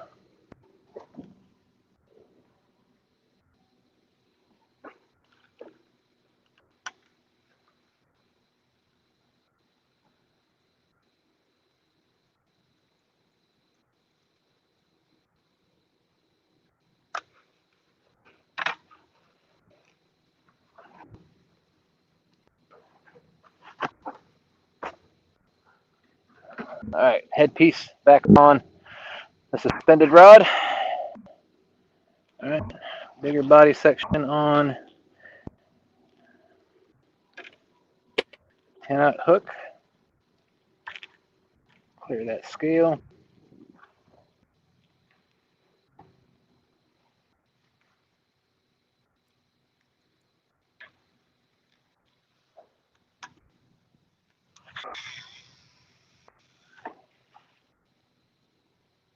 Oh boy.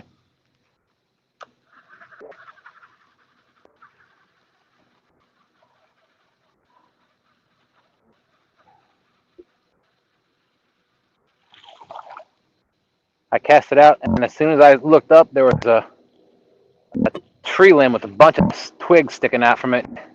Uh-oh. Getting ready to go right towards that line, so I reeled it back in real quick. Yeah, I don't blame you.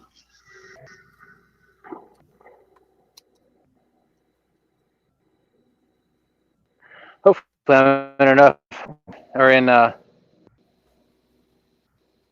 got enough weight on this one, these ones to keep them on the bottom this time.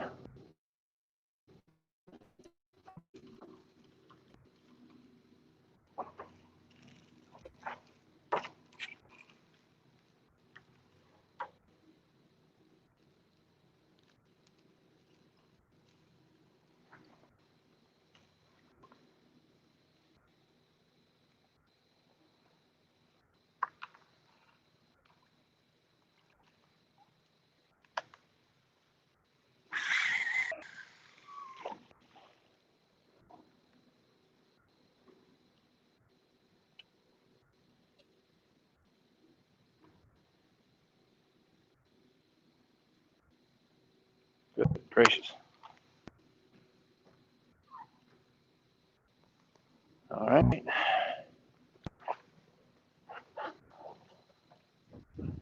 I'll go ahead and put the tail section on this one. Let's see if Matt's idea works.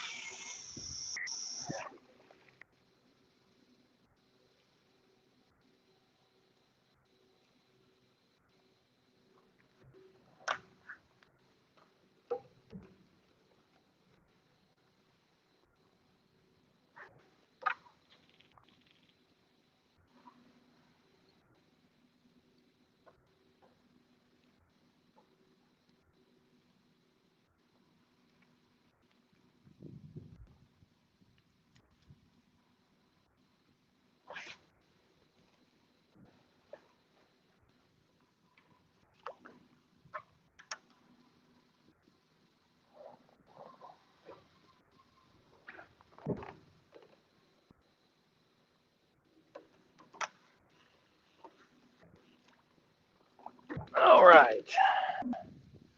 All 6 rods are out, 2 suspended, 4 back behind the boat. Hopefully they don't get all tangled up.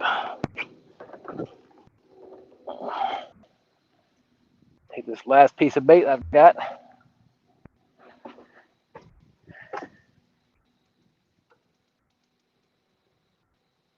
And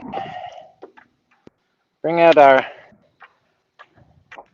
pumping rod. It's a 7-foot Ancient Mariner Leviathan rod.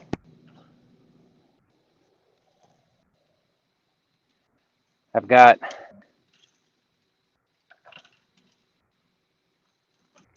to figure out what I'm doing.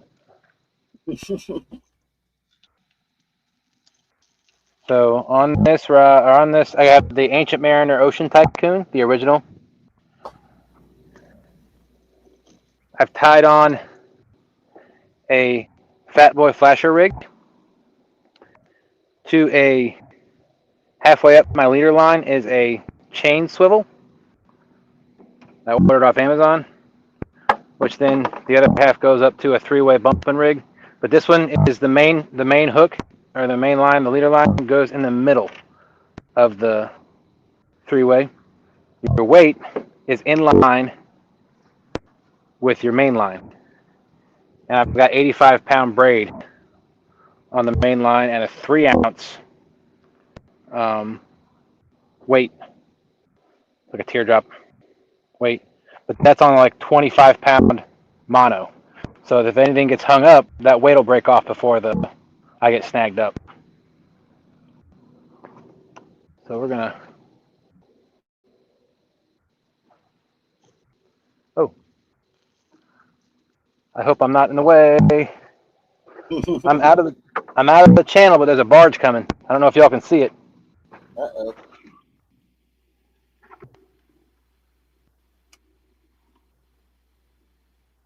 See those lights? Mm-hmm. Oh, hold on. I got to put my lights back on here shortly, but there it is. Yep. But I'm off of the main channel. Like I'm actually out of the main channel. Shoot. Let me put that down real quick. Put my light back on so he can see me. Although it's not like he didn't see me before.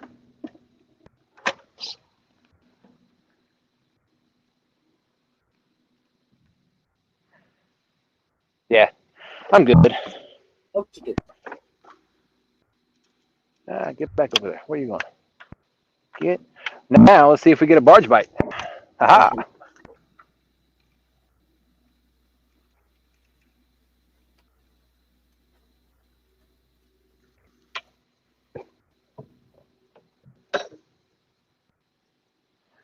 Yeah, it looks like he's pulling.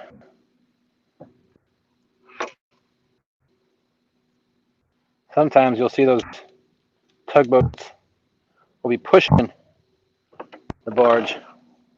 Mm-hmm.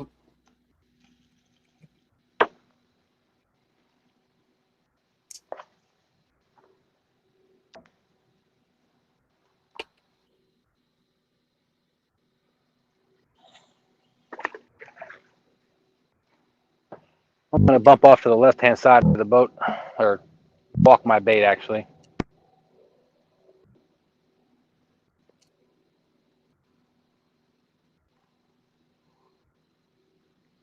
Maybe. Maybe. What are you doing? Now my boat's turning sideways. I don't know why. Hmm.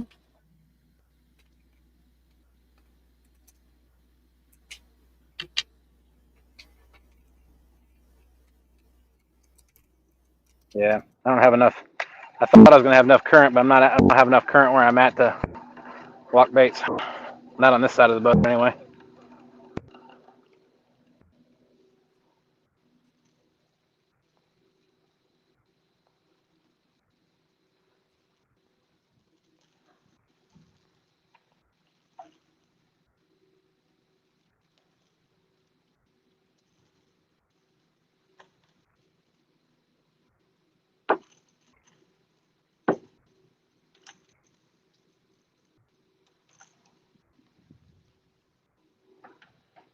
Put that rod away for now. I was hoping I had the juice to do it, but no such luck. Trying to figure out why my boat just turned sideways, though. I mean, I'm still out of the main channel. Let me sit down so I'm not blocking my light. Hopefully y'all can see everything.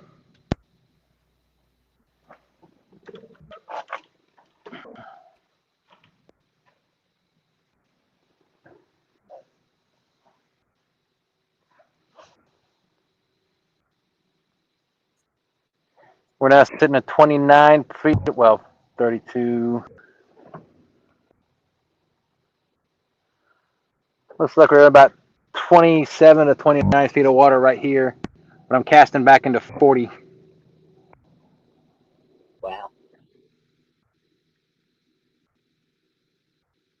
What were you in when you caught the flathead? I was sitting in 40, 42 feet of water. So it was pretty flat back there. So I was probably casting. I don't know if I was up on a hill or what. Gotcha. But I was sitting in 42 feet of water. But the flathead came off number 4, and it was cast out pretty far. Gotcha. So I'm guessing it's probably anywhere between 35 and 40 feet. So pretty much the same depth you are now. Basically, just in a different position. Gotcha. I wanted to get my boat out of the main current. Yeah.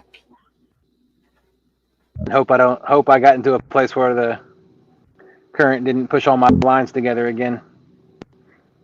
But I did go short, long, so. Who we got there? Charlie Wilkes. The standstill fish, haven't seen him fishing in a long time. That's a good question. I don't know. I don't know either. I haven't talked to him in a while.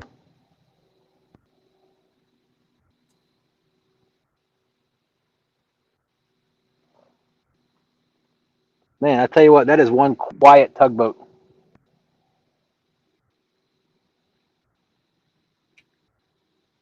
If I wouldn't have looked up and saw it coming, I wouldn't have known it. I wouldn't have heard it. Wow. Y'all see it in the camera now? Yeah.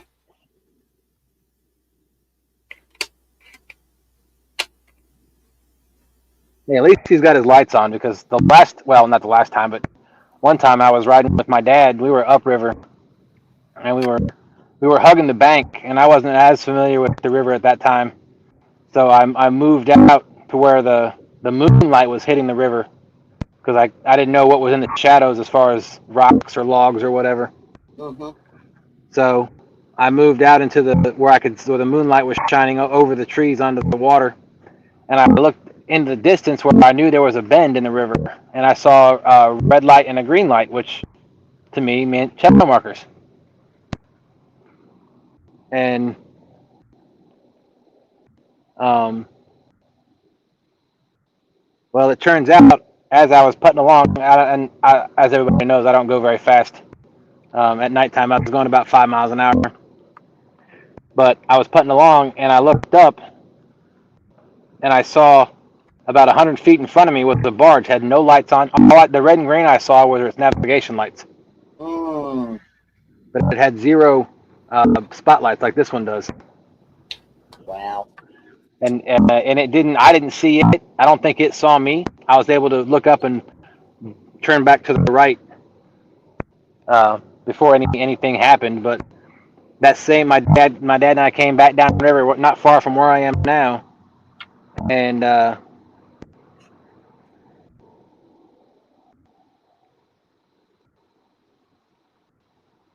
I'm gonna get pretty close to this guy, or he's getting pretty close to me. Oh, there's a fish floating in the water. I think he probably might be close to dead, but he's floating on top. It looks like a catfish. Oh, wow. But his tail is still moving a little bit. I don't know if y'all can see that. How close? Wow. Man, my lines are like right under that thing. That's gonna be like a heck of a barge bite if I get something.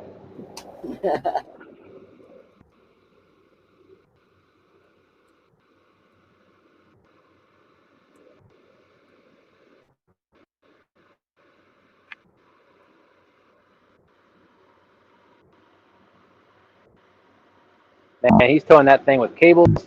I can't imagine making a churn. And if that thing swings out too wide, Hmm. it's probably hard to see the containers on the barge, but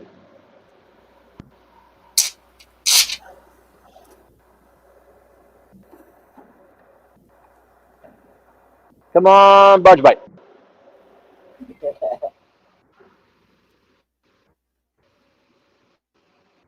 But anyway, so of course I missed disaster. I averted disaster by not running into that barge. And then I think he learned his lesson too because my dad and I, like I said, came up a little bit farther up river or downriver, close to where I'm at now. And that very same barge came back downriver, but he had a spotlight on scanning the entire river surface. So I think he learned his lesson too. Whee! Come on, barge You bite. get a built-in rocking chair. Man, that thing puts up an awkward wake too. Like the wake and the cross wake from the barge and the tugboat.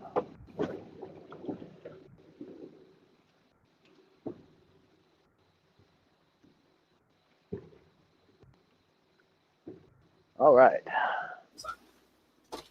I'll still never forget when Austin and I were fishing upriver. We were anchored down below a barge, and that barge hooked up and decided that it had to move down. It had to go on its journey, and it passed us, and it was probably within 30 feet of the boat. And there was a guy standing on the side of the barge itself. He's like, "Good luck, guys," and not 10 seconds after the back of that barge passed the rod tip, one of the rods went down. We pulled in a 35 pound blue cat. Wow. Talk about the epitome of the barge bite.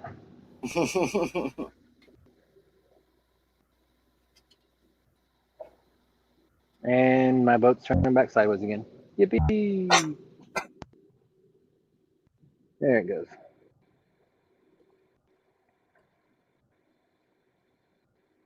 Well, appreciate everybody. Wow, we still got 13 people in here.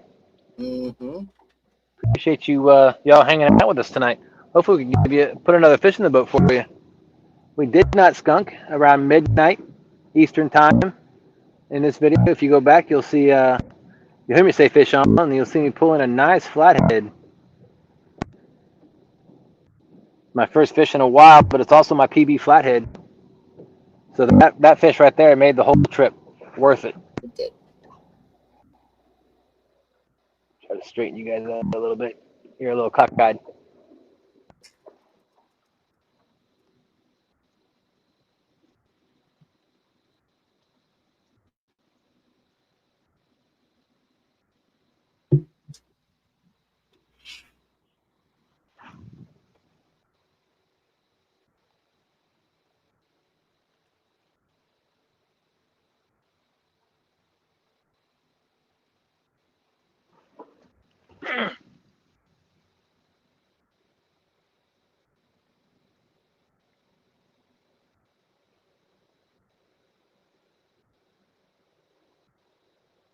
Is that another barge?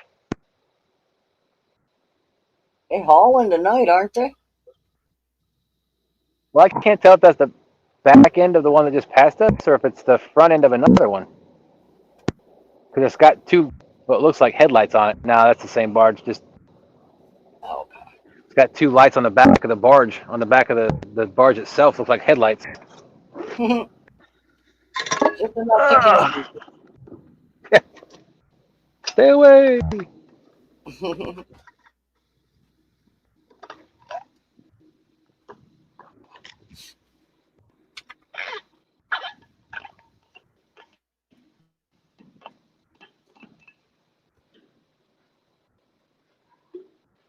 I love this thermos. So glad this coffee's still hot.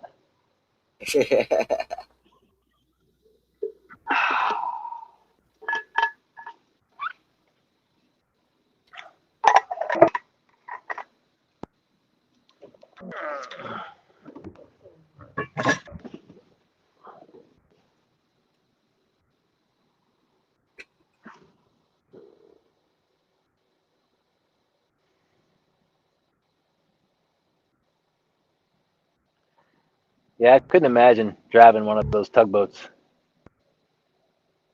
especially pulling, because when he gets up to the 295 bridge, which is it's on the other side of this cut. I don't know, about a quarter mile up the river. He's gonna go past Dutch Gap, which is where I was hit.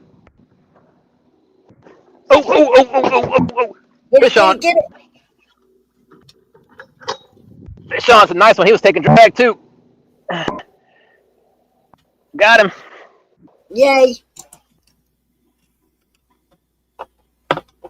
Ooh. Oh, buddy. I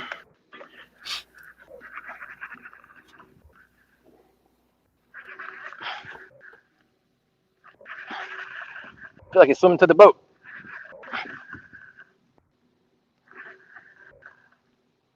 I just said, hopefully I put another fish in the boat for y'all. This is on the 6-foot rod.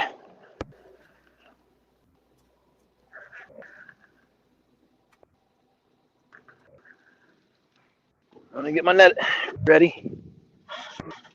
I'm gonna keep tension on the rod. Oh, never mind. He's keeping tension for me. Like you have a choice in that matter, right?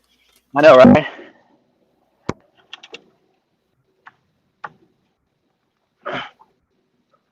This is always so hard to do.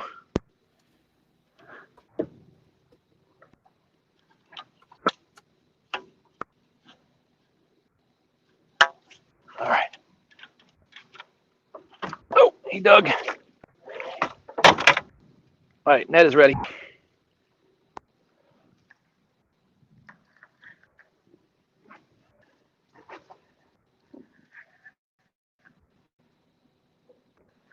Another nice fish. Man, I didn't even know that rod was going down. I heard the drag peeling.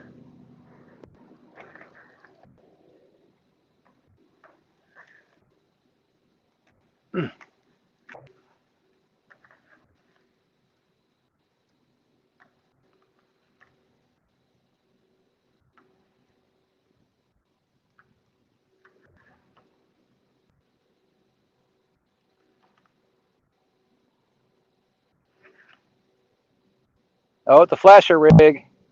Can we guess what it is? Oh! Another flatty? Hold on. I'll tell you. I can't tell. Oh, nope, that's a blue. I was going to say, whatever it is, it's got an attitude.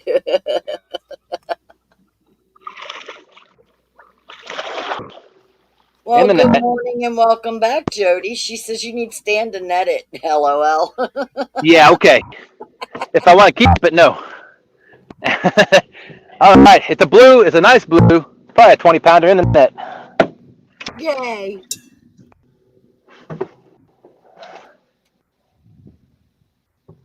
Well, not a epitome of a barge bite, but still came right long after the barge came through. Jody said just a blue. Just a blue. She missed the flathead earlier. Yeah, Jody, you should go back and check out the flathead that I caught earlier. I'm surprised I didn't wake you up when I said fish on. All right. Let me get my... All right, so now I need the channel cat for the trifecta. Yep.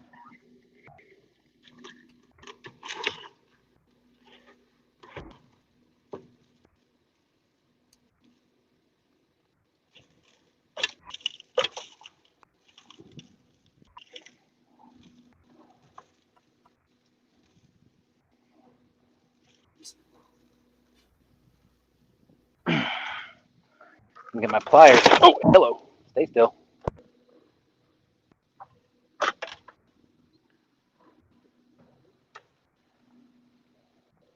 Come here, buddy.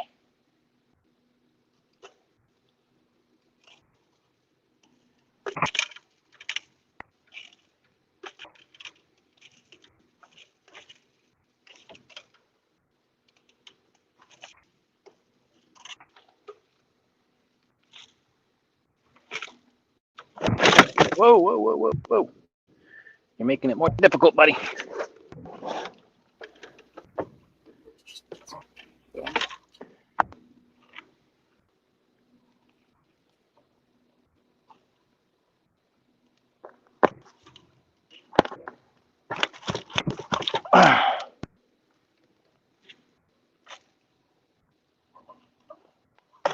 Got it. Oh. Maybe. There we go.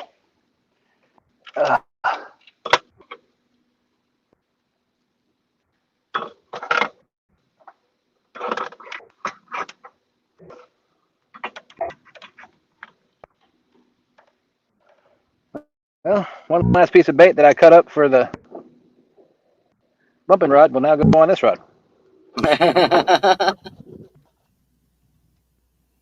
Good thing you had an extra. That's right.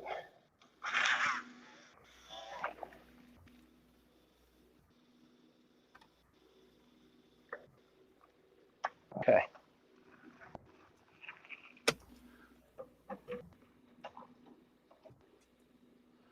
All right, let's weigh this bad boy. And then I'll show it to y'all.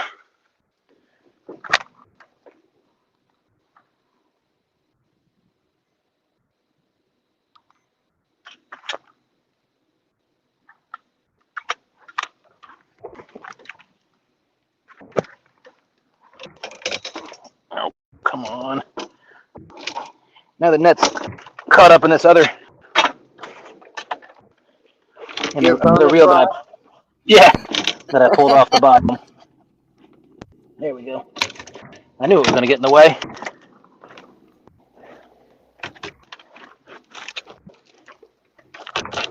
And it stinks too.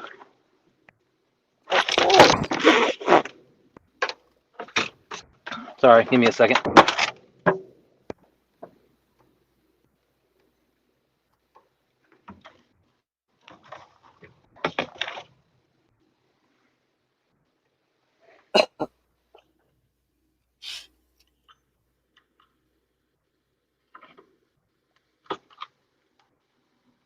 Oh.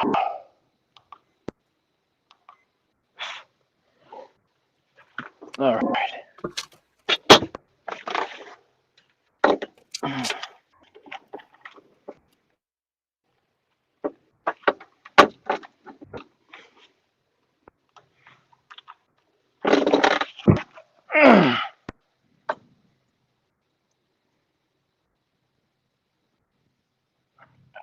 It's 26.5 minus 2.5, so 24. Got it.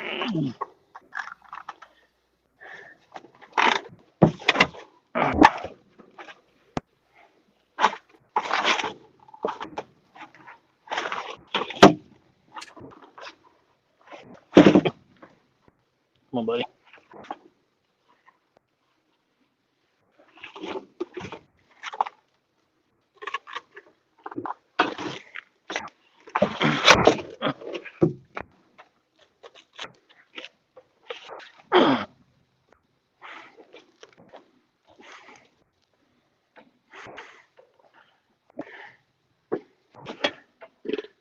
Oh, bless you.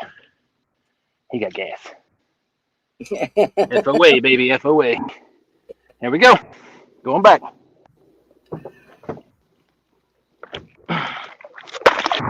He going.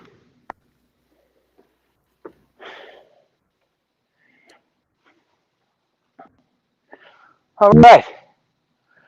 2 fish in the boat tonight. There you go.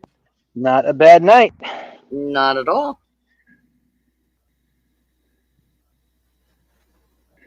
Two fish and a bonus rod. Don't forget the bonus rod. Oh, can't forget the bonus rod.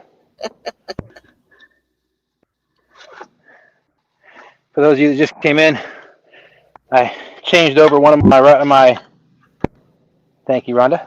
One of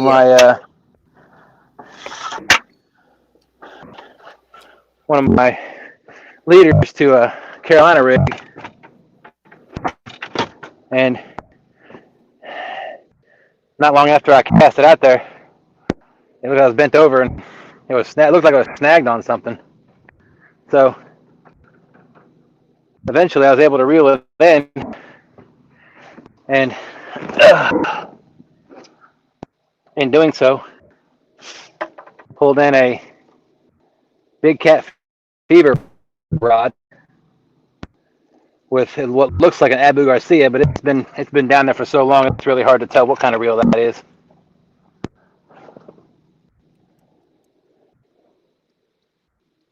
But I got it in the boat so I can take it up to the boat ramp and throw it away.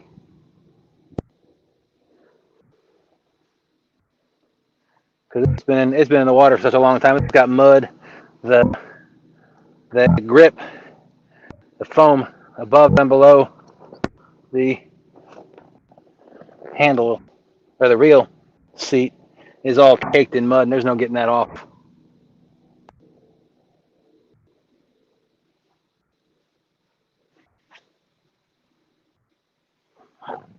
So when I first reeled it in, I thought it was a 2-piece rod, but it turns out it was just a stick that was hanging off the end of it. So, whew, man, I haven't done this in a while. I'm tired now. Now you just need a channel cat. I know it. I'd say I'm out of shape, but round is in shape.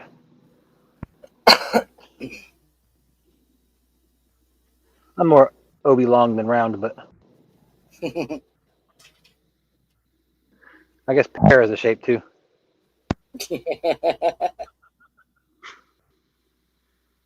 I'm actually trying to lose some weight. I've been eating a lot healthier over the last week, so I'm changing.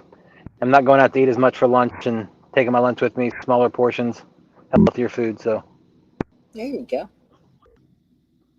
Baby steps. that's right. I still refuse to buy a scale. I don't weigh myself. I just weigh my doctor weighs me when I go in for my appointment. So Yeah.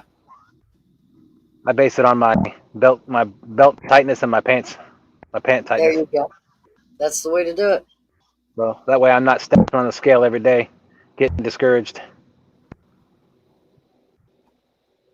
Polar Bear Chad, good morning and welcome in. He said, has Hey, Chad. everyone had fall weather this week? We just started here in Maryland. Yes, sir. We had it all week.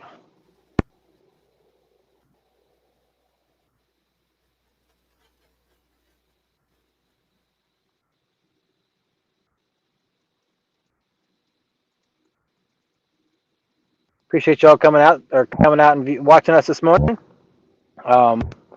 I will be on. My guess is until 5 o'clock. That's as long as the tide goes out. So I may not even go get more bait. I just leave the bait. The bait I've got has been doing pretty good for me. So believe it or not, I've been going since about 10:30 on 2 shad. Yep. Caught a 37.5 pound flathead and a 24-pound blue. So not a bad day of fishing at all.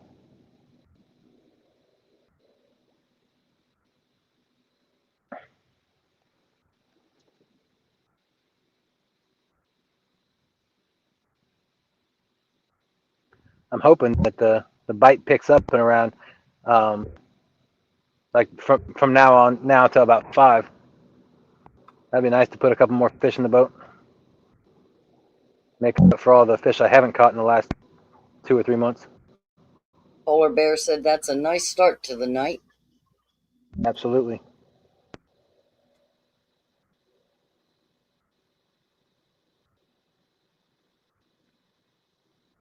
The downside is I've got 2 choices. If I catch another fish and that fish takes my bait. Choice number 1, I just put that rod up and just fish with 5, or if I get 2 rods, 4, or whatever.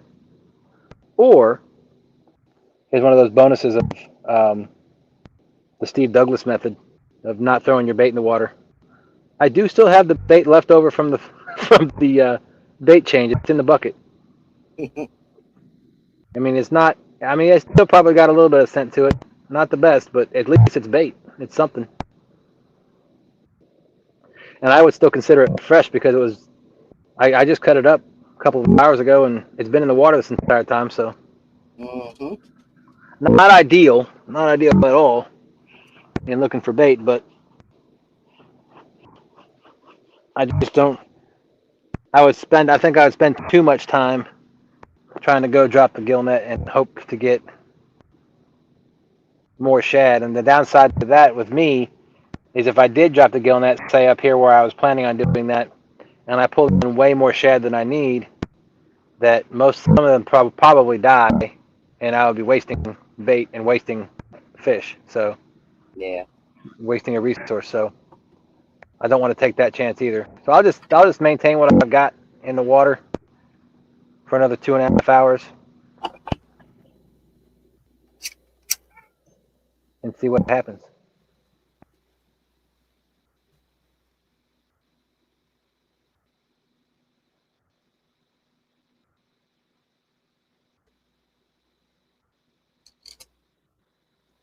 Man, that blue hit hard. All I heard was something going on. I looked back and I heard zzz, zzz, zzz.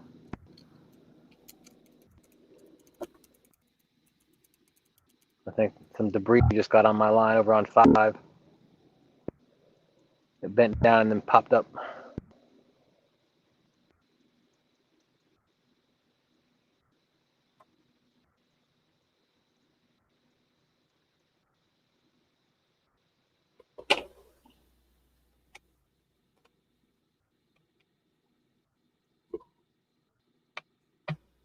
If anybody's watching the replay of this, if you don't know what a barge bite is, I think, in my opinion, the barge, I think, because it puts off such a wake with its propellers, I think it kicks up a lot. If there's any fish on the bottom, it kicks up a lot of mud and water and turbulence, and I think it causes them to move. And then when it does that, if your bait's near there, it's target of opportunity.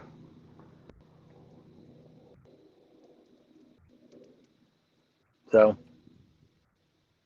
And I think that's exactly what happened with that blue. I think it was probably laying on the bottom when that barge came through, and it get kicked up and swam off the bottom, and then it ran into my bait at some point when I was trying to find another place to lay down.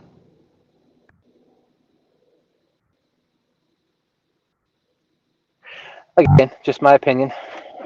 I'm not a catfish, so I can't tell you for sure.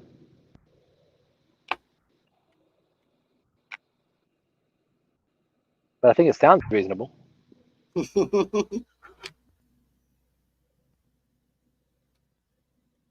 still doing your diamond painting, Rhonda? I'm sorry. Still doing your diamond painting? Yes, sir. I've been working on Beauty and the Beast Nice. from Diamond Art Club. And there's only let me check the box again so I can quote this correctly. 84,581 diamonds in it. Well, that's it? That's all. Okay. And I'm about a third of the way done. Gotcha. So you're about 28,000 diamonds in, huh? Yeah, something like that. You know, if I actually had to sit here and count that, that would probably drive me berserk. Yeah.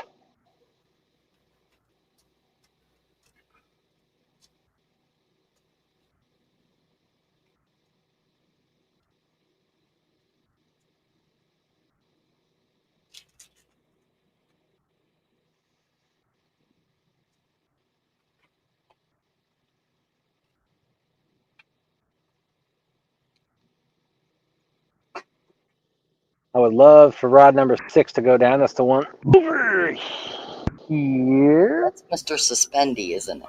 That is, with a headpiece. Not quite as big of a headpiece as the last shad that we had. If y'all go back to the beginning of the video, you'll see that the 2.31 pound shad that I had, I did put it on a scale.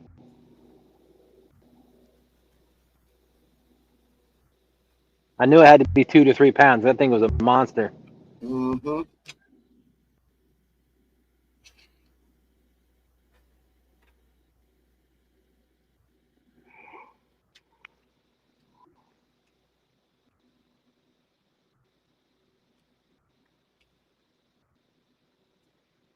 I'm glad I decided to come over here tonight. I was contemplating doing something different, but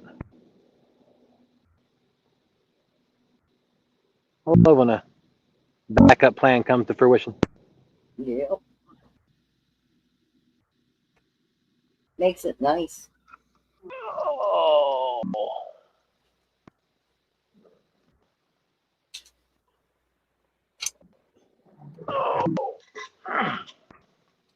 Man, this poor lid is taking a beating. My coffee, my thermos, it's falling out of my truck more times than I can count. Takes a lick and I keep on drinking. Yep.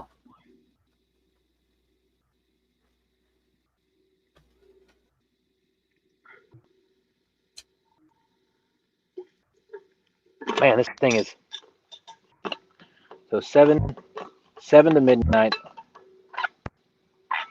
It's 4 hours. No, 5 hours. 5, yeah. And then so that's in 15 minutes. It'll be 8 hours that this coffee has been in this thermos, and it's still steaming hot. Wow.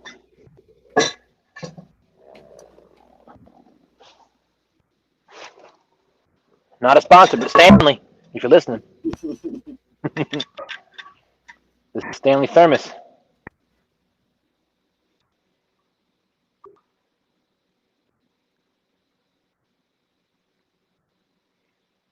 It's a fantastic thermos. Mm-hmm. Chris and Telly from Hooks and Hammocks have the same exact one. I know they love it.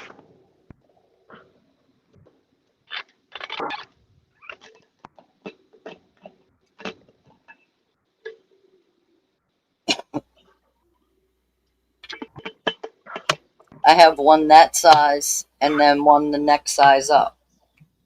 I was gonna say the one this size is probably your coffee cup. Pretty much.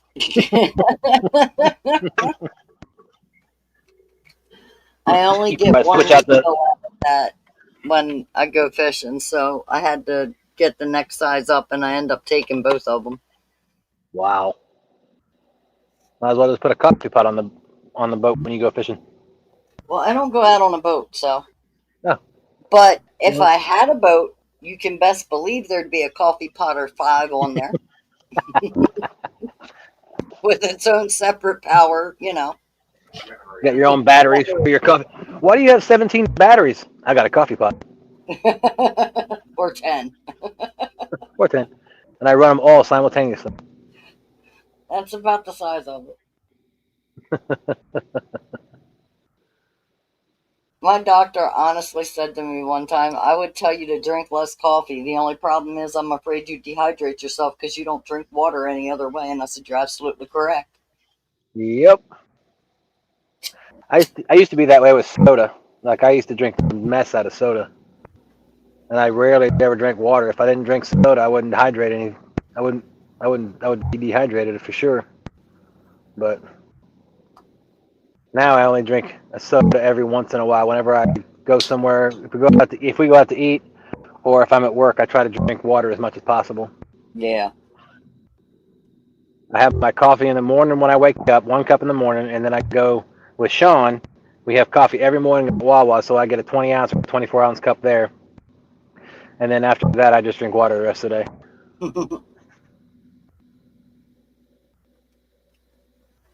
I get up in the morning and have 3 pots of coffee. And that's before anybody can speak to me.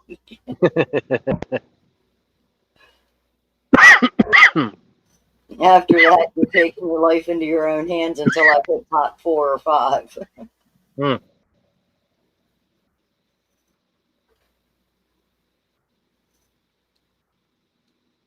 No, but I do drink about 3 pots of coffee a day. Yeah, I used to do that too sometimes. There was times where I would do that, depending on what was going on and what I was. If I was going to do something like at night and I needed to stay up, or if I was driving. Well, see, coffee doesn't keep me awake. I literally can drink a cup of coffee and go right to bed. So, Yeah. I don't drink it to stay awake. I drink it because I actually like it, believe it or not. Oh, I believe it.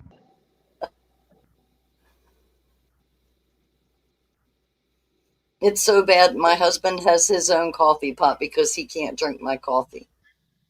Is it because your coffee's strong, or you just never? There's Yes. never any left in the No, coffee pot? it's because I only drink the dark roasts. And the darker and the stronger it is, the better it is. And he likes the breakfast blends or the medium type roast, not the dark roasts. So he has to have his own coffee pot because I'm not drinking that weak stuff he makes. Gotcha. And he won't drink the strong stuff I make. No, that makes sense. So when guests come over, I'm like, you want a cup of coffee? And they're like, sure. I'm like, strong or weak? We got both. Which one you want?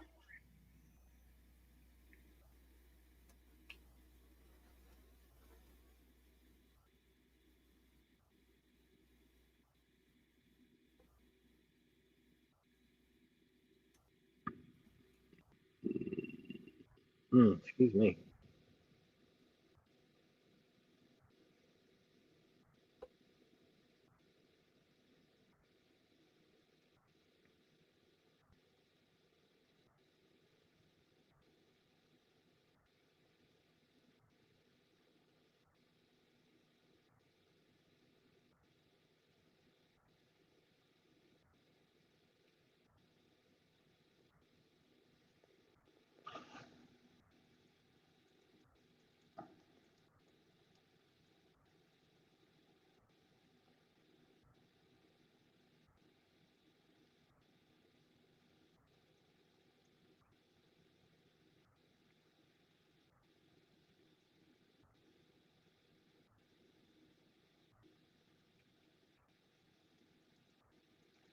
Mm.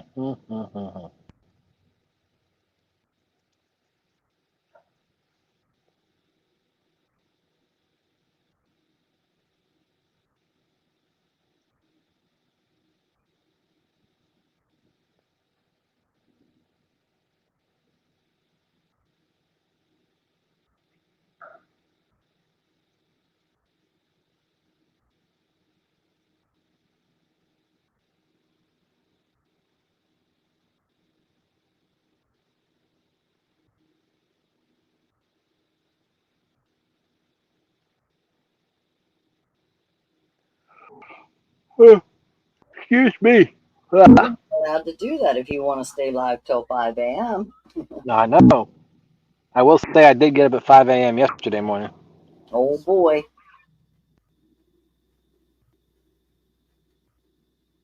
I fell asleep in the recliner,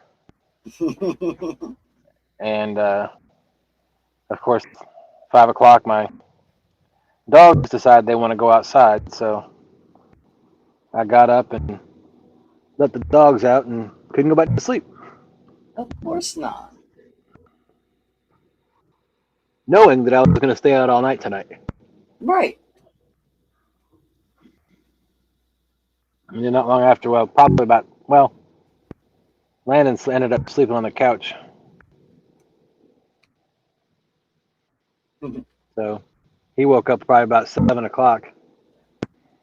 Had to help him get breakfast, and then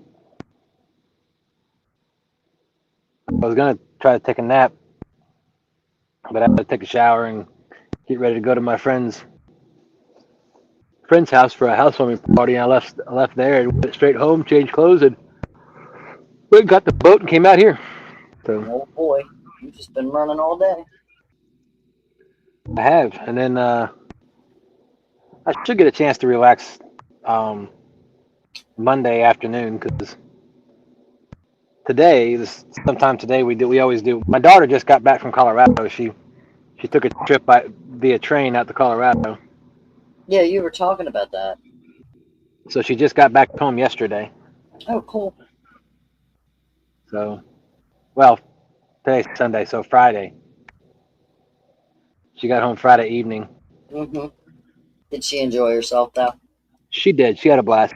Awesome. She actually said she likes it out there. I'm like, how do you? Ooh. Look, my oldest, his plans were to move to Chicago before he found out he was going to be a dad. So I don't understand it either. Well, my thing is, if you were moving out to maybe Colorado Springs or Denver or one of the suburbs around that, I could see it. But out to where my sister lives, sorry, Chelsea, if you're watching. They live out in a field. Like, they're county road, like ZZ and highway or county road 25, something like that. I mean, it's out in the middle of literally nowhere.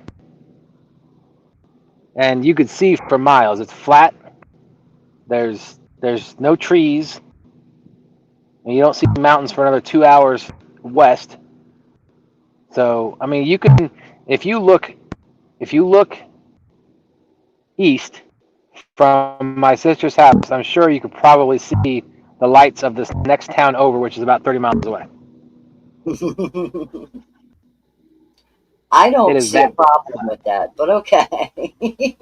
Well, I've never been an isolationist. Like, I don't like to be alone by myself. That's why I really don't like going fishing alone. I'd rather have somebody with me, and that's why I enjoy YouTube, because when I do that, at least somebody's here. You know, I can either talk to somebody in chat, or you're up here with me or whatever. Right. But I don't know that I I would enjoy it just coming out on my own, just sitting here and fishing. Gotcha. Not that I don't love the fish. It's the whole being alone thing. Yeah. So being out there, out in Colorado, I mean, I grew up in a small town. It was 1 mile by 1 mile. Everybody knew everybody. Everybody knew who I was because my dad was a cop. That'll do One of 7 at the time. it. So, and that 7 included the chief of police.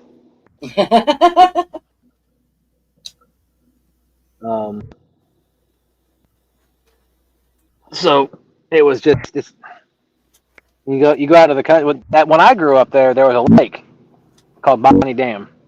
You could actually take your boats out, go fish. I used to go fishing with my stepdad, my dad. But when I left after I left for the army, I guess Kansas was going through a drought or something, and the Colorado River, runs north to south. Mm-hmm. And hold on. Uh-oh.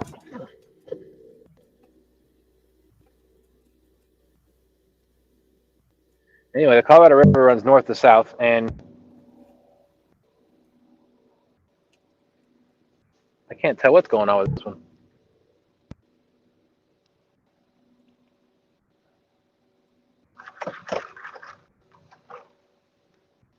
Fish on. Okie dokie. Oh, this is a little one. Maybe it'll be your channel cat. Maybe I can feel his little head shakes. Yeah, he's a little guy.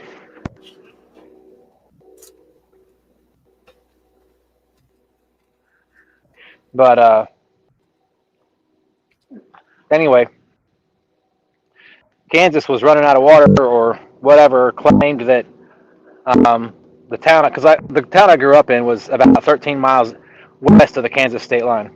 Mm-hmm. And the Kansas sued Colorado because the water something just hit my suspended line too. Oh no, that was this guy. Oh.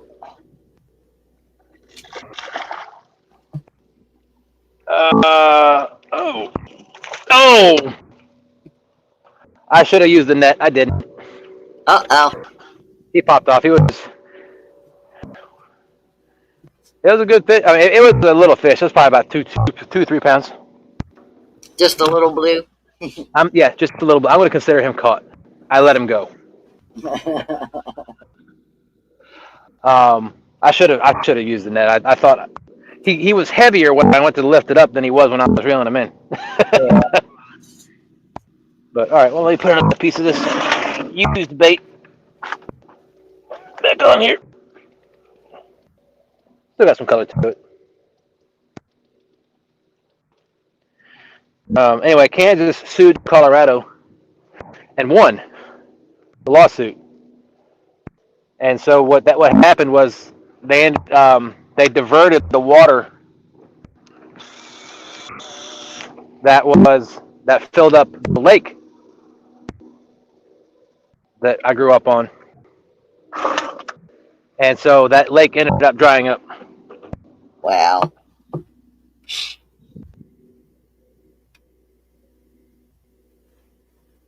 Please tell me he's going to bite this other one. Oh. It might be breakfast time. My Carolina rig just got tapped. Awesome. So anyway, the place where the lake the lake was where I grew up is no longer a lake. It's just a barren. It's like farmland. So there's nothing there. I mean, my sister took my daughter fishing, but they had to go to Nebraska to do it, which is about 45 minutes away from where they were, because there's no place to go fishing right there of any kind of size in that area. I mean, don't get me wrong, that they don't have the same size of fish that we have here, of course, anywhere out there. So, but they went fishing. My daughter caught a bass and a channel cat. There you go.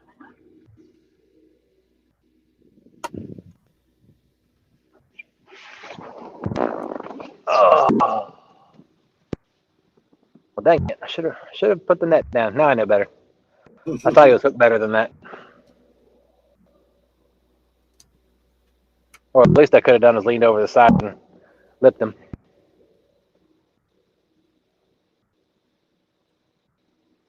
Anyway, so yeah, so there was really nothing there's nothing to do out there. That's the thing that drives me nuts. Like if you want to go to the mall or I mean, you can go to the movies because there's one movie theater on Main Street. But if you want to go to the mall or do anything around any sort of people, then you have to drive 2.5 hours away. I'm good with that.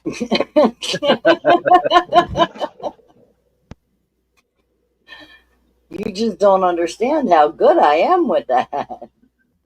Yeah. I don't know. I enjoy doing things, but I enjoy not having to drive 2 hours just to do something fun.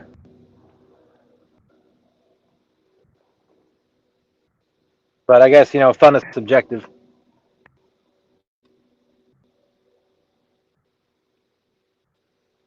What's fun to me may not be fun to somebody else.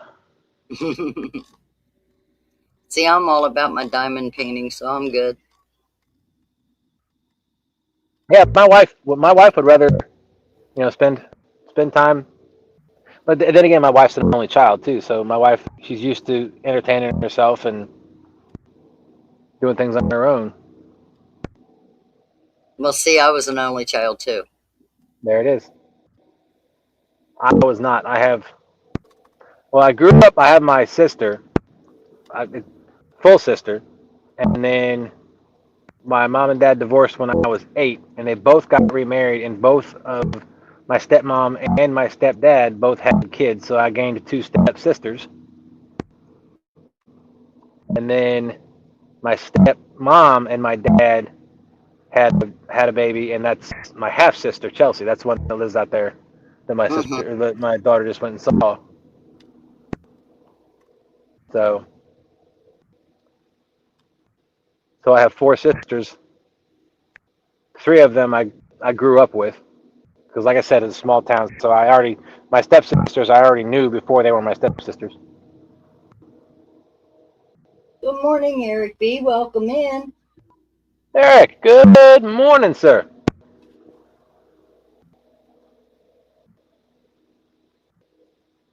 Hope you're doing well. Hope you had a good night's sleep. If you're waking up for the day.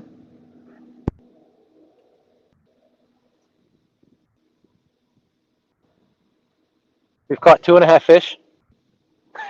2.5 fish. And a bonus rod. And a bonus rod. See, I keep forgetting the bonus rod. 2.5 fish.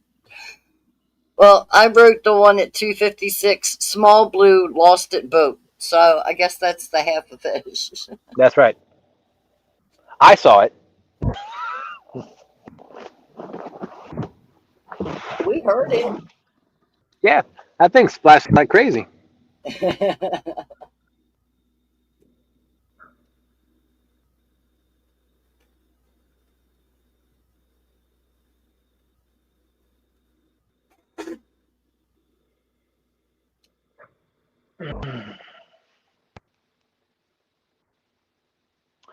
So Eric, I caught a beautiful flathead around midnight,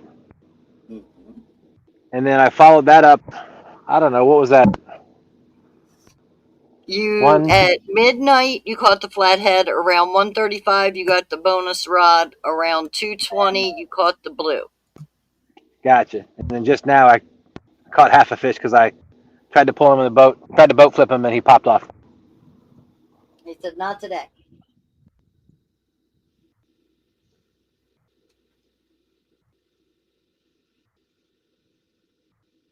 And he took my bait, thief.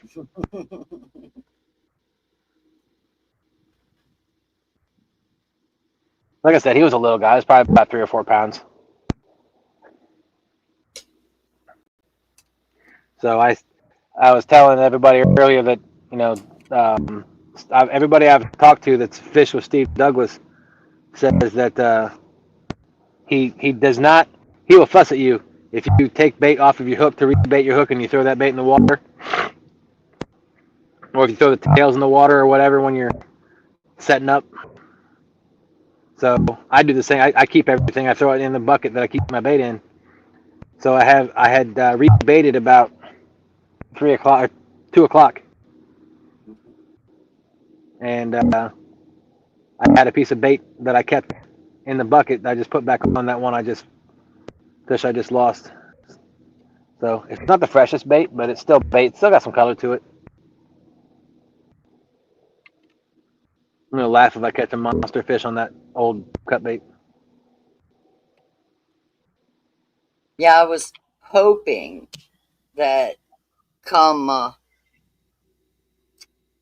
tonight or today, Eric was going to get another. Can you come in and work morning shift instead of night shift so I can be home to watch that whole 2v2? But I'm going to miss some of it.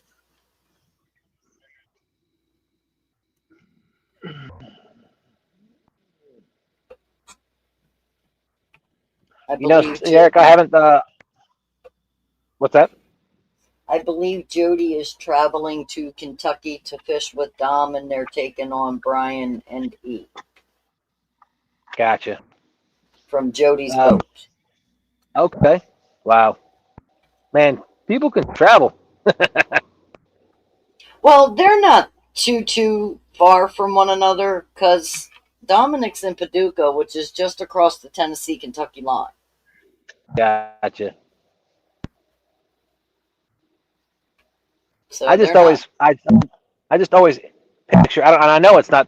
I know how it is, but I always picture Tennessee south, and another state between Tennessee and Kentucky. For some reason, in my head, that's how I picture it. All the time, so I sympathize with you. Eric said, "How is Steve doing?"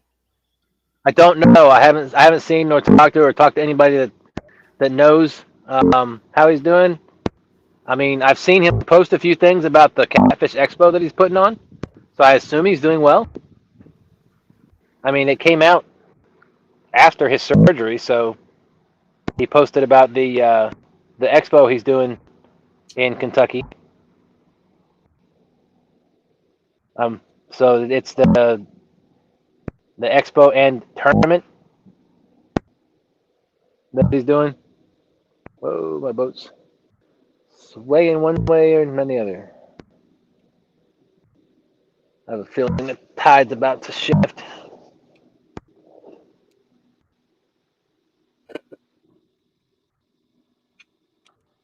But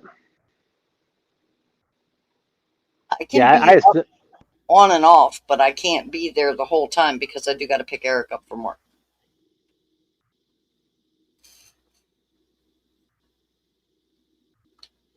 So, to your question, I assume he's doing well. I haven't talked to him, or I haven't talked to anybody that has talked to him, but I assume he's doing well.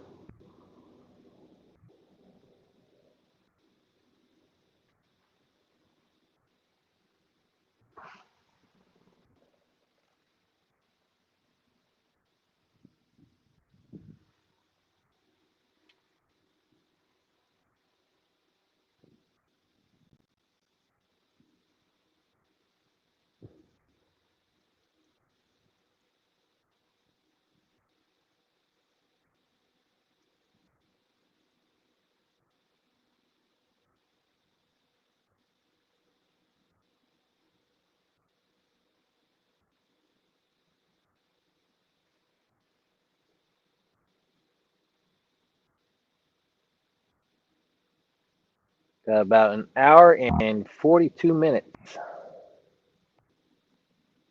50, 40, 52 minutes. I don't know. I'm tired.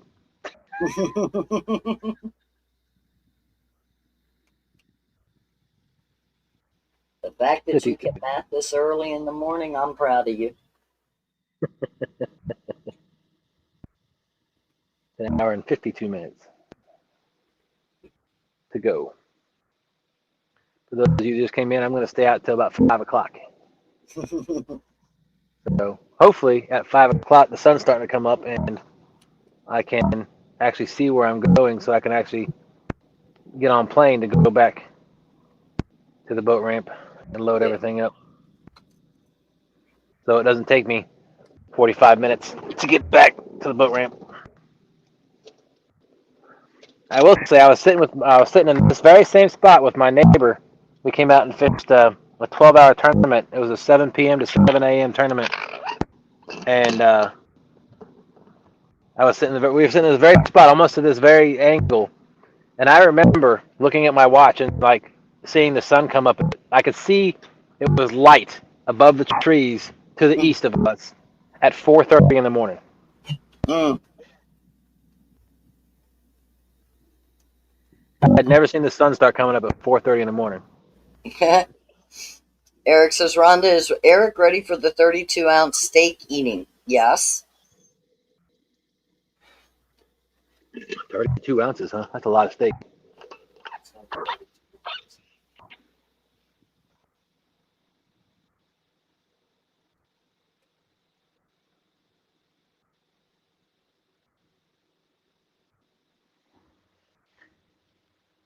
I thought he was going to ask me a difficult question. That was an easy. Y'all are just asking me to eat my normal dinner anyway, so thanks for making me eat normally. Oh, look who's awake. Yep. I've been awake. Yeah, he's just been sitting here quietly playing his VR games. Ah. Well, I didn't know you've been awake. I hadn't heard you. Yeah, y'all haven't been saying anything for me to get smart to. Oh, okay. But since Eric B wants to smack talk about steak, he had to get involved. Absolutely. Well, that would require me to say something smart, and I'm not smart. So Neither am I, so don't feel bad. I don't. I'm not smart enough to feel bad. I like him.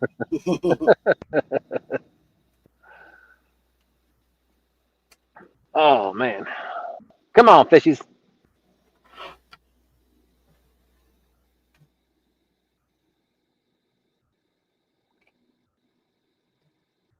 And Eric is so ready for the 32-ounce steak. There's a friend of his joining us who will also be eating 32 ounces of steak. Or at least trying. Or at least attempting. He probably won't do well. He don't do well no more. He gotten old. The kid's not even 21 and he's calling him old. Never mind. I'm going to go back to Diamond King.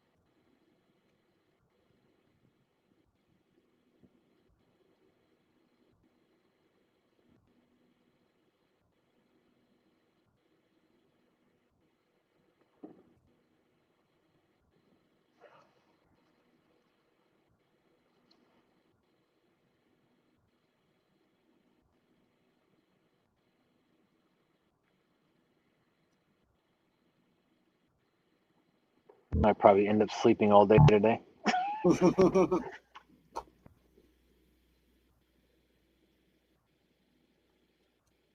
Are you doing all your cookouts and stuff on Monday?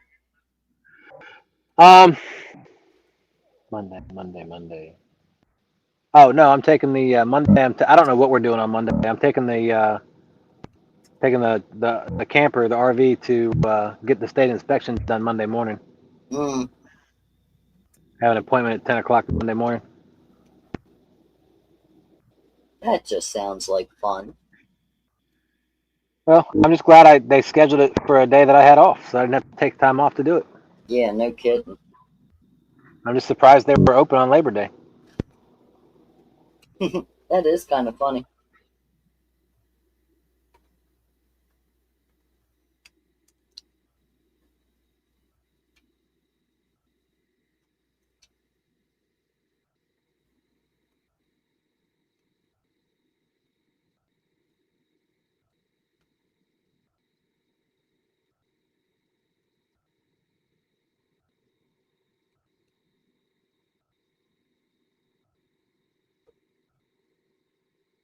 Come on, fishies. Where you at? Here, fishes, fishes, fishes.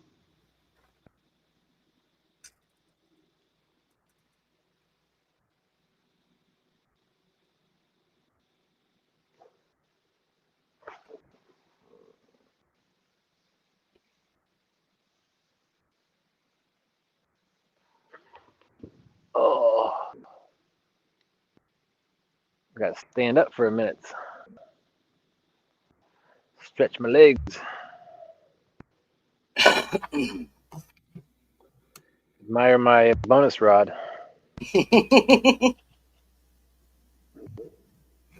I mean, I thought you could smell that from where you were sitting.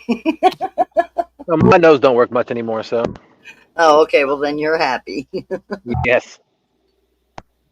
I'm extremely happy I don't have to smell. Well, you know what I think would have been funny is if this rod was one of the rod that Sean and I lost back 3-4 years ago.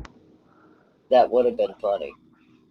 Because we were going down the river. Now we weren't in this area, but you know the tide goes in and out. So Yeah. who's to say somebody didn't lose this rod up by the city or down by Hopewell? It's hard to say. But I thought I was in my head. I'm like, wouldn't this be funny if this was my rod that popped out of the rod holder during the Winter Blues one year? Yeah. Oh, I just saw a shooting star. Hey. Make a wish. You'll never guess what I wish for. A fish. There you go. A big fish. Oh boy, oh Not boy. just any fish, but a big fish. Big fish. I'm about probably half a mile downriver from where Austin's wife caught her 72-pounder. Oh wow.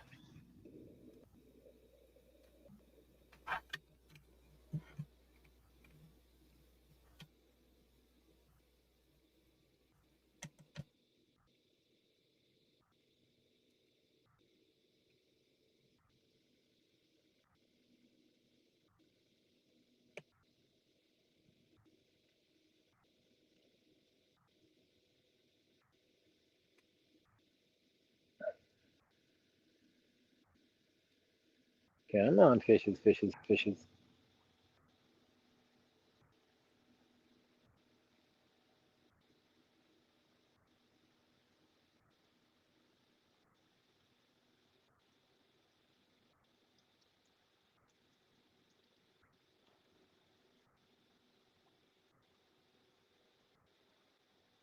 Yeah, it's kind of weird. I'm sure it's because of the contour on the bottom of the river, you know, constantly changing or whatever. But every now and again, when you look over, you know, the current's flowing downriver, but every now and again you look over and you see little whirlpools where the water's swirling, and that's probably why my boat keeps spinning or swaying from side to side.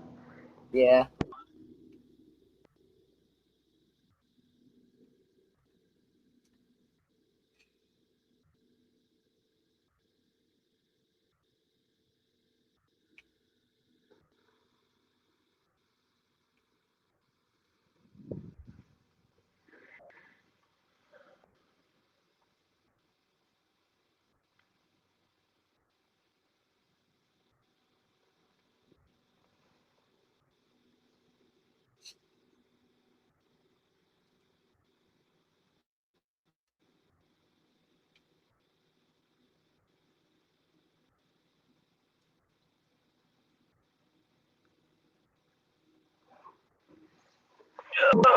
Oh,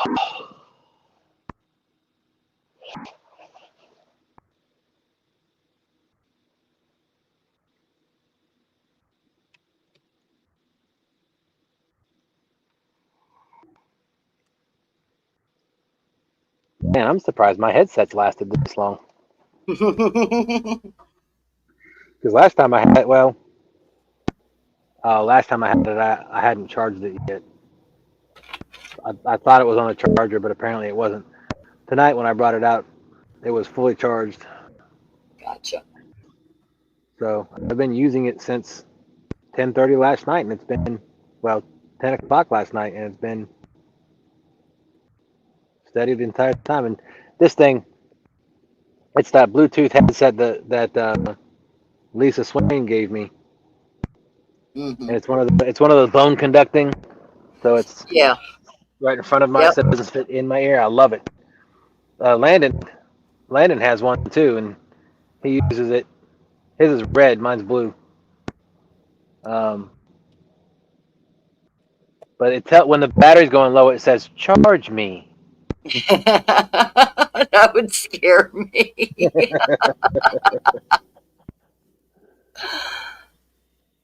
And then I think, if I'm not mistaken, when it shut off, it said goodbye.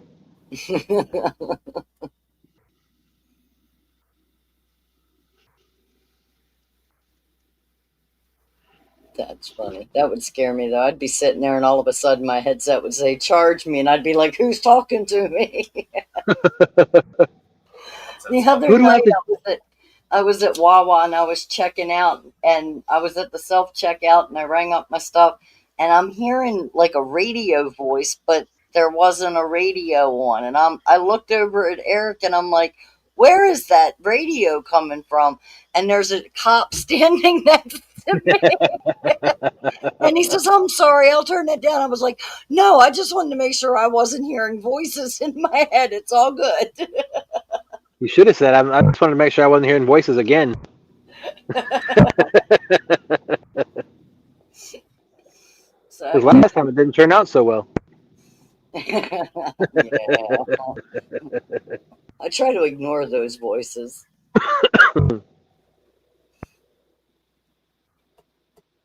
Eric B saying he loves everyone.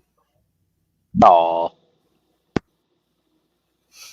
He loves me until my coffee starts working and I have questions, and then he doesn't like me too much because we end up on the phone for 3 hours trying to come up with a way to solve things.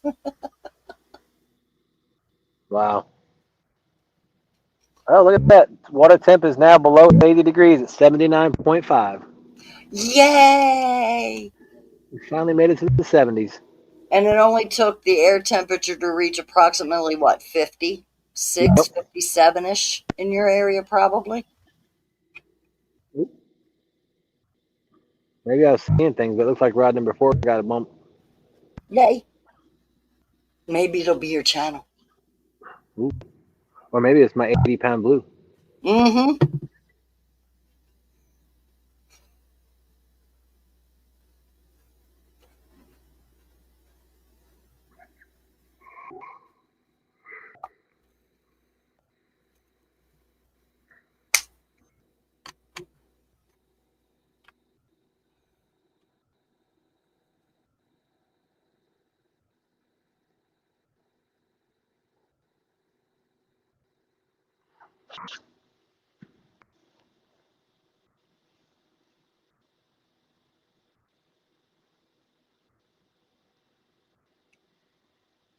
No, to answer your question for today, when I get home, we typically, my mother-in-law usually comes over on Sundays, and we do a family late lunch, early dinner type thing around 2 to 3 o'clock.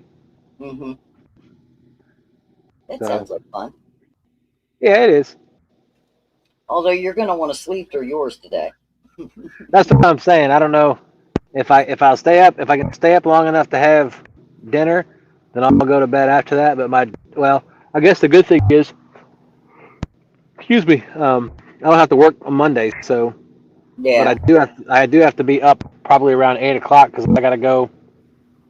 For The camper we store the camper about 20-25 minutes away from the house, and then I got to put the hitch in, get it set up, get the camper hooked up, and then I got to haul that camper about 45 minutes to an hour. About 45 minutes to the city to drop it off for its appointment at 10 o'clock. That just does not sound like fun. So I need to leave storage no later than 9 o'clock, preferably about 8:45. So that means I gotta get there at about. I gotta leave the house around 8 o'clock or 7:50. Yeah. Monday morning. But I have a feeling if I sleep this afternoon after lunch, I'll be up quite early Monday morning. Yeah.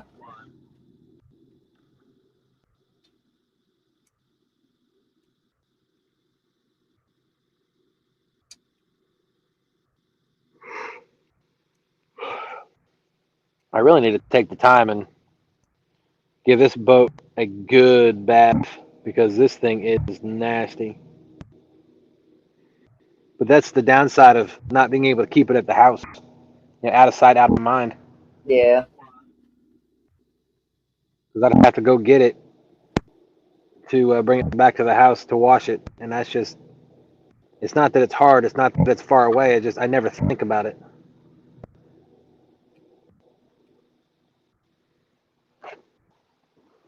Oh.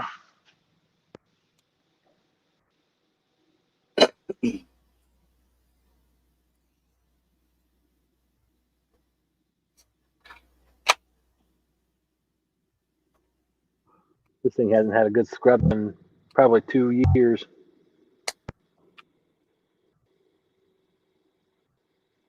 I may go ahead and invest in a wash down pump just to,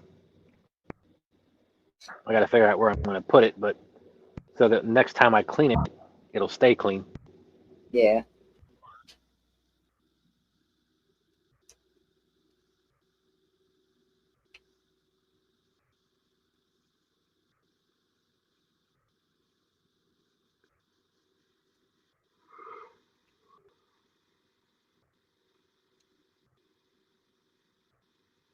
Come on, fishy fishies.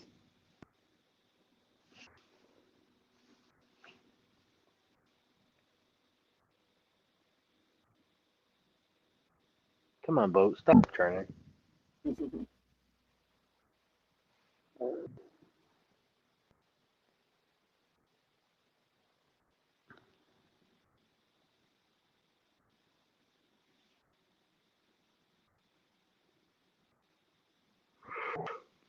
This thing's, my boat, the back of my boat's turning like 45 degrees.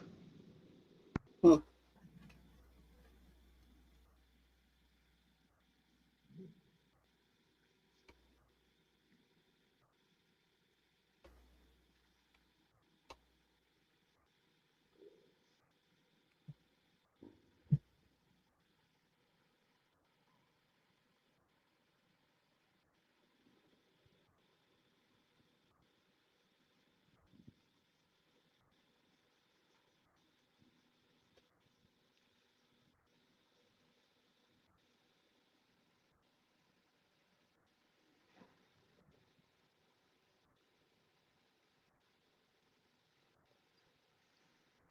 Wow, we still got, still got 10 people watching.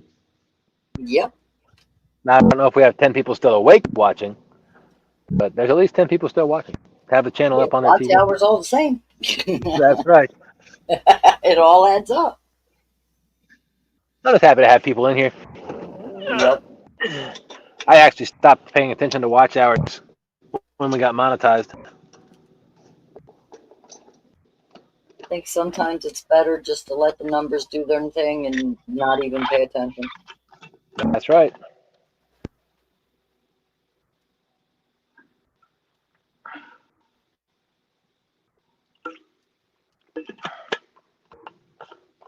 I don't even tell people to hit the thumbs up or like, share, do all that stuff because I figure if they wanted to do it, they would.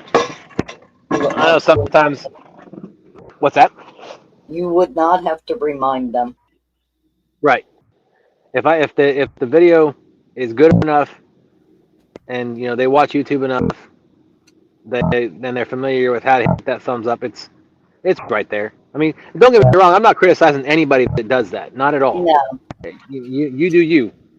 I stopped a long time ago asking people to hit the thumbs up, asking people to subscribe. I don't really pay attention to how many people we have watching. When I'm doing it, I just saw it and was surprised since it's 3:30 in the morning. We still had 10 people watching. I'm But used to it only because Ed does it on Wednesdays, and I'm usually up there with him and Linda. yep.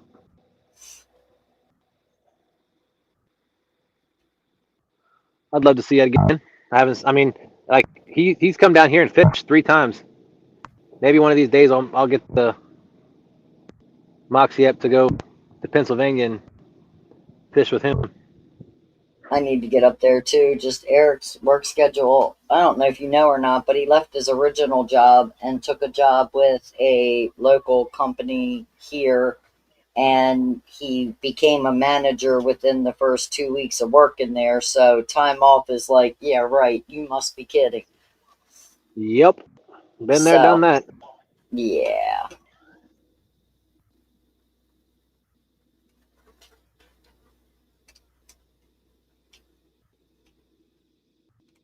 I haven't even been able to do like my farm visits for my jalapenos to make my hot sauce or anything this year, Wow.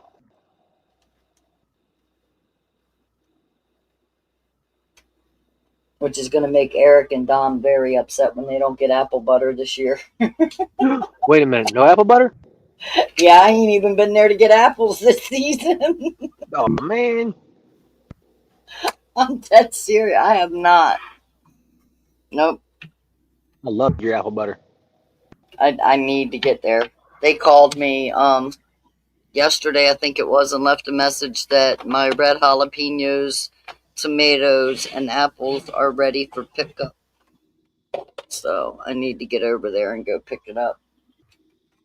I'm just not doing it on the tourist weekend. Not happening. Yeah, I hear you there. Everybody and their brother going to Ocean City this weekend. Nope, I'll stay home. Where do you get your stuff from? Over in just across the Maryland line in Delaware on 404. Okay. So if you go to Ocean City, if you normally stay on 50, right after it splits from the 30150 split, Mhm. there's the one college. Right after that college is 404, and that goes towards Rehoboth. Or you can take it over to 13 and cut out some of the towns off of 50, like Cambridge and all of that. Oh wow. So I just hit 404 and then go to just across the Delaware line. Like 5 or 6 miles into Delaware is the farm that I usually go buy all my stuff from. What was the catalyst to get you to go all that way to get it from them? I used to have friends that I visited a lot over in Delmar, Delaware. So Uh-huh. it was on my route, and I just used to stop there every year. And, on the way over, it was a place to stop and stretch your legs. And I'd get the kids some grapes or, whatever produce was on sale, and they could munch that on the ride. So Gotcha. that's how I found them.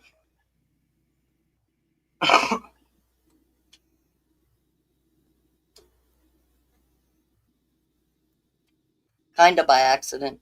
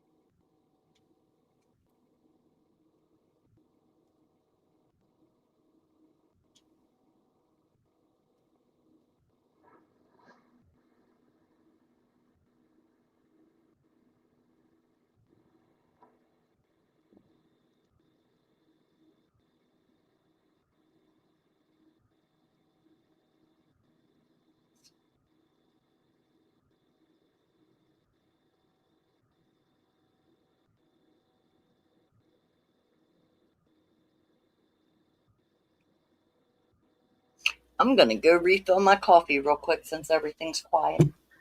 All right.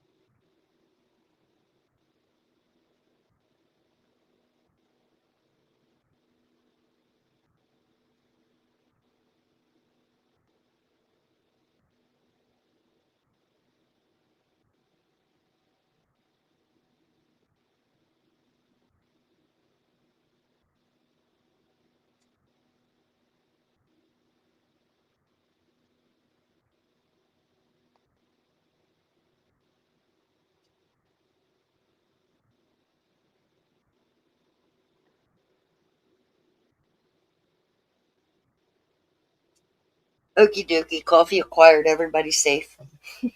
Okay, good. Yay! My death is postponed another 5 minutes.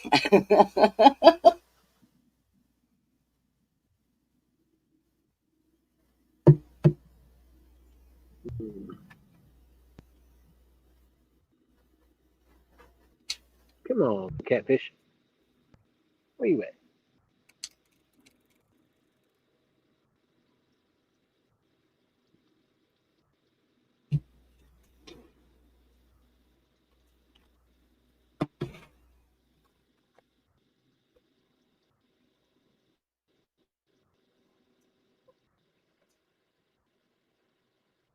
Water temp went back up to 80.1.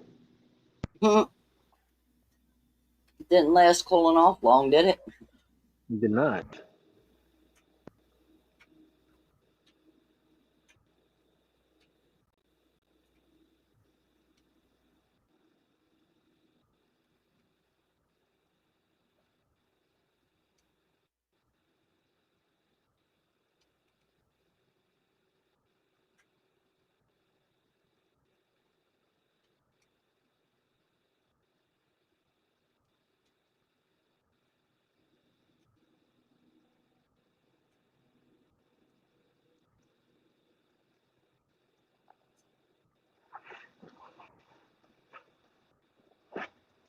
Oh.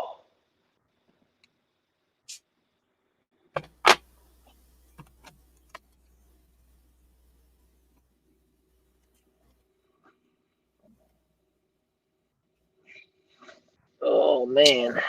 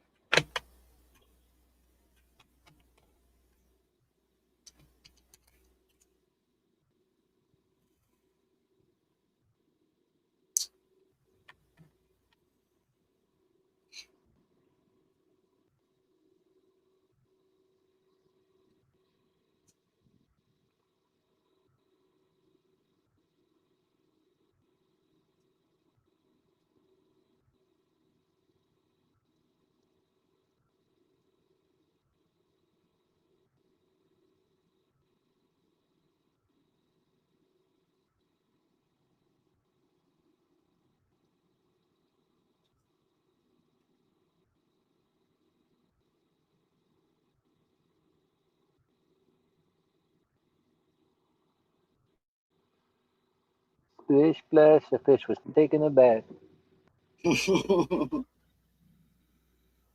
They still jumping around you?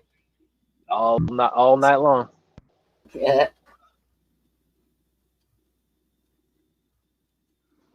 Yep, right there. Whatever that was right next to the boat. Mm-hmm.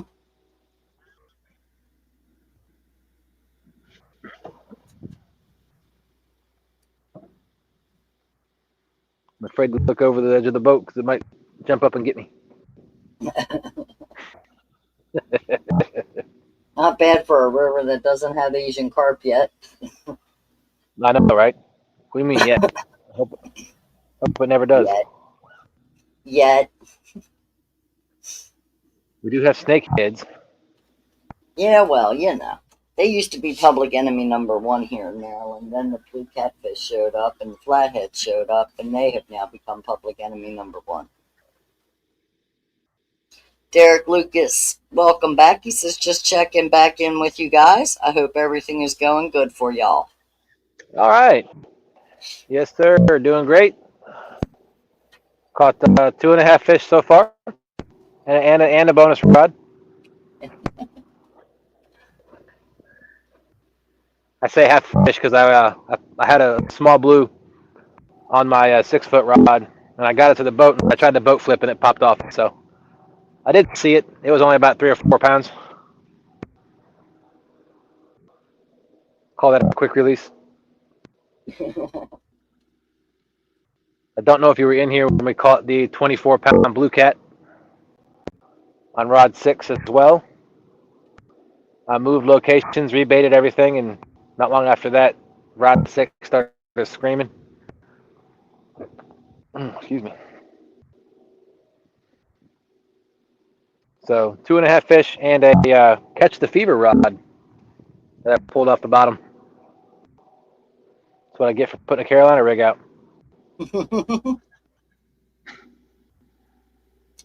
Never know what you catch with a Carolina rig.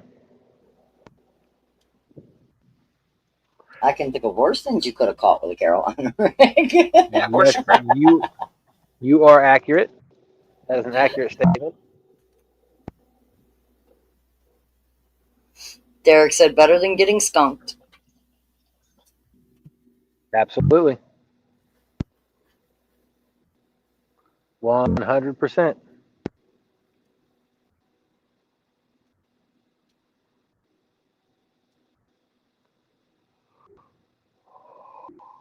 I mean, shoot, just the 37.5-pound flathead PB that I caught tonight was worth the trip. Yep. Everything else has just been bonus. All right, I think it's time to put my hoodie on. Getting a little chilly. It's chilly.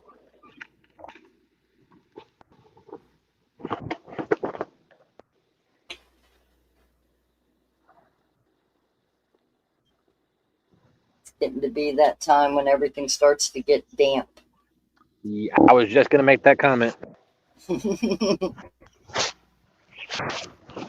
The outside of the hoodie is a little damp. But the inside, not so much.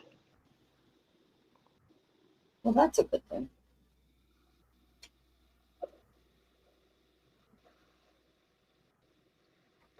Man, I'll tell you what, I went to the eye doctor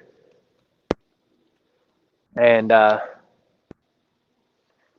he confirmed that I was old.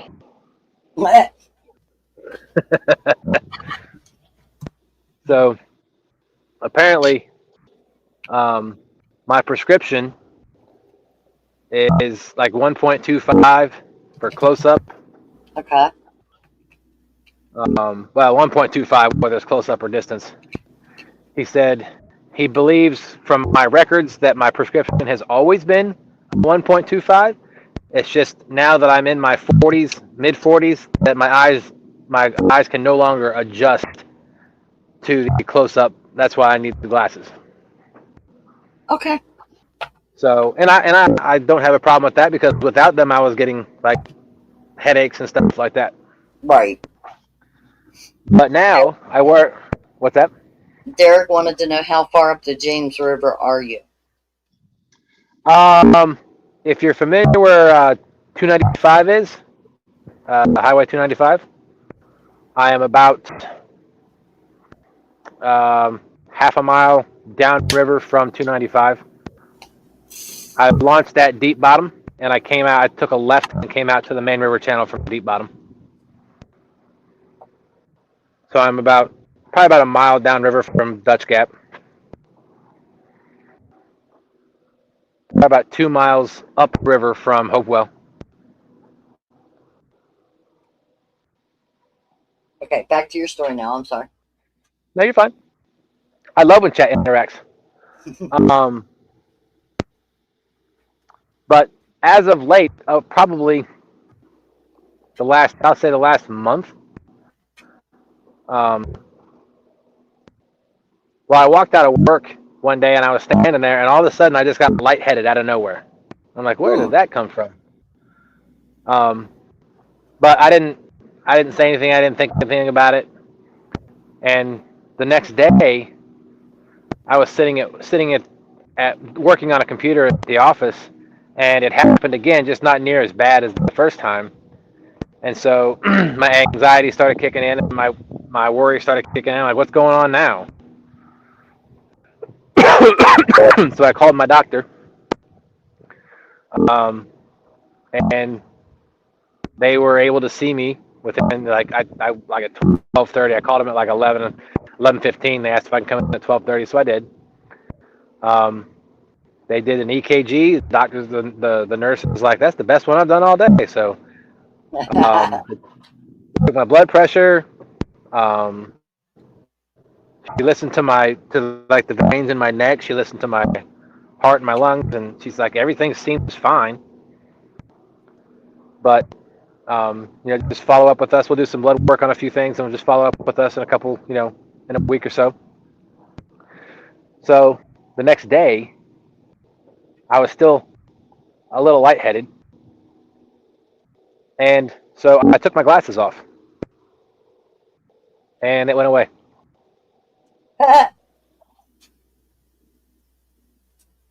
But I can't see close up without my glasses. Right. But I noticed today, because today I was getting a little lightheaded again today when I went to my friend's house. Mm-hmm. I think I've come to the conclusion that if I'm sitting still, like not doing much, I can take my glasses off unless I need to see something up close. Right. Good Because morning, if not, Stellania. if I keep them on, who's that? Good morning to Stellania. Oh, hey, good morning. Like, I'm not wearing And my glasses right now, and I'm fine. Derek said, "Oh, okay, I know exactly where you are, and I feel your pain as far as eyesight. I'm 45 years old, and I can tell my eyes are going downhill." Yep, I turned 45 in June, and almost to the day, my head started hurting, and I had to get glasses.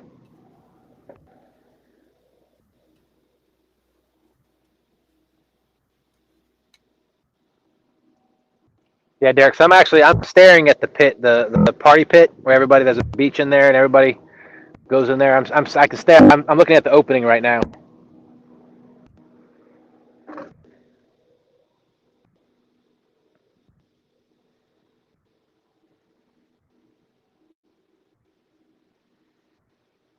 I was telling everybody earlier that um, I think my mistake I made for Top Cat and last week, like Top Cat was I think 3 weeks ago. Last week I came out.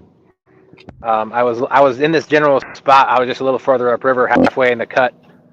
I think the mistake I was making was the water temperature was still too warm on the surface to be. I think all the fish were deeper.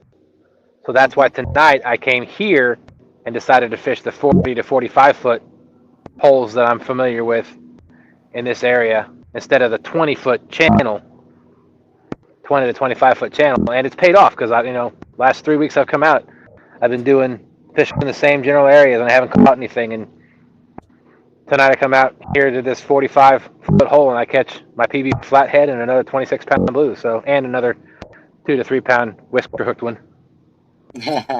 Derek said, "My So. wife always asks me, why do I look mad?" I said, "I'm squinting." Stellania says, "Y'all young bucks need to stop it with that old stuff. I'm 51. I'm only 6 years behind you.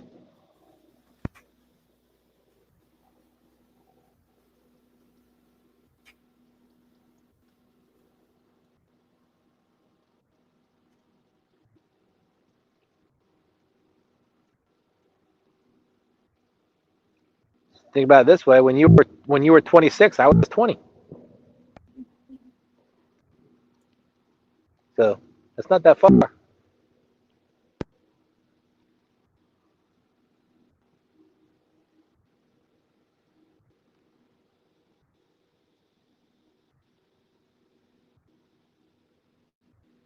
The breeze is starting to pick up a little bit. That's why I had to put my hoodie on.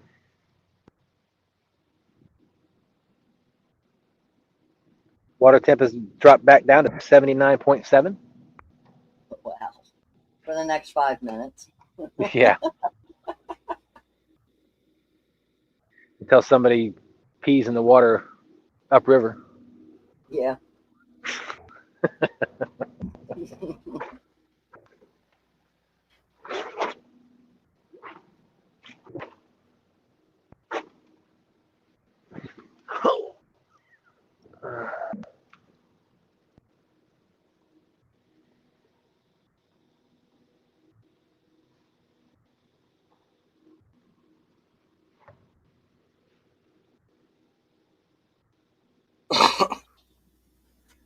Yeah, so I want to make some modifications to this boat. I want to take these seats, these seat cushions out, and then I actually see if I can point the camera down a little bit.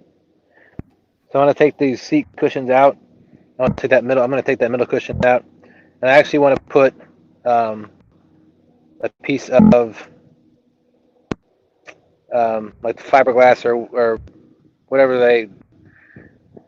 I was going to use a piece of or a piece of plywood, like inch thick weatherproof plywood, but I think a piece of I can't remember what it's called, but it's like decking material, the thick plastic decking stuff. Mm-hmm. Like it's on the floor. I want to put that in the place of these cushions, so that I can step up on that, and I can put two seats up there, and I'll be closer to the rods, and I'll be up a Right. little higher. I want to do that to the front too, and then that way I can actually add a trolling motor mount to the front, and not have to drill into the boat itself. Still says So, only six younger, but talk like you're 15 years older than me. well, there's probably a reason to that.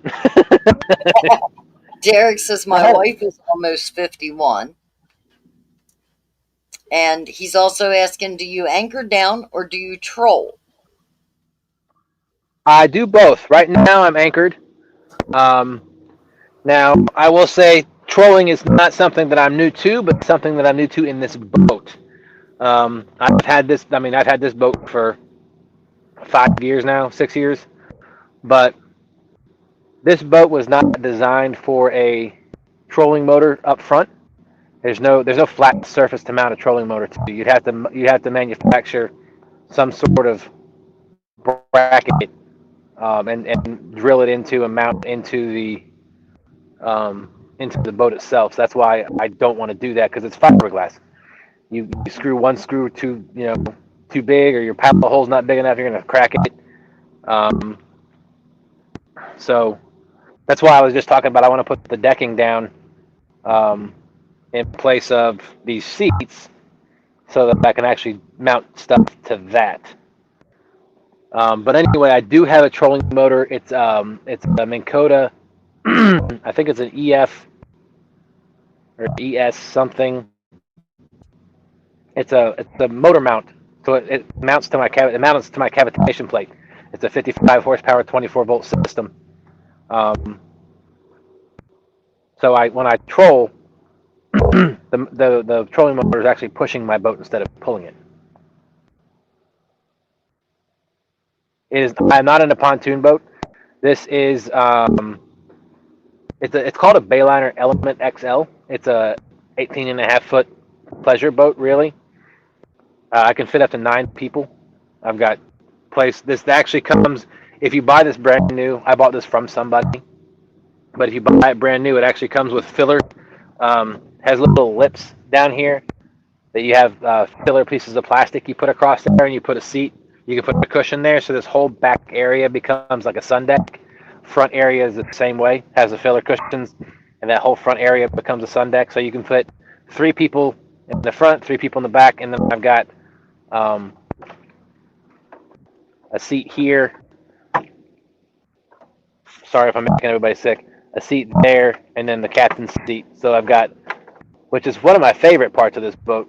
I've got 2 seats to my left that are both sitting facing me, so I can have a conversation with them while I'm sitting in this seat. So anyway, I say that to say this is not a pontoon boat, but it's kind of the mix between a deck boat and a V bottom.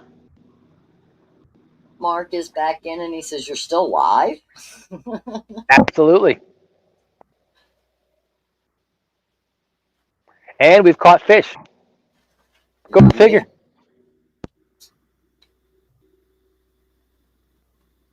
Mark, you'd be happy. Did you see the flathead I caught?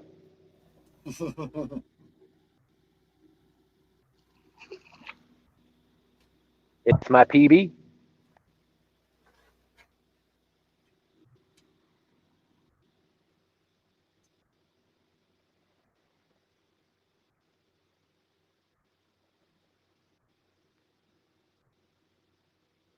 Still's asking where are these other people at. I guess he's saying me. I'm in the background just reading chat for Dustin. And since Dustin's the only one fishing, we have him on full screen. Yeah, Anthony and Travis and Anthony's youngin left at midnight because she needed to get to bed. Of course, she didn't go to bed till probably go to sleep till like 1 o'clock. But Yeah. I decided I was gonna stay out all night anyway. That was always the plan. Always the plan. So like I told my wife, I said I'll probably just keep, instead of creating a new live, I'll just keep this one going. That way, if she wakes up in the middle of the night, because she has my live playing in bed on the TV. So if she wakes up in the middle of the night, then I'll still be up on the TV. Right. So there is that.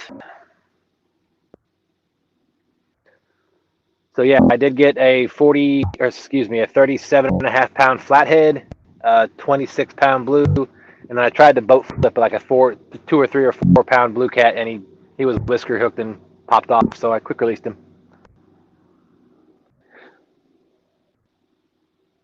Oh, and I caught a bonus rod. I caught a catch the fever heavy rod with what looks like an Abu Garcia reel on it. They're trashed. They've probably been in the river for years. But I'm going to take it up to the boat ramp and throw it in the trash can. Yeah, it is a dandy flathead, Mark. It is. It was a nice catch. It was a beautiful fish, and the head on that thing was huge. And I caught it on one of them there flasher rigs, from Fat Boy Rigs.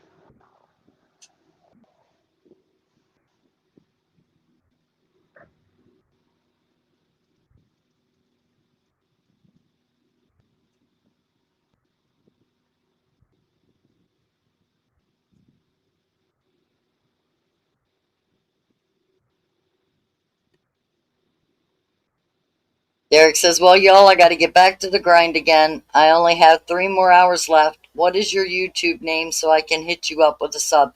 Derek, I'm not a content creator. I just come in and read chat for those who are fishing just to help them out. So I'm not worried about it, but I appreciate it. Thank you. Appreciate you coming in, man. Hope you have a fantastic day.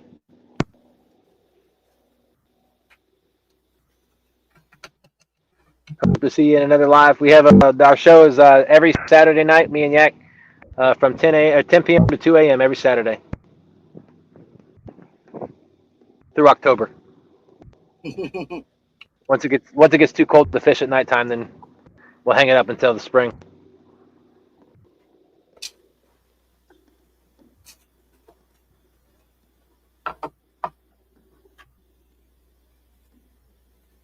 Because the wintertime is more of a daytime fishing trips. Mark said, yeah, I have a bunch of those little line lights. Never use them. I keep it simple. Yeah, I just bought the flasher rigs from Kevin, but I did get a pack of the rigs, and I actually added one to my Carolina rig. So I put the hook, a little bead, and the flasher, and that was it.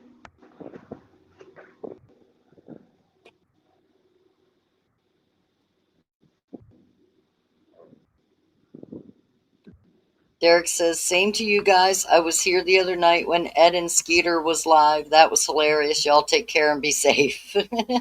You too.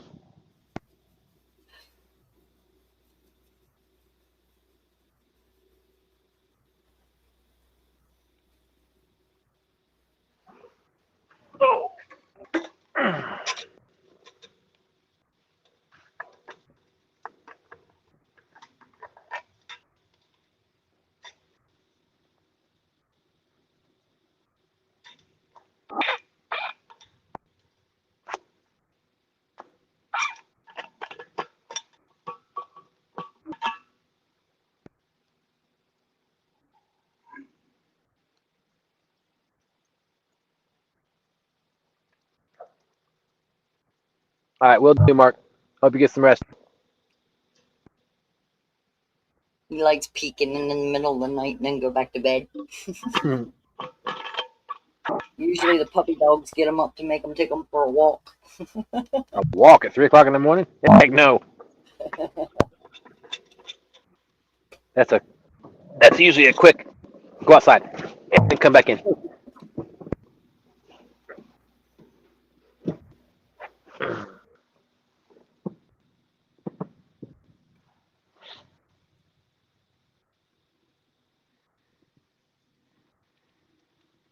Oh, well, sorry about that, Mark. He said not this time. It was my back. Oh, sorry to hear that, man. I hope it feels better soon. Get some rest. Back pain is the worst type of pain. Yes. I remember when I was dealing with my L5. Because my L5 is half of what it should be. Just the deterioration over the years of military and all the abuse in sports and stuff. But when I was going through the most pain I was dealing with there was one time I was helping with horses with my daughter, and my wife brought Landon up there to go do his riding lesson, and I tried to do that kind of that slow motion run with the hug type thing with Landon, and I took like 2 steps and my back locked up and I couldn't move. Ouch. Oh, that hurt so bad. I bet. He's just getting old sucks. Yes, it does. Mark. Yes, it does. No, it sucks.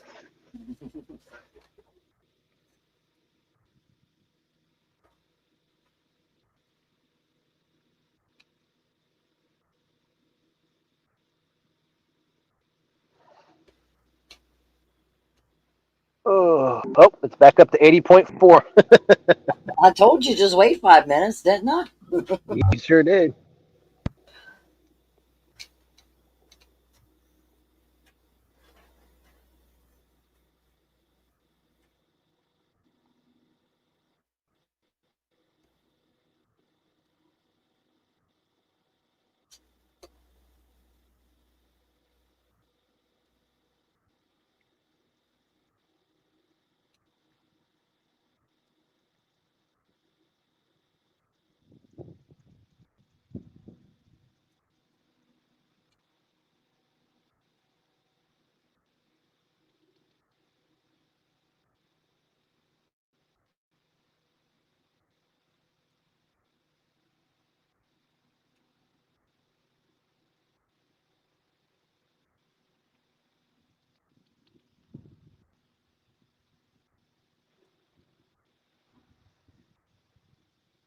I got 58 minutes.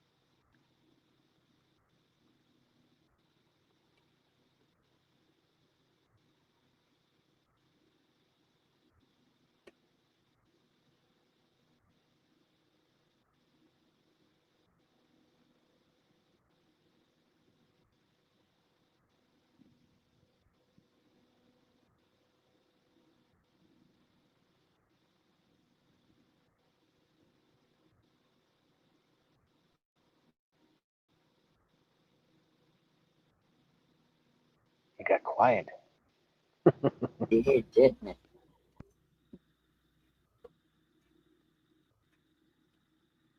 Come on, let's break the silence with a fish on. I'm just waiting to hear it. I'm just waiting to say it.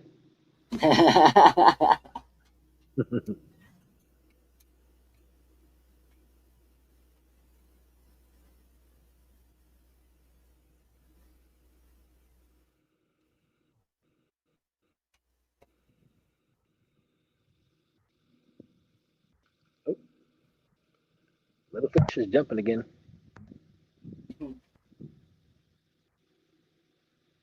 They're everywhere. They're everywhere.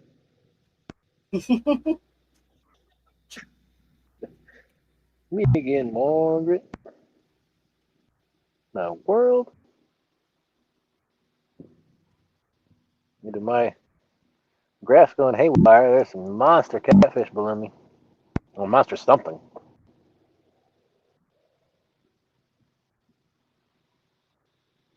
That'd be sturgeon.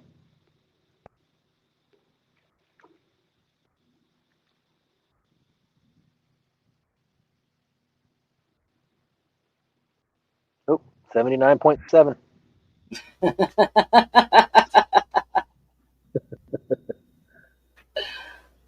Call that a yo-yo. I think it depends on which way the wind's blowing today. Yeah, that's true. Because it's 79.9 again. Oh, 80.1.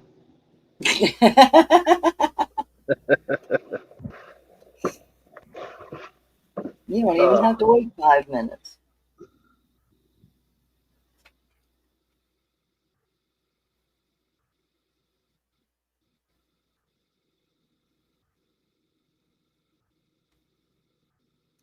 The tide has really slowed down. Well, it's about that time, isn't it? Yep. About, what did we say, about 5 o'clock? Yeah, because when I looked it up, I said it said about 6 hours and 46 minutes from then, and that was pretty much right around 11-ish. Yep.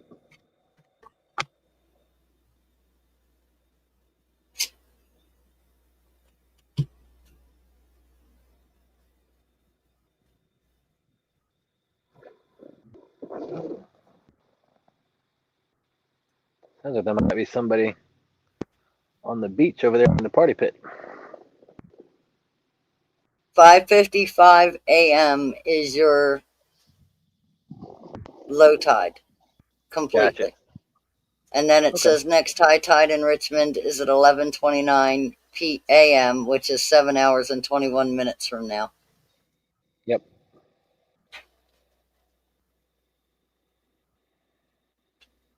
That makes sense.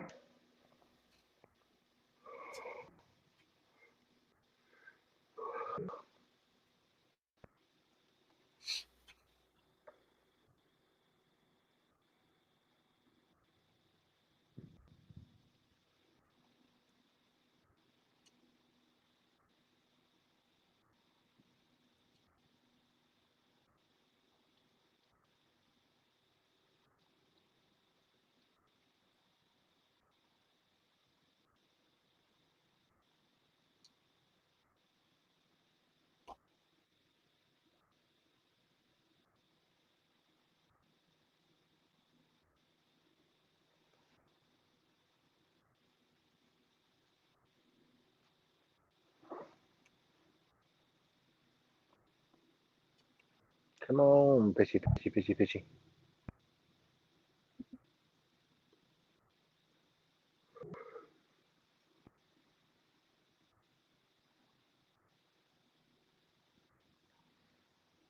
I can tell the night sky is getting a little bit lighter.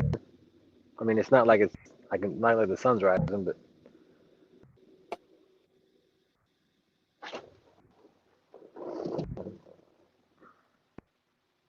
maybe not. Maybe that's just the city in the background. Yeah.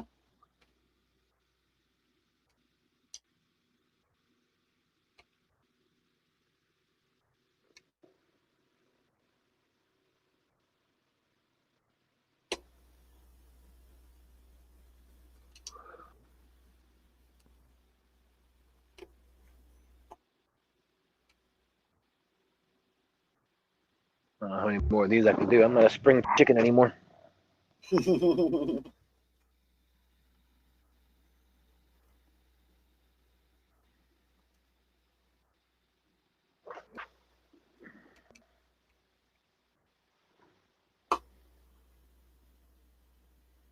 Headwall fishing. Good morning, ladies. Good morning. Now that's weird. I don't see him in my StreamYard side, but I see him on my YouTube side. Huh. Hope you all had a fantastic trip to Florida. I know I looked at a lot of the pictures y'all posted.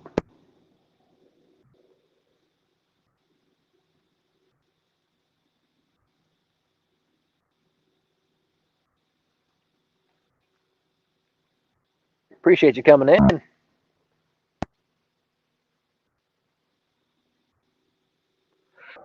We have at about midnight, excuse me, caught a nice flathead. About 2:30-ish. Was it 2:30 I caught the rod? That was about a 1:30 that you caught the rod. 1:30. 2 o'clock when I caught the 26-pounder. Mm-hmm. The blue. And then I don't remember what time it was, but I caught another one. I tried to boat flip him and he popped off. That was about a 4 or 5. 3 a.m. Okay. Yeah, that was about a 4 or 5 pounder.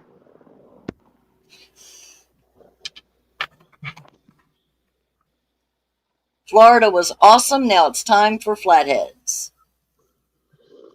Yeah, go check out the. If you go back in the video at about midnight, you'll see the nice flathead that I caught.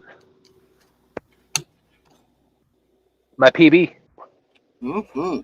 It was awesome.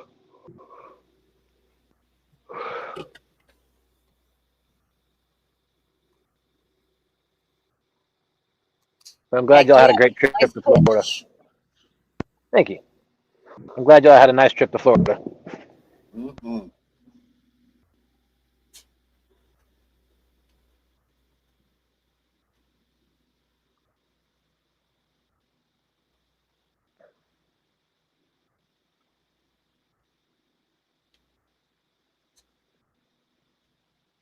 Trivia question. Can anybody tell me what the flattest state in the United States is?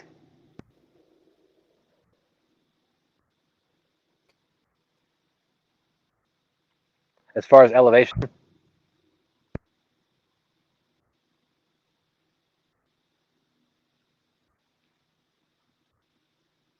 Mm-hmm. Rhonda, do you have a guess?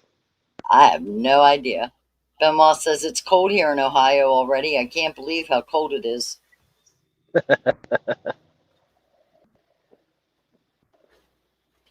Well, most people would answer Kansas or Nebraska to my question about the flattest state, but that's not true. It's actually Florida. Really? Yes, it is. The flattest state in the United States per elevation above sea level.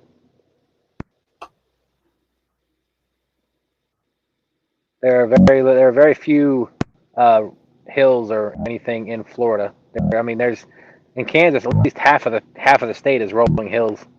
There's no mountains, but there's a lot of rolling hills. But Florida has nothing. That's true. But they got Orlando. Yay! I'm glad somebody's happy about that.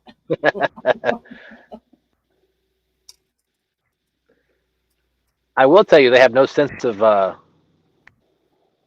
distance in Florida. I believe that. My uncle passed away. He lived in Homestead. I want to say Homestead. No, Sebring. He lived in Sebring, Florida.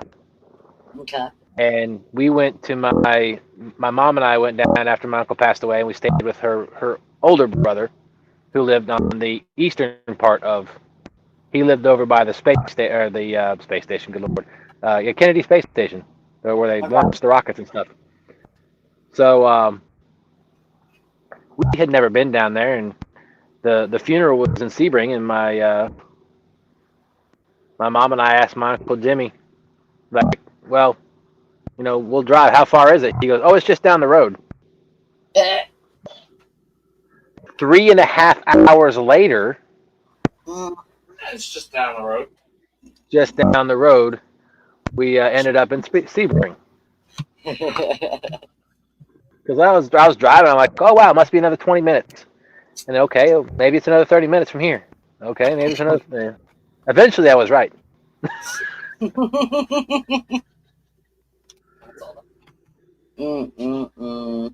because Sebring is on the western side of the state.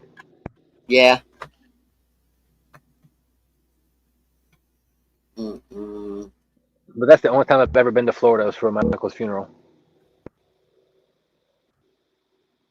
I went once, and it happened to be during love bug mating season, and I will never go back again. Ever. That as bad as the mayfly hatch? Oh, you cannot go anywhere that has lights turned on without eating them. They are, Ooh. I mean, they're just everywhere. Yummy. And it's not just, one flying around, it's balls of them mating in air. And you got to try to like pump gas while that's happening. It's like, no, never again. Y'all can have them.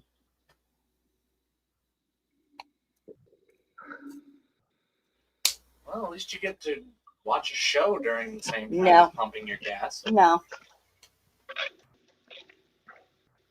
Just don't breathe. Yeah. Don't breathe. Don't open your eyes. Hold your nose closed. That's when the perfect time would be wear a mask and some glasses. I mean, the least the family members that we were visiting could have done was warn us. Maybe we could have come That is more true. prepared That is true. with like a beekeeper mask or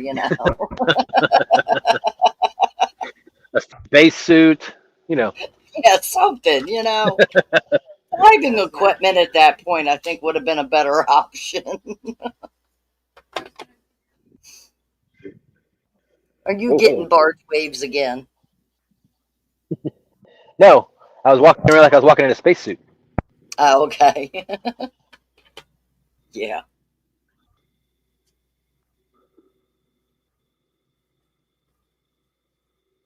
Come on, fishies. Take a snack. No nibble.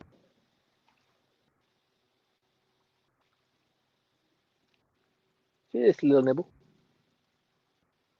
I even cut it up into bite-sized pieces for you. Because I'm a nice guy. Well, I will say that the water looks a little bit cleaner since the tide's been going out for 5.5 hours. Not as much debris. Yep. There's still some, but not near as much as there was. And then it'll flip, and we'll do it all over again.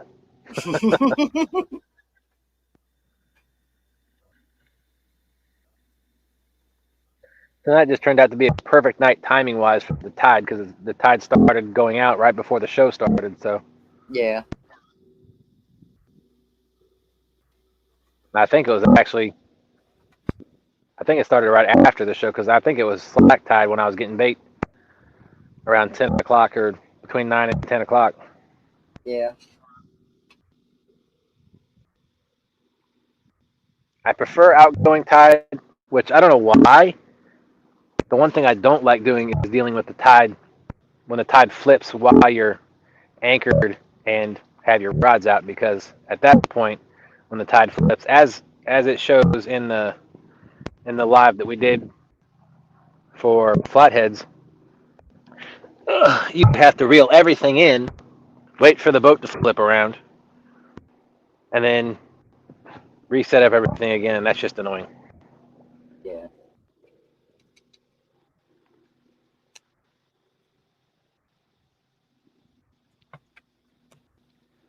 Unless you have spot lock, then if you have spot lock, you're good.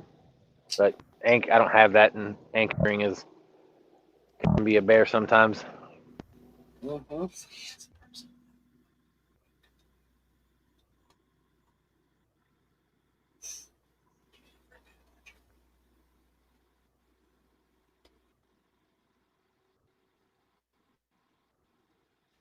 Wonder how my little froggy friend is doing. Have you seen your froggy friend lately? I have not. I'm sure he's still on the boat somewhere. Unless he was trying to be brave and decided to swim for it. That's what I was wondering. Did he actually, take the plunge, or did he actually hang on? I don't know. I guess I'll find out when I get back to the ramp. I don't see him, but that doesn't mean anything. He could be down on one of the back steps or Yeah. up on one of these straps or cables. Him's hiding. He's probably taking a nap. All right, 40 minutes. 40 minutes. Man.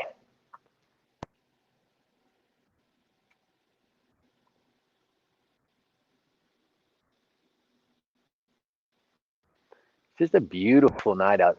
Beautiful morning. Not a cloud to be seen. All I see is stars in the sky. That's cool. Maybe there's some clouds now. Like, no, either that or it's just wash out from the light. But it's cool enough where I'm wearing my insulated coveralls and I'm comfortable. I'm not warm per se, but I'm comfortable. Right. It's cool enough out where I'm not hot in these things.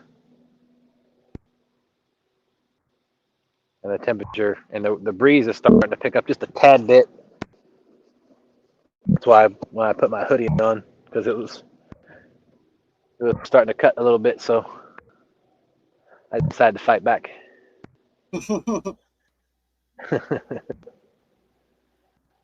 Oh. Actually, can't wait to get home to get off my leg. My knee's starting to hurt a little bit.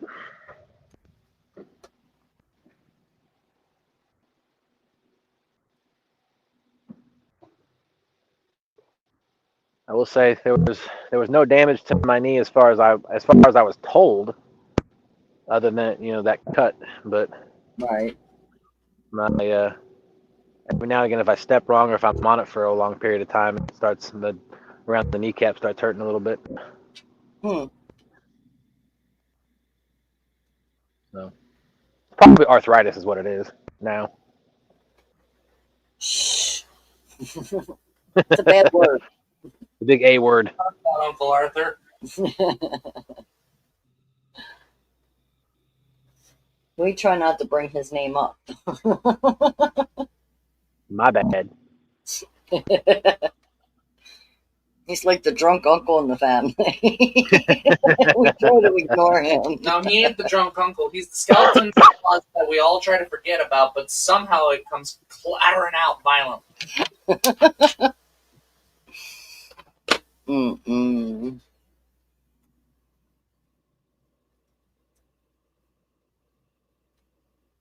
Oh, I think I see Mars. Bright red star in the sky. Cool deal. Just over the trees.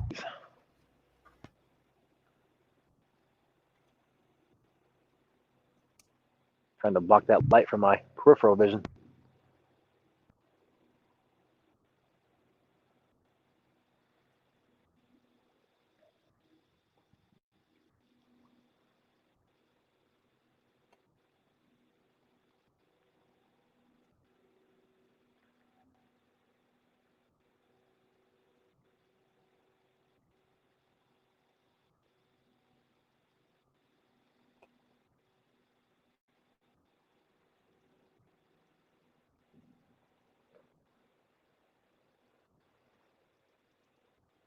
I was just thinking about this. Another reason I like having this trolling motor and these extra batteries is because if for some reason my starting battery were to die because it drained or whatever, I do have jumper cables with me that I use to connect my 24-volt system. I always just connect one of my good batteries to my starting battery and jump it. There you go. Sounds like a plan to me. Where there's a will, there's a way. Yep, yep. I had to do that with Sean's boat. We went out, we launched the boat, and I went to I always get in the boat, and when he launches it, that way we don't have to like tie the rope to it or anything. And me and Ryan were in the boat, and Sean pulled away and went to park the truck, and I went to start the boat and it wouldn't start. So he went back up and got jumper cables, and we used his trolling motor batteries to jump his starting battery. Oh boy, oh boy. So now he brings his jumper cables every time he goes out on his boat, just in case. Good idea.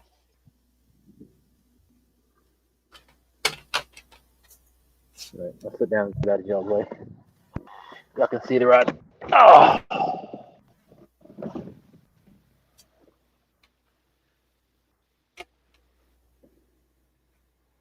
35 minutes.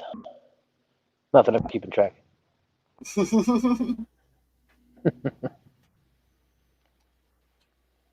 I didn't think you were.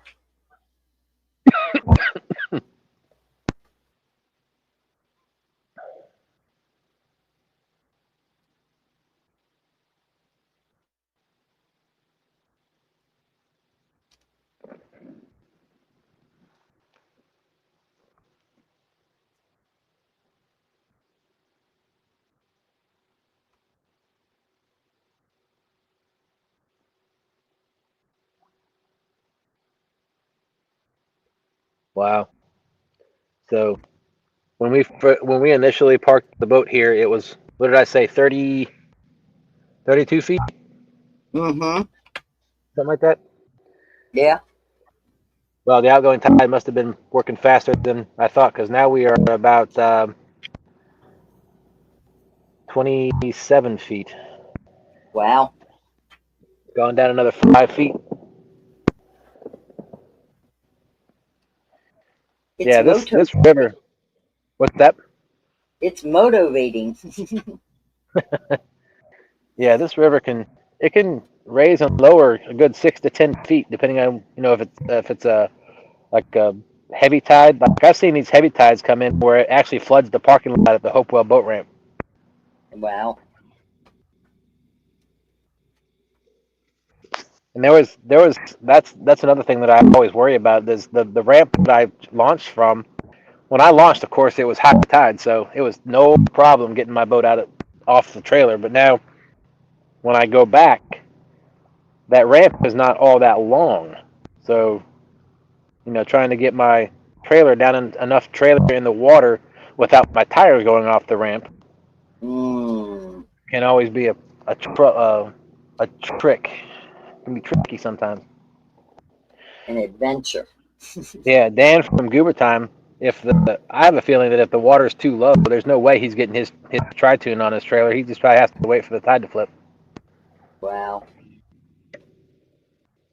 There was one time I had only half of my trailer, only half of the bunks were underwater. I had to muscle it up onto the trailer because there just wasn't enough water on the ramp to get the boat up.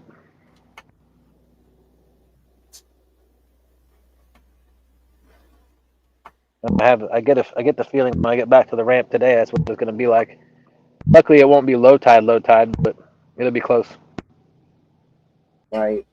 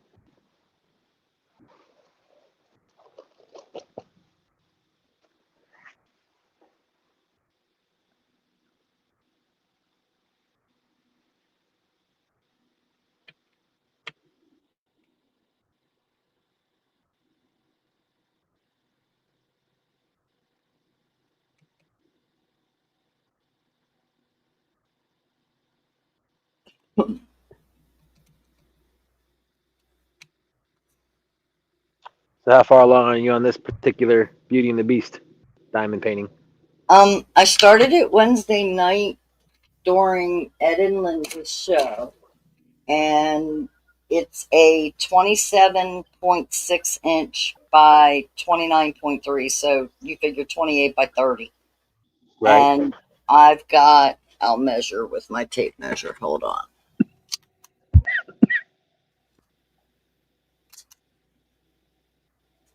I'm about 10 inches in completed. Okay. From left to right, and it's longer than it is wide. So, Gotcha. but I'll send you a picture of how much I've got done versus what the whole painting looks like. Okay. So do you like glue the diamonds into place, or? Well, the pattern itself has, okay, think of a paint by number, Right. and then take double sticky tape and put on top of it. Gotcha. And then I would put the drills where the numbers match. Right. That's the best way I can describe it. Gotcha. And when they first started out, that is legitimately what they did. They took double-sided tape or, the two-sided sheets like that. Right. And that's what they put on top of pictures and then put the numbers in for you to be able to diamond paint it. Gotcha. And now they have a certain glue that when it dries, it's tacky. And that's the glue that they use now to glue it down. Okay. Does it stay pretty solid once you put the piece on? Yeah, that alien tape? Mm-hmm. That's what it reminds me of a lot. Gotcha. Because it's that real sticky, but if I take my fingernail, if I scrape it, it will come up off the painting and you can roll it up almost like when you get a mailing that has that sticky stuff on it to hold the flaps Right. closed. Right. It kind of balls up like that. I gotcha. It's weird because my cat loves it. If I'm not working on my painting, I have to roll it up. If I leave it exposed in any way, shape, or form, he will lick the glue and or the diamonds off of the painting. Oh, interesting. I don't know what it is in it that he is attracted to, but I have to hide it.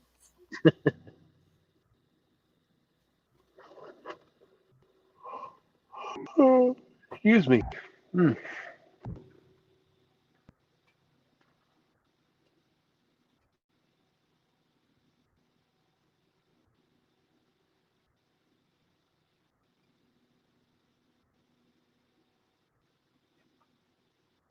If my fingers would work, this would have been already sent.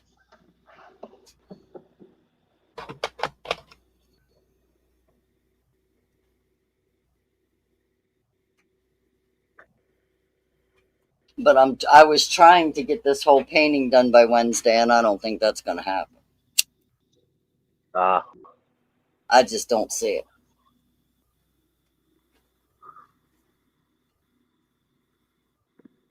Because I've been working on it 4 days, and I'm only a third of the way into it. And the only other painting that I've done that's even close to this big was the Last Supper picture I did for Chrissy. Oh, wow. That one's 5 foot tall. Holy cow.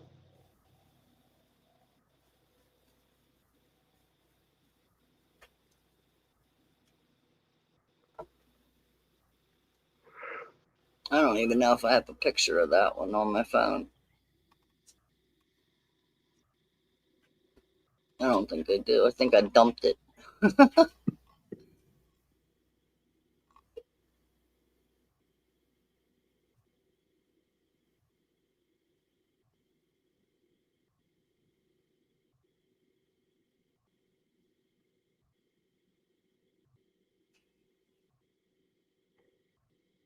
I just looked at our temperature here. It's already down to 55.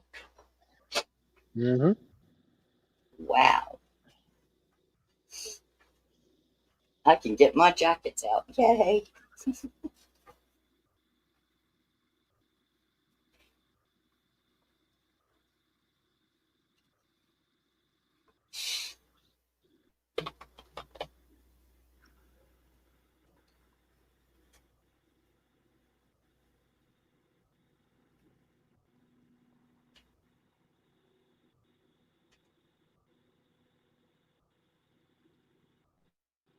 And I never sent you a picture of the grandson either, did I? I don't think so. I'll correct that. Okay. You can meet Mateo. Oh.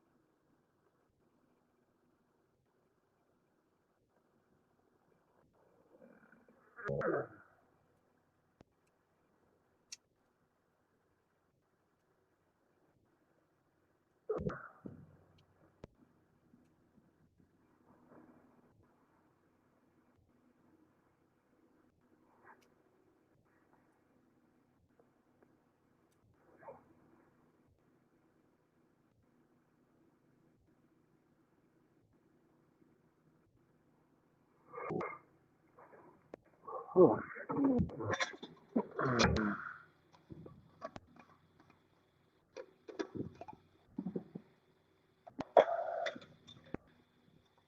Coffee time. I hear the coffee thermos. Yes, ma'am.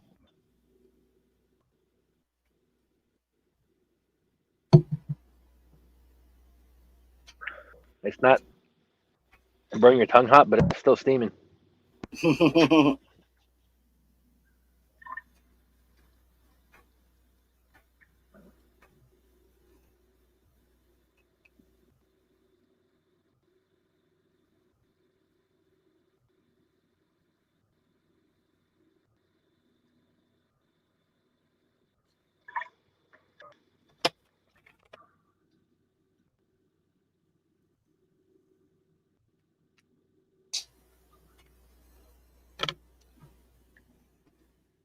Here's some gooses.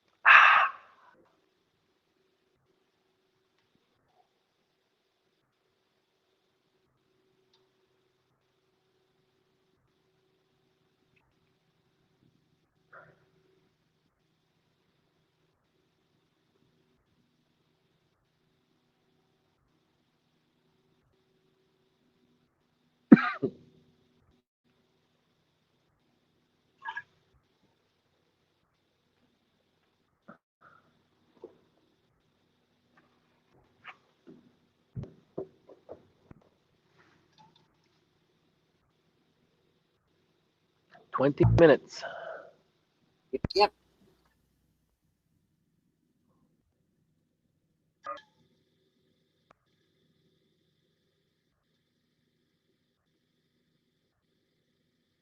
Can you see the steam coming off that? Very faintly, but yes.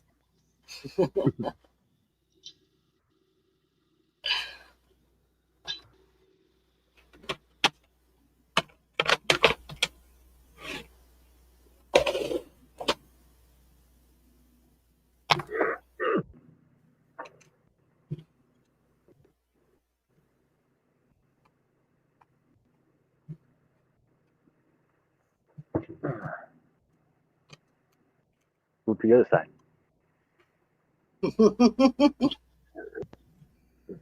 Now you're gonna mess me all up. I'm gonna think you mirrored your camera or something.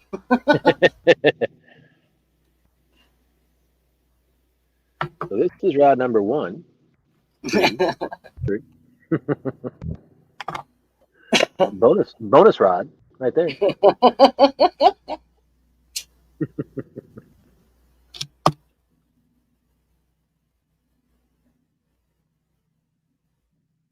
So the flathead came off of rod number 4, and the blue came off rod number 2.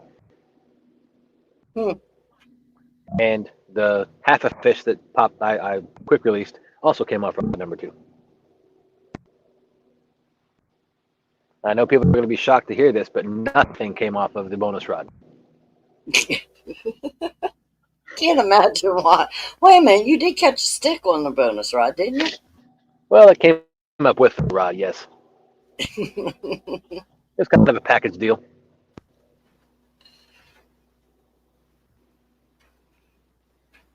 Coffee's all gone. Uh-oh. Yeah, I'm all right. I'm awake now. That would be the end of the world for me. I'm awake until I go get in my truck and I start driving. I'm like, oh, I'm tired. How far are you from home and all of that? Oh, the good thing about everything where I'm at is it'll take me 30 minutes to get from the parking lot of the boat ramp to drop off the boat and then to my house. Oh, well, that's not too bad then. No. I don't like it that I can't keep my boat in my driveway, but Let me guess, HOA. Yep. Oh. I know, big surprise, right? No, not at all. But the good thing is that storage location is so close to where I from the storage location, I can be to any one of the boat ramps that I want to get to within 30 minutes. Oh, well, that's not bad at all then.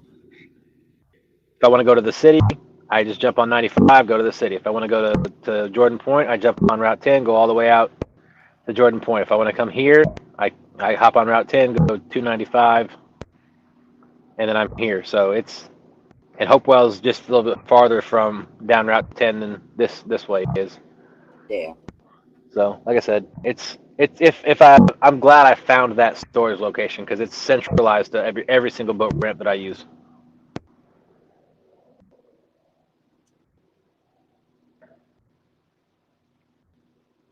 Makes life easy. It does. Like I said, the downside to the being in storage is I forget about it. Like I wanted to charge the trolling motor batteries because they're in the boat, but I didn't have them with me because they were in the boat. Right. Of course, I want to clean it, but it's in the storage location. So, and catfish slime is not easy. It's like I just can't take it to a car wash, and I've tried and scrub it and use the power wash. It just doesn't come off. You have to get on your hands and knees. I will put something together for you. I got to find a container that will either make it through the mail or time to drive it down to you. But I make my own detergent, and catfish slime is one of the things that it wipes out. Oh, nice. I even had Dom test it on his catfish slime rags and clothes, and he called me and he says, all right, how much can you make and when can I get it? And I said, why?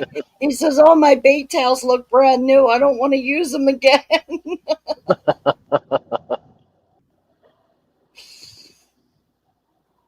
I would love to be able to use some sort of foam that I could spray on, let it sit, and then spray it off, but I don't know if that's even going to work. Well, this is a gel that you can water down and spray on and wipe if you need to, but you can use it full strength as the gel and cleaner type of deal, or you can water it down 3 parts water to 1 part of the detergent and use it as a cleaner in water. Gotcha.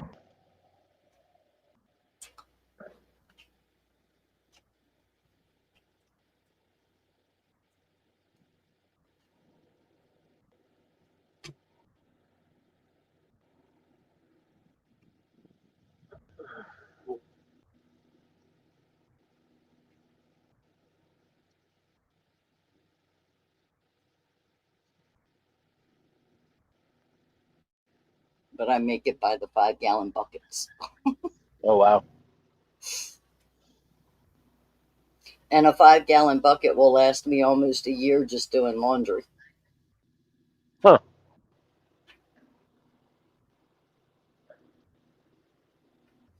So you use it in your washing machine then? I that's why I started using it, was laundry detergent. I had a rash that nobody could figure out what it was. So they're like, well, cut this, cut that, cut this. So I started making my own detergent, figuring I know what's in it. I know I'm not allergic to the stuff that's in it. So that's why I started making it. And I just happened to find out how good it worked on catfish slime when I went fishing.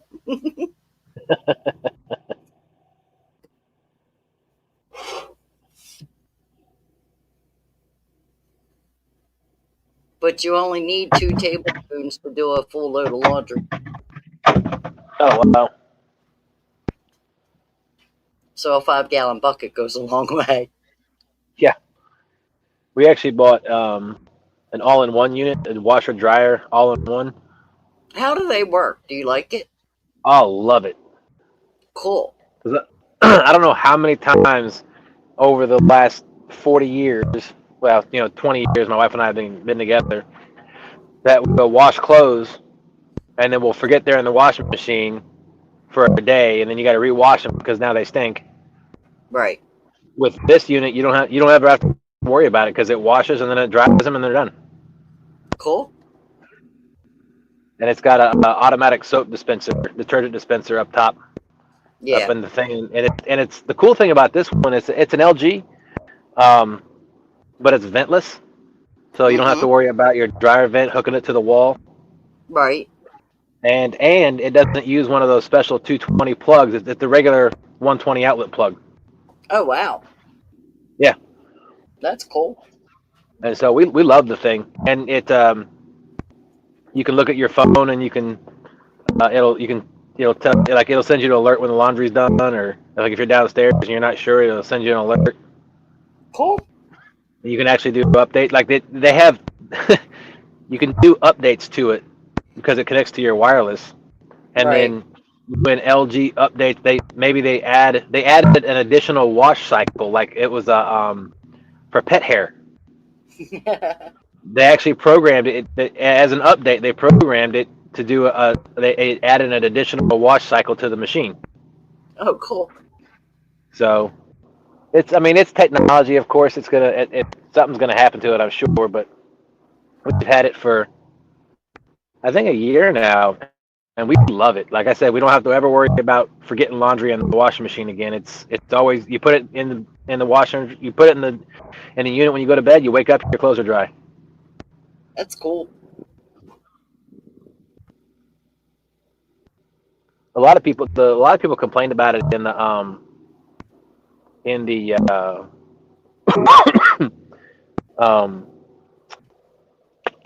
what's the word I'm looking for? Negative comments or whatever. Yeah. People said that it ran too long, or your clothes weren't always dry when you got it out. However, if you read the instructions, funny thing, It actually says that that sometimes when you pull your clothes out of the dryer, they will seem damp, but if you snap them, like you shake it real quick and snap it, they're actually dry. It's just moisture that's collected on the outside during the drying process. Right. So if you snap it, then it gets rid of that moisture, and you can tell it's dry. Yeah. So a lot of people that didn't actually read the instructions, they just went straight to the comments and complained that, oh, my clothes aren't dry. Yeah. But it actually tells, like, I ran a load earlier today, and it's 2 hours and 10 minutes from start to finish, from wash to dry. Sounds about right. Yeah, if you have your washing machine and your dryer, when you transfer loads, all that takes time. Yeah. So and we haven't had any issues with it. Now I will say the lint area, it is ventless. However, you still have to clean the lint trap every time you wash clothes. Yeah. And the area where that lint trap is, it does collect some of that lint, so you still got to go in there. We actually bought a special attachment for our vacuum cleaner that goes in and it bends around the corner and sucks out all that extra lint that's in there. Yeah. But it's not something we have to actually hook into the wall and have to exhaust out you have to worry about all that stuff. So Now, I don't know if you're aware of this, and I don't know what kind of screen filter you have lint trap wise, but mine's like a fine mesh plastic screen. And every month I take that screen out to my sink and I take a fingernail brush and I scrub it, because Yep. your dryer sheets that you use builds up a film on it, and your lint trap screen will clog up and not allow your clothes to dry properly, which leads to longer drying times. And a lot of people don't even realize that it's that simple to do. Yep. Ours, because it's all-in-one, we don't use dryer sheets, Right. because it more does a steam dry than anything else. Right. But my wife actually bought extra. It's a foam filter, Mm-hmm. so she actually bought extras of those. So we change them out every so often, and we clean the ones that we pull out, and then we put that back in Yeah. rotation. Yeah.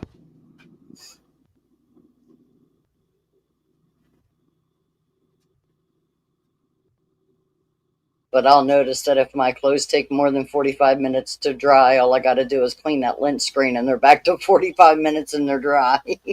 Yep.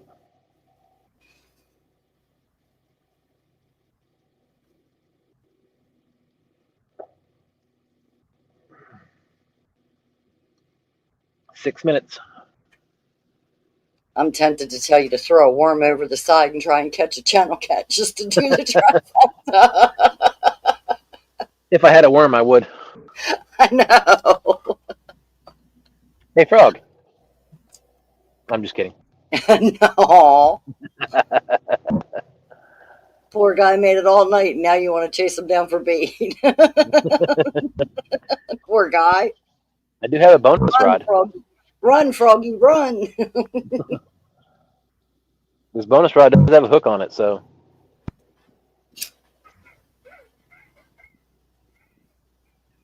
Nah.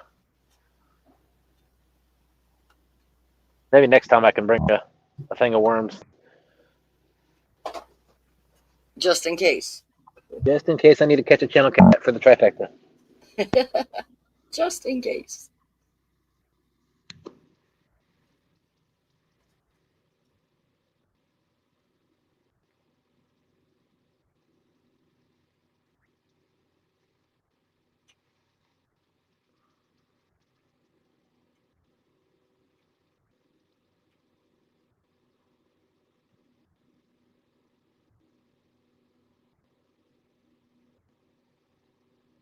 Oh, man. Oh.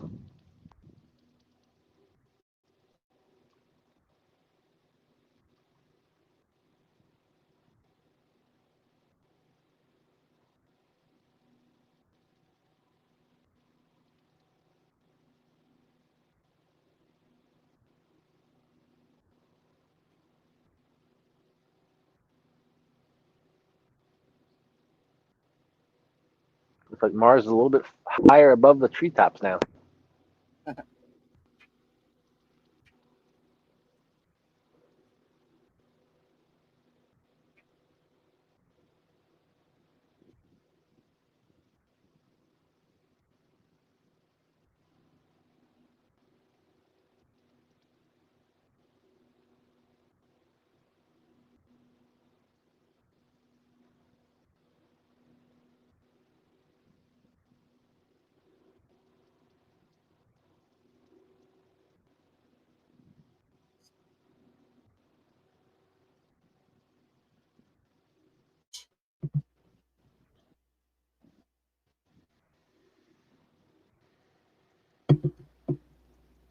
Well, all in all, it was a great night, great show.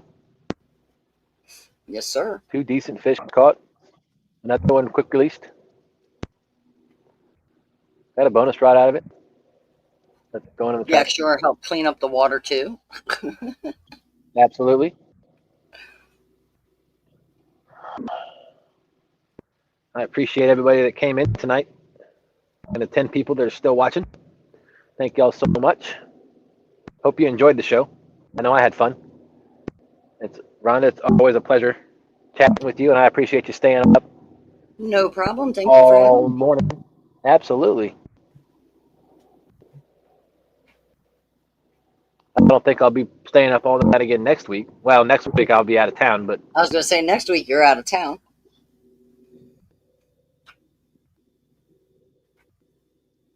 as always, if anybody has if you're watching this now or watching the replay or whatever, if you have any suggestions or thoughts about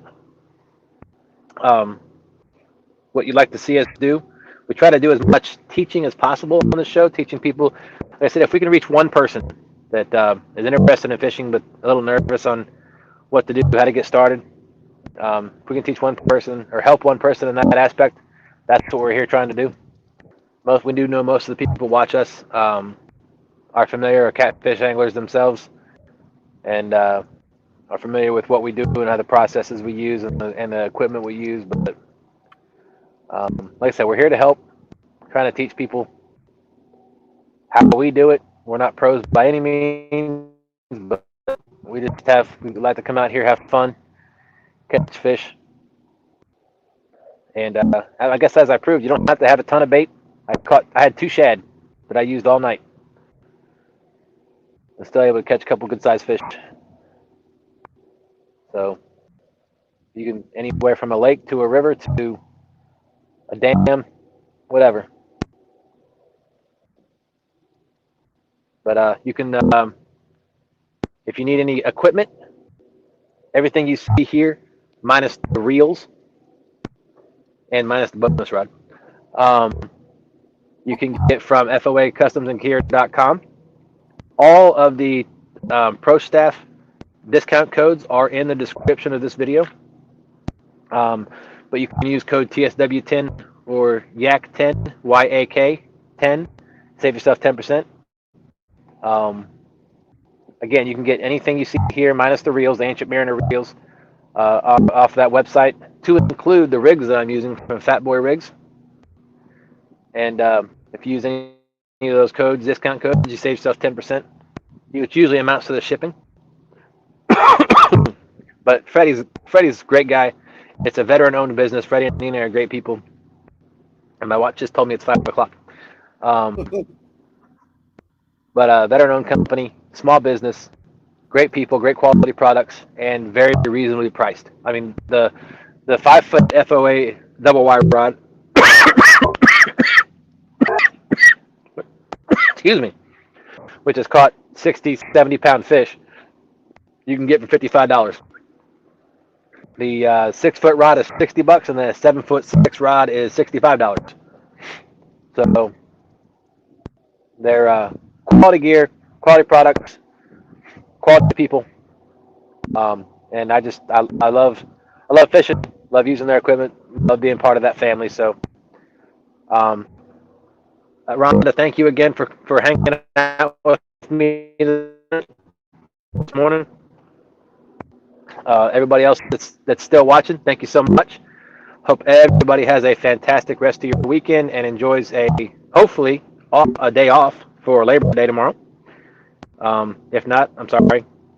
But hope everybody has a fantastic rest of your weekend. And unless you got something, we're going to go ahead and end it. Go for it, sir. It's your show.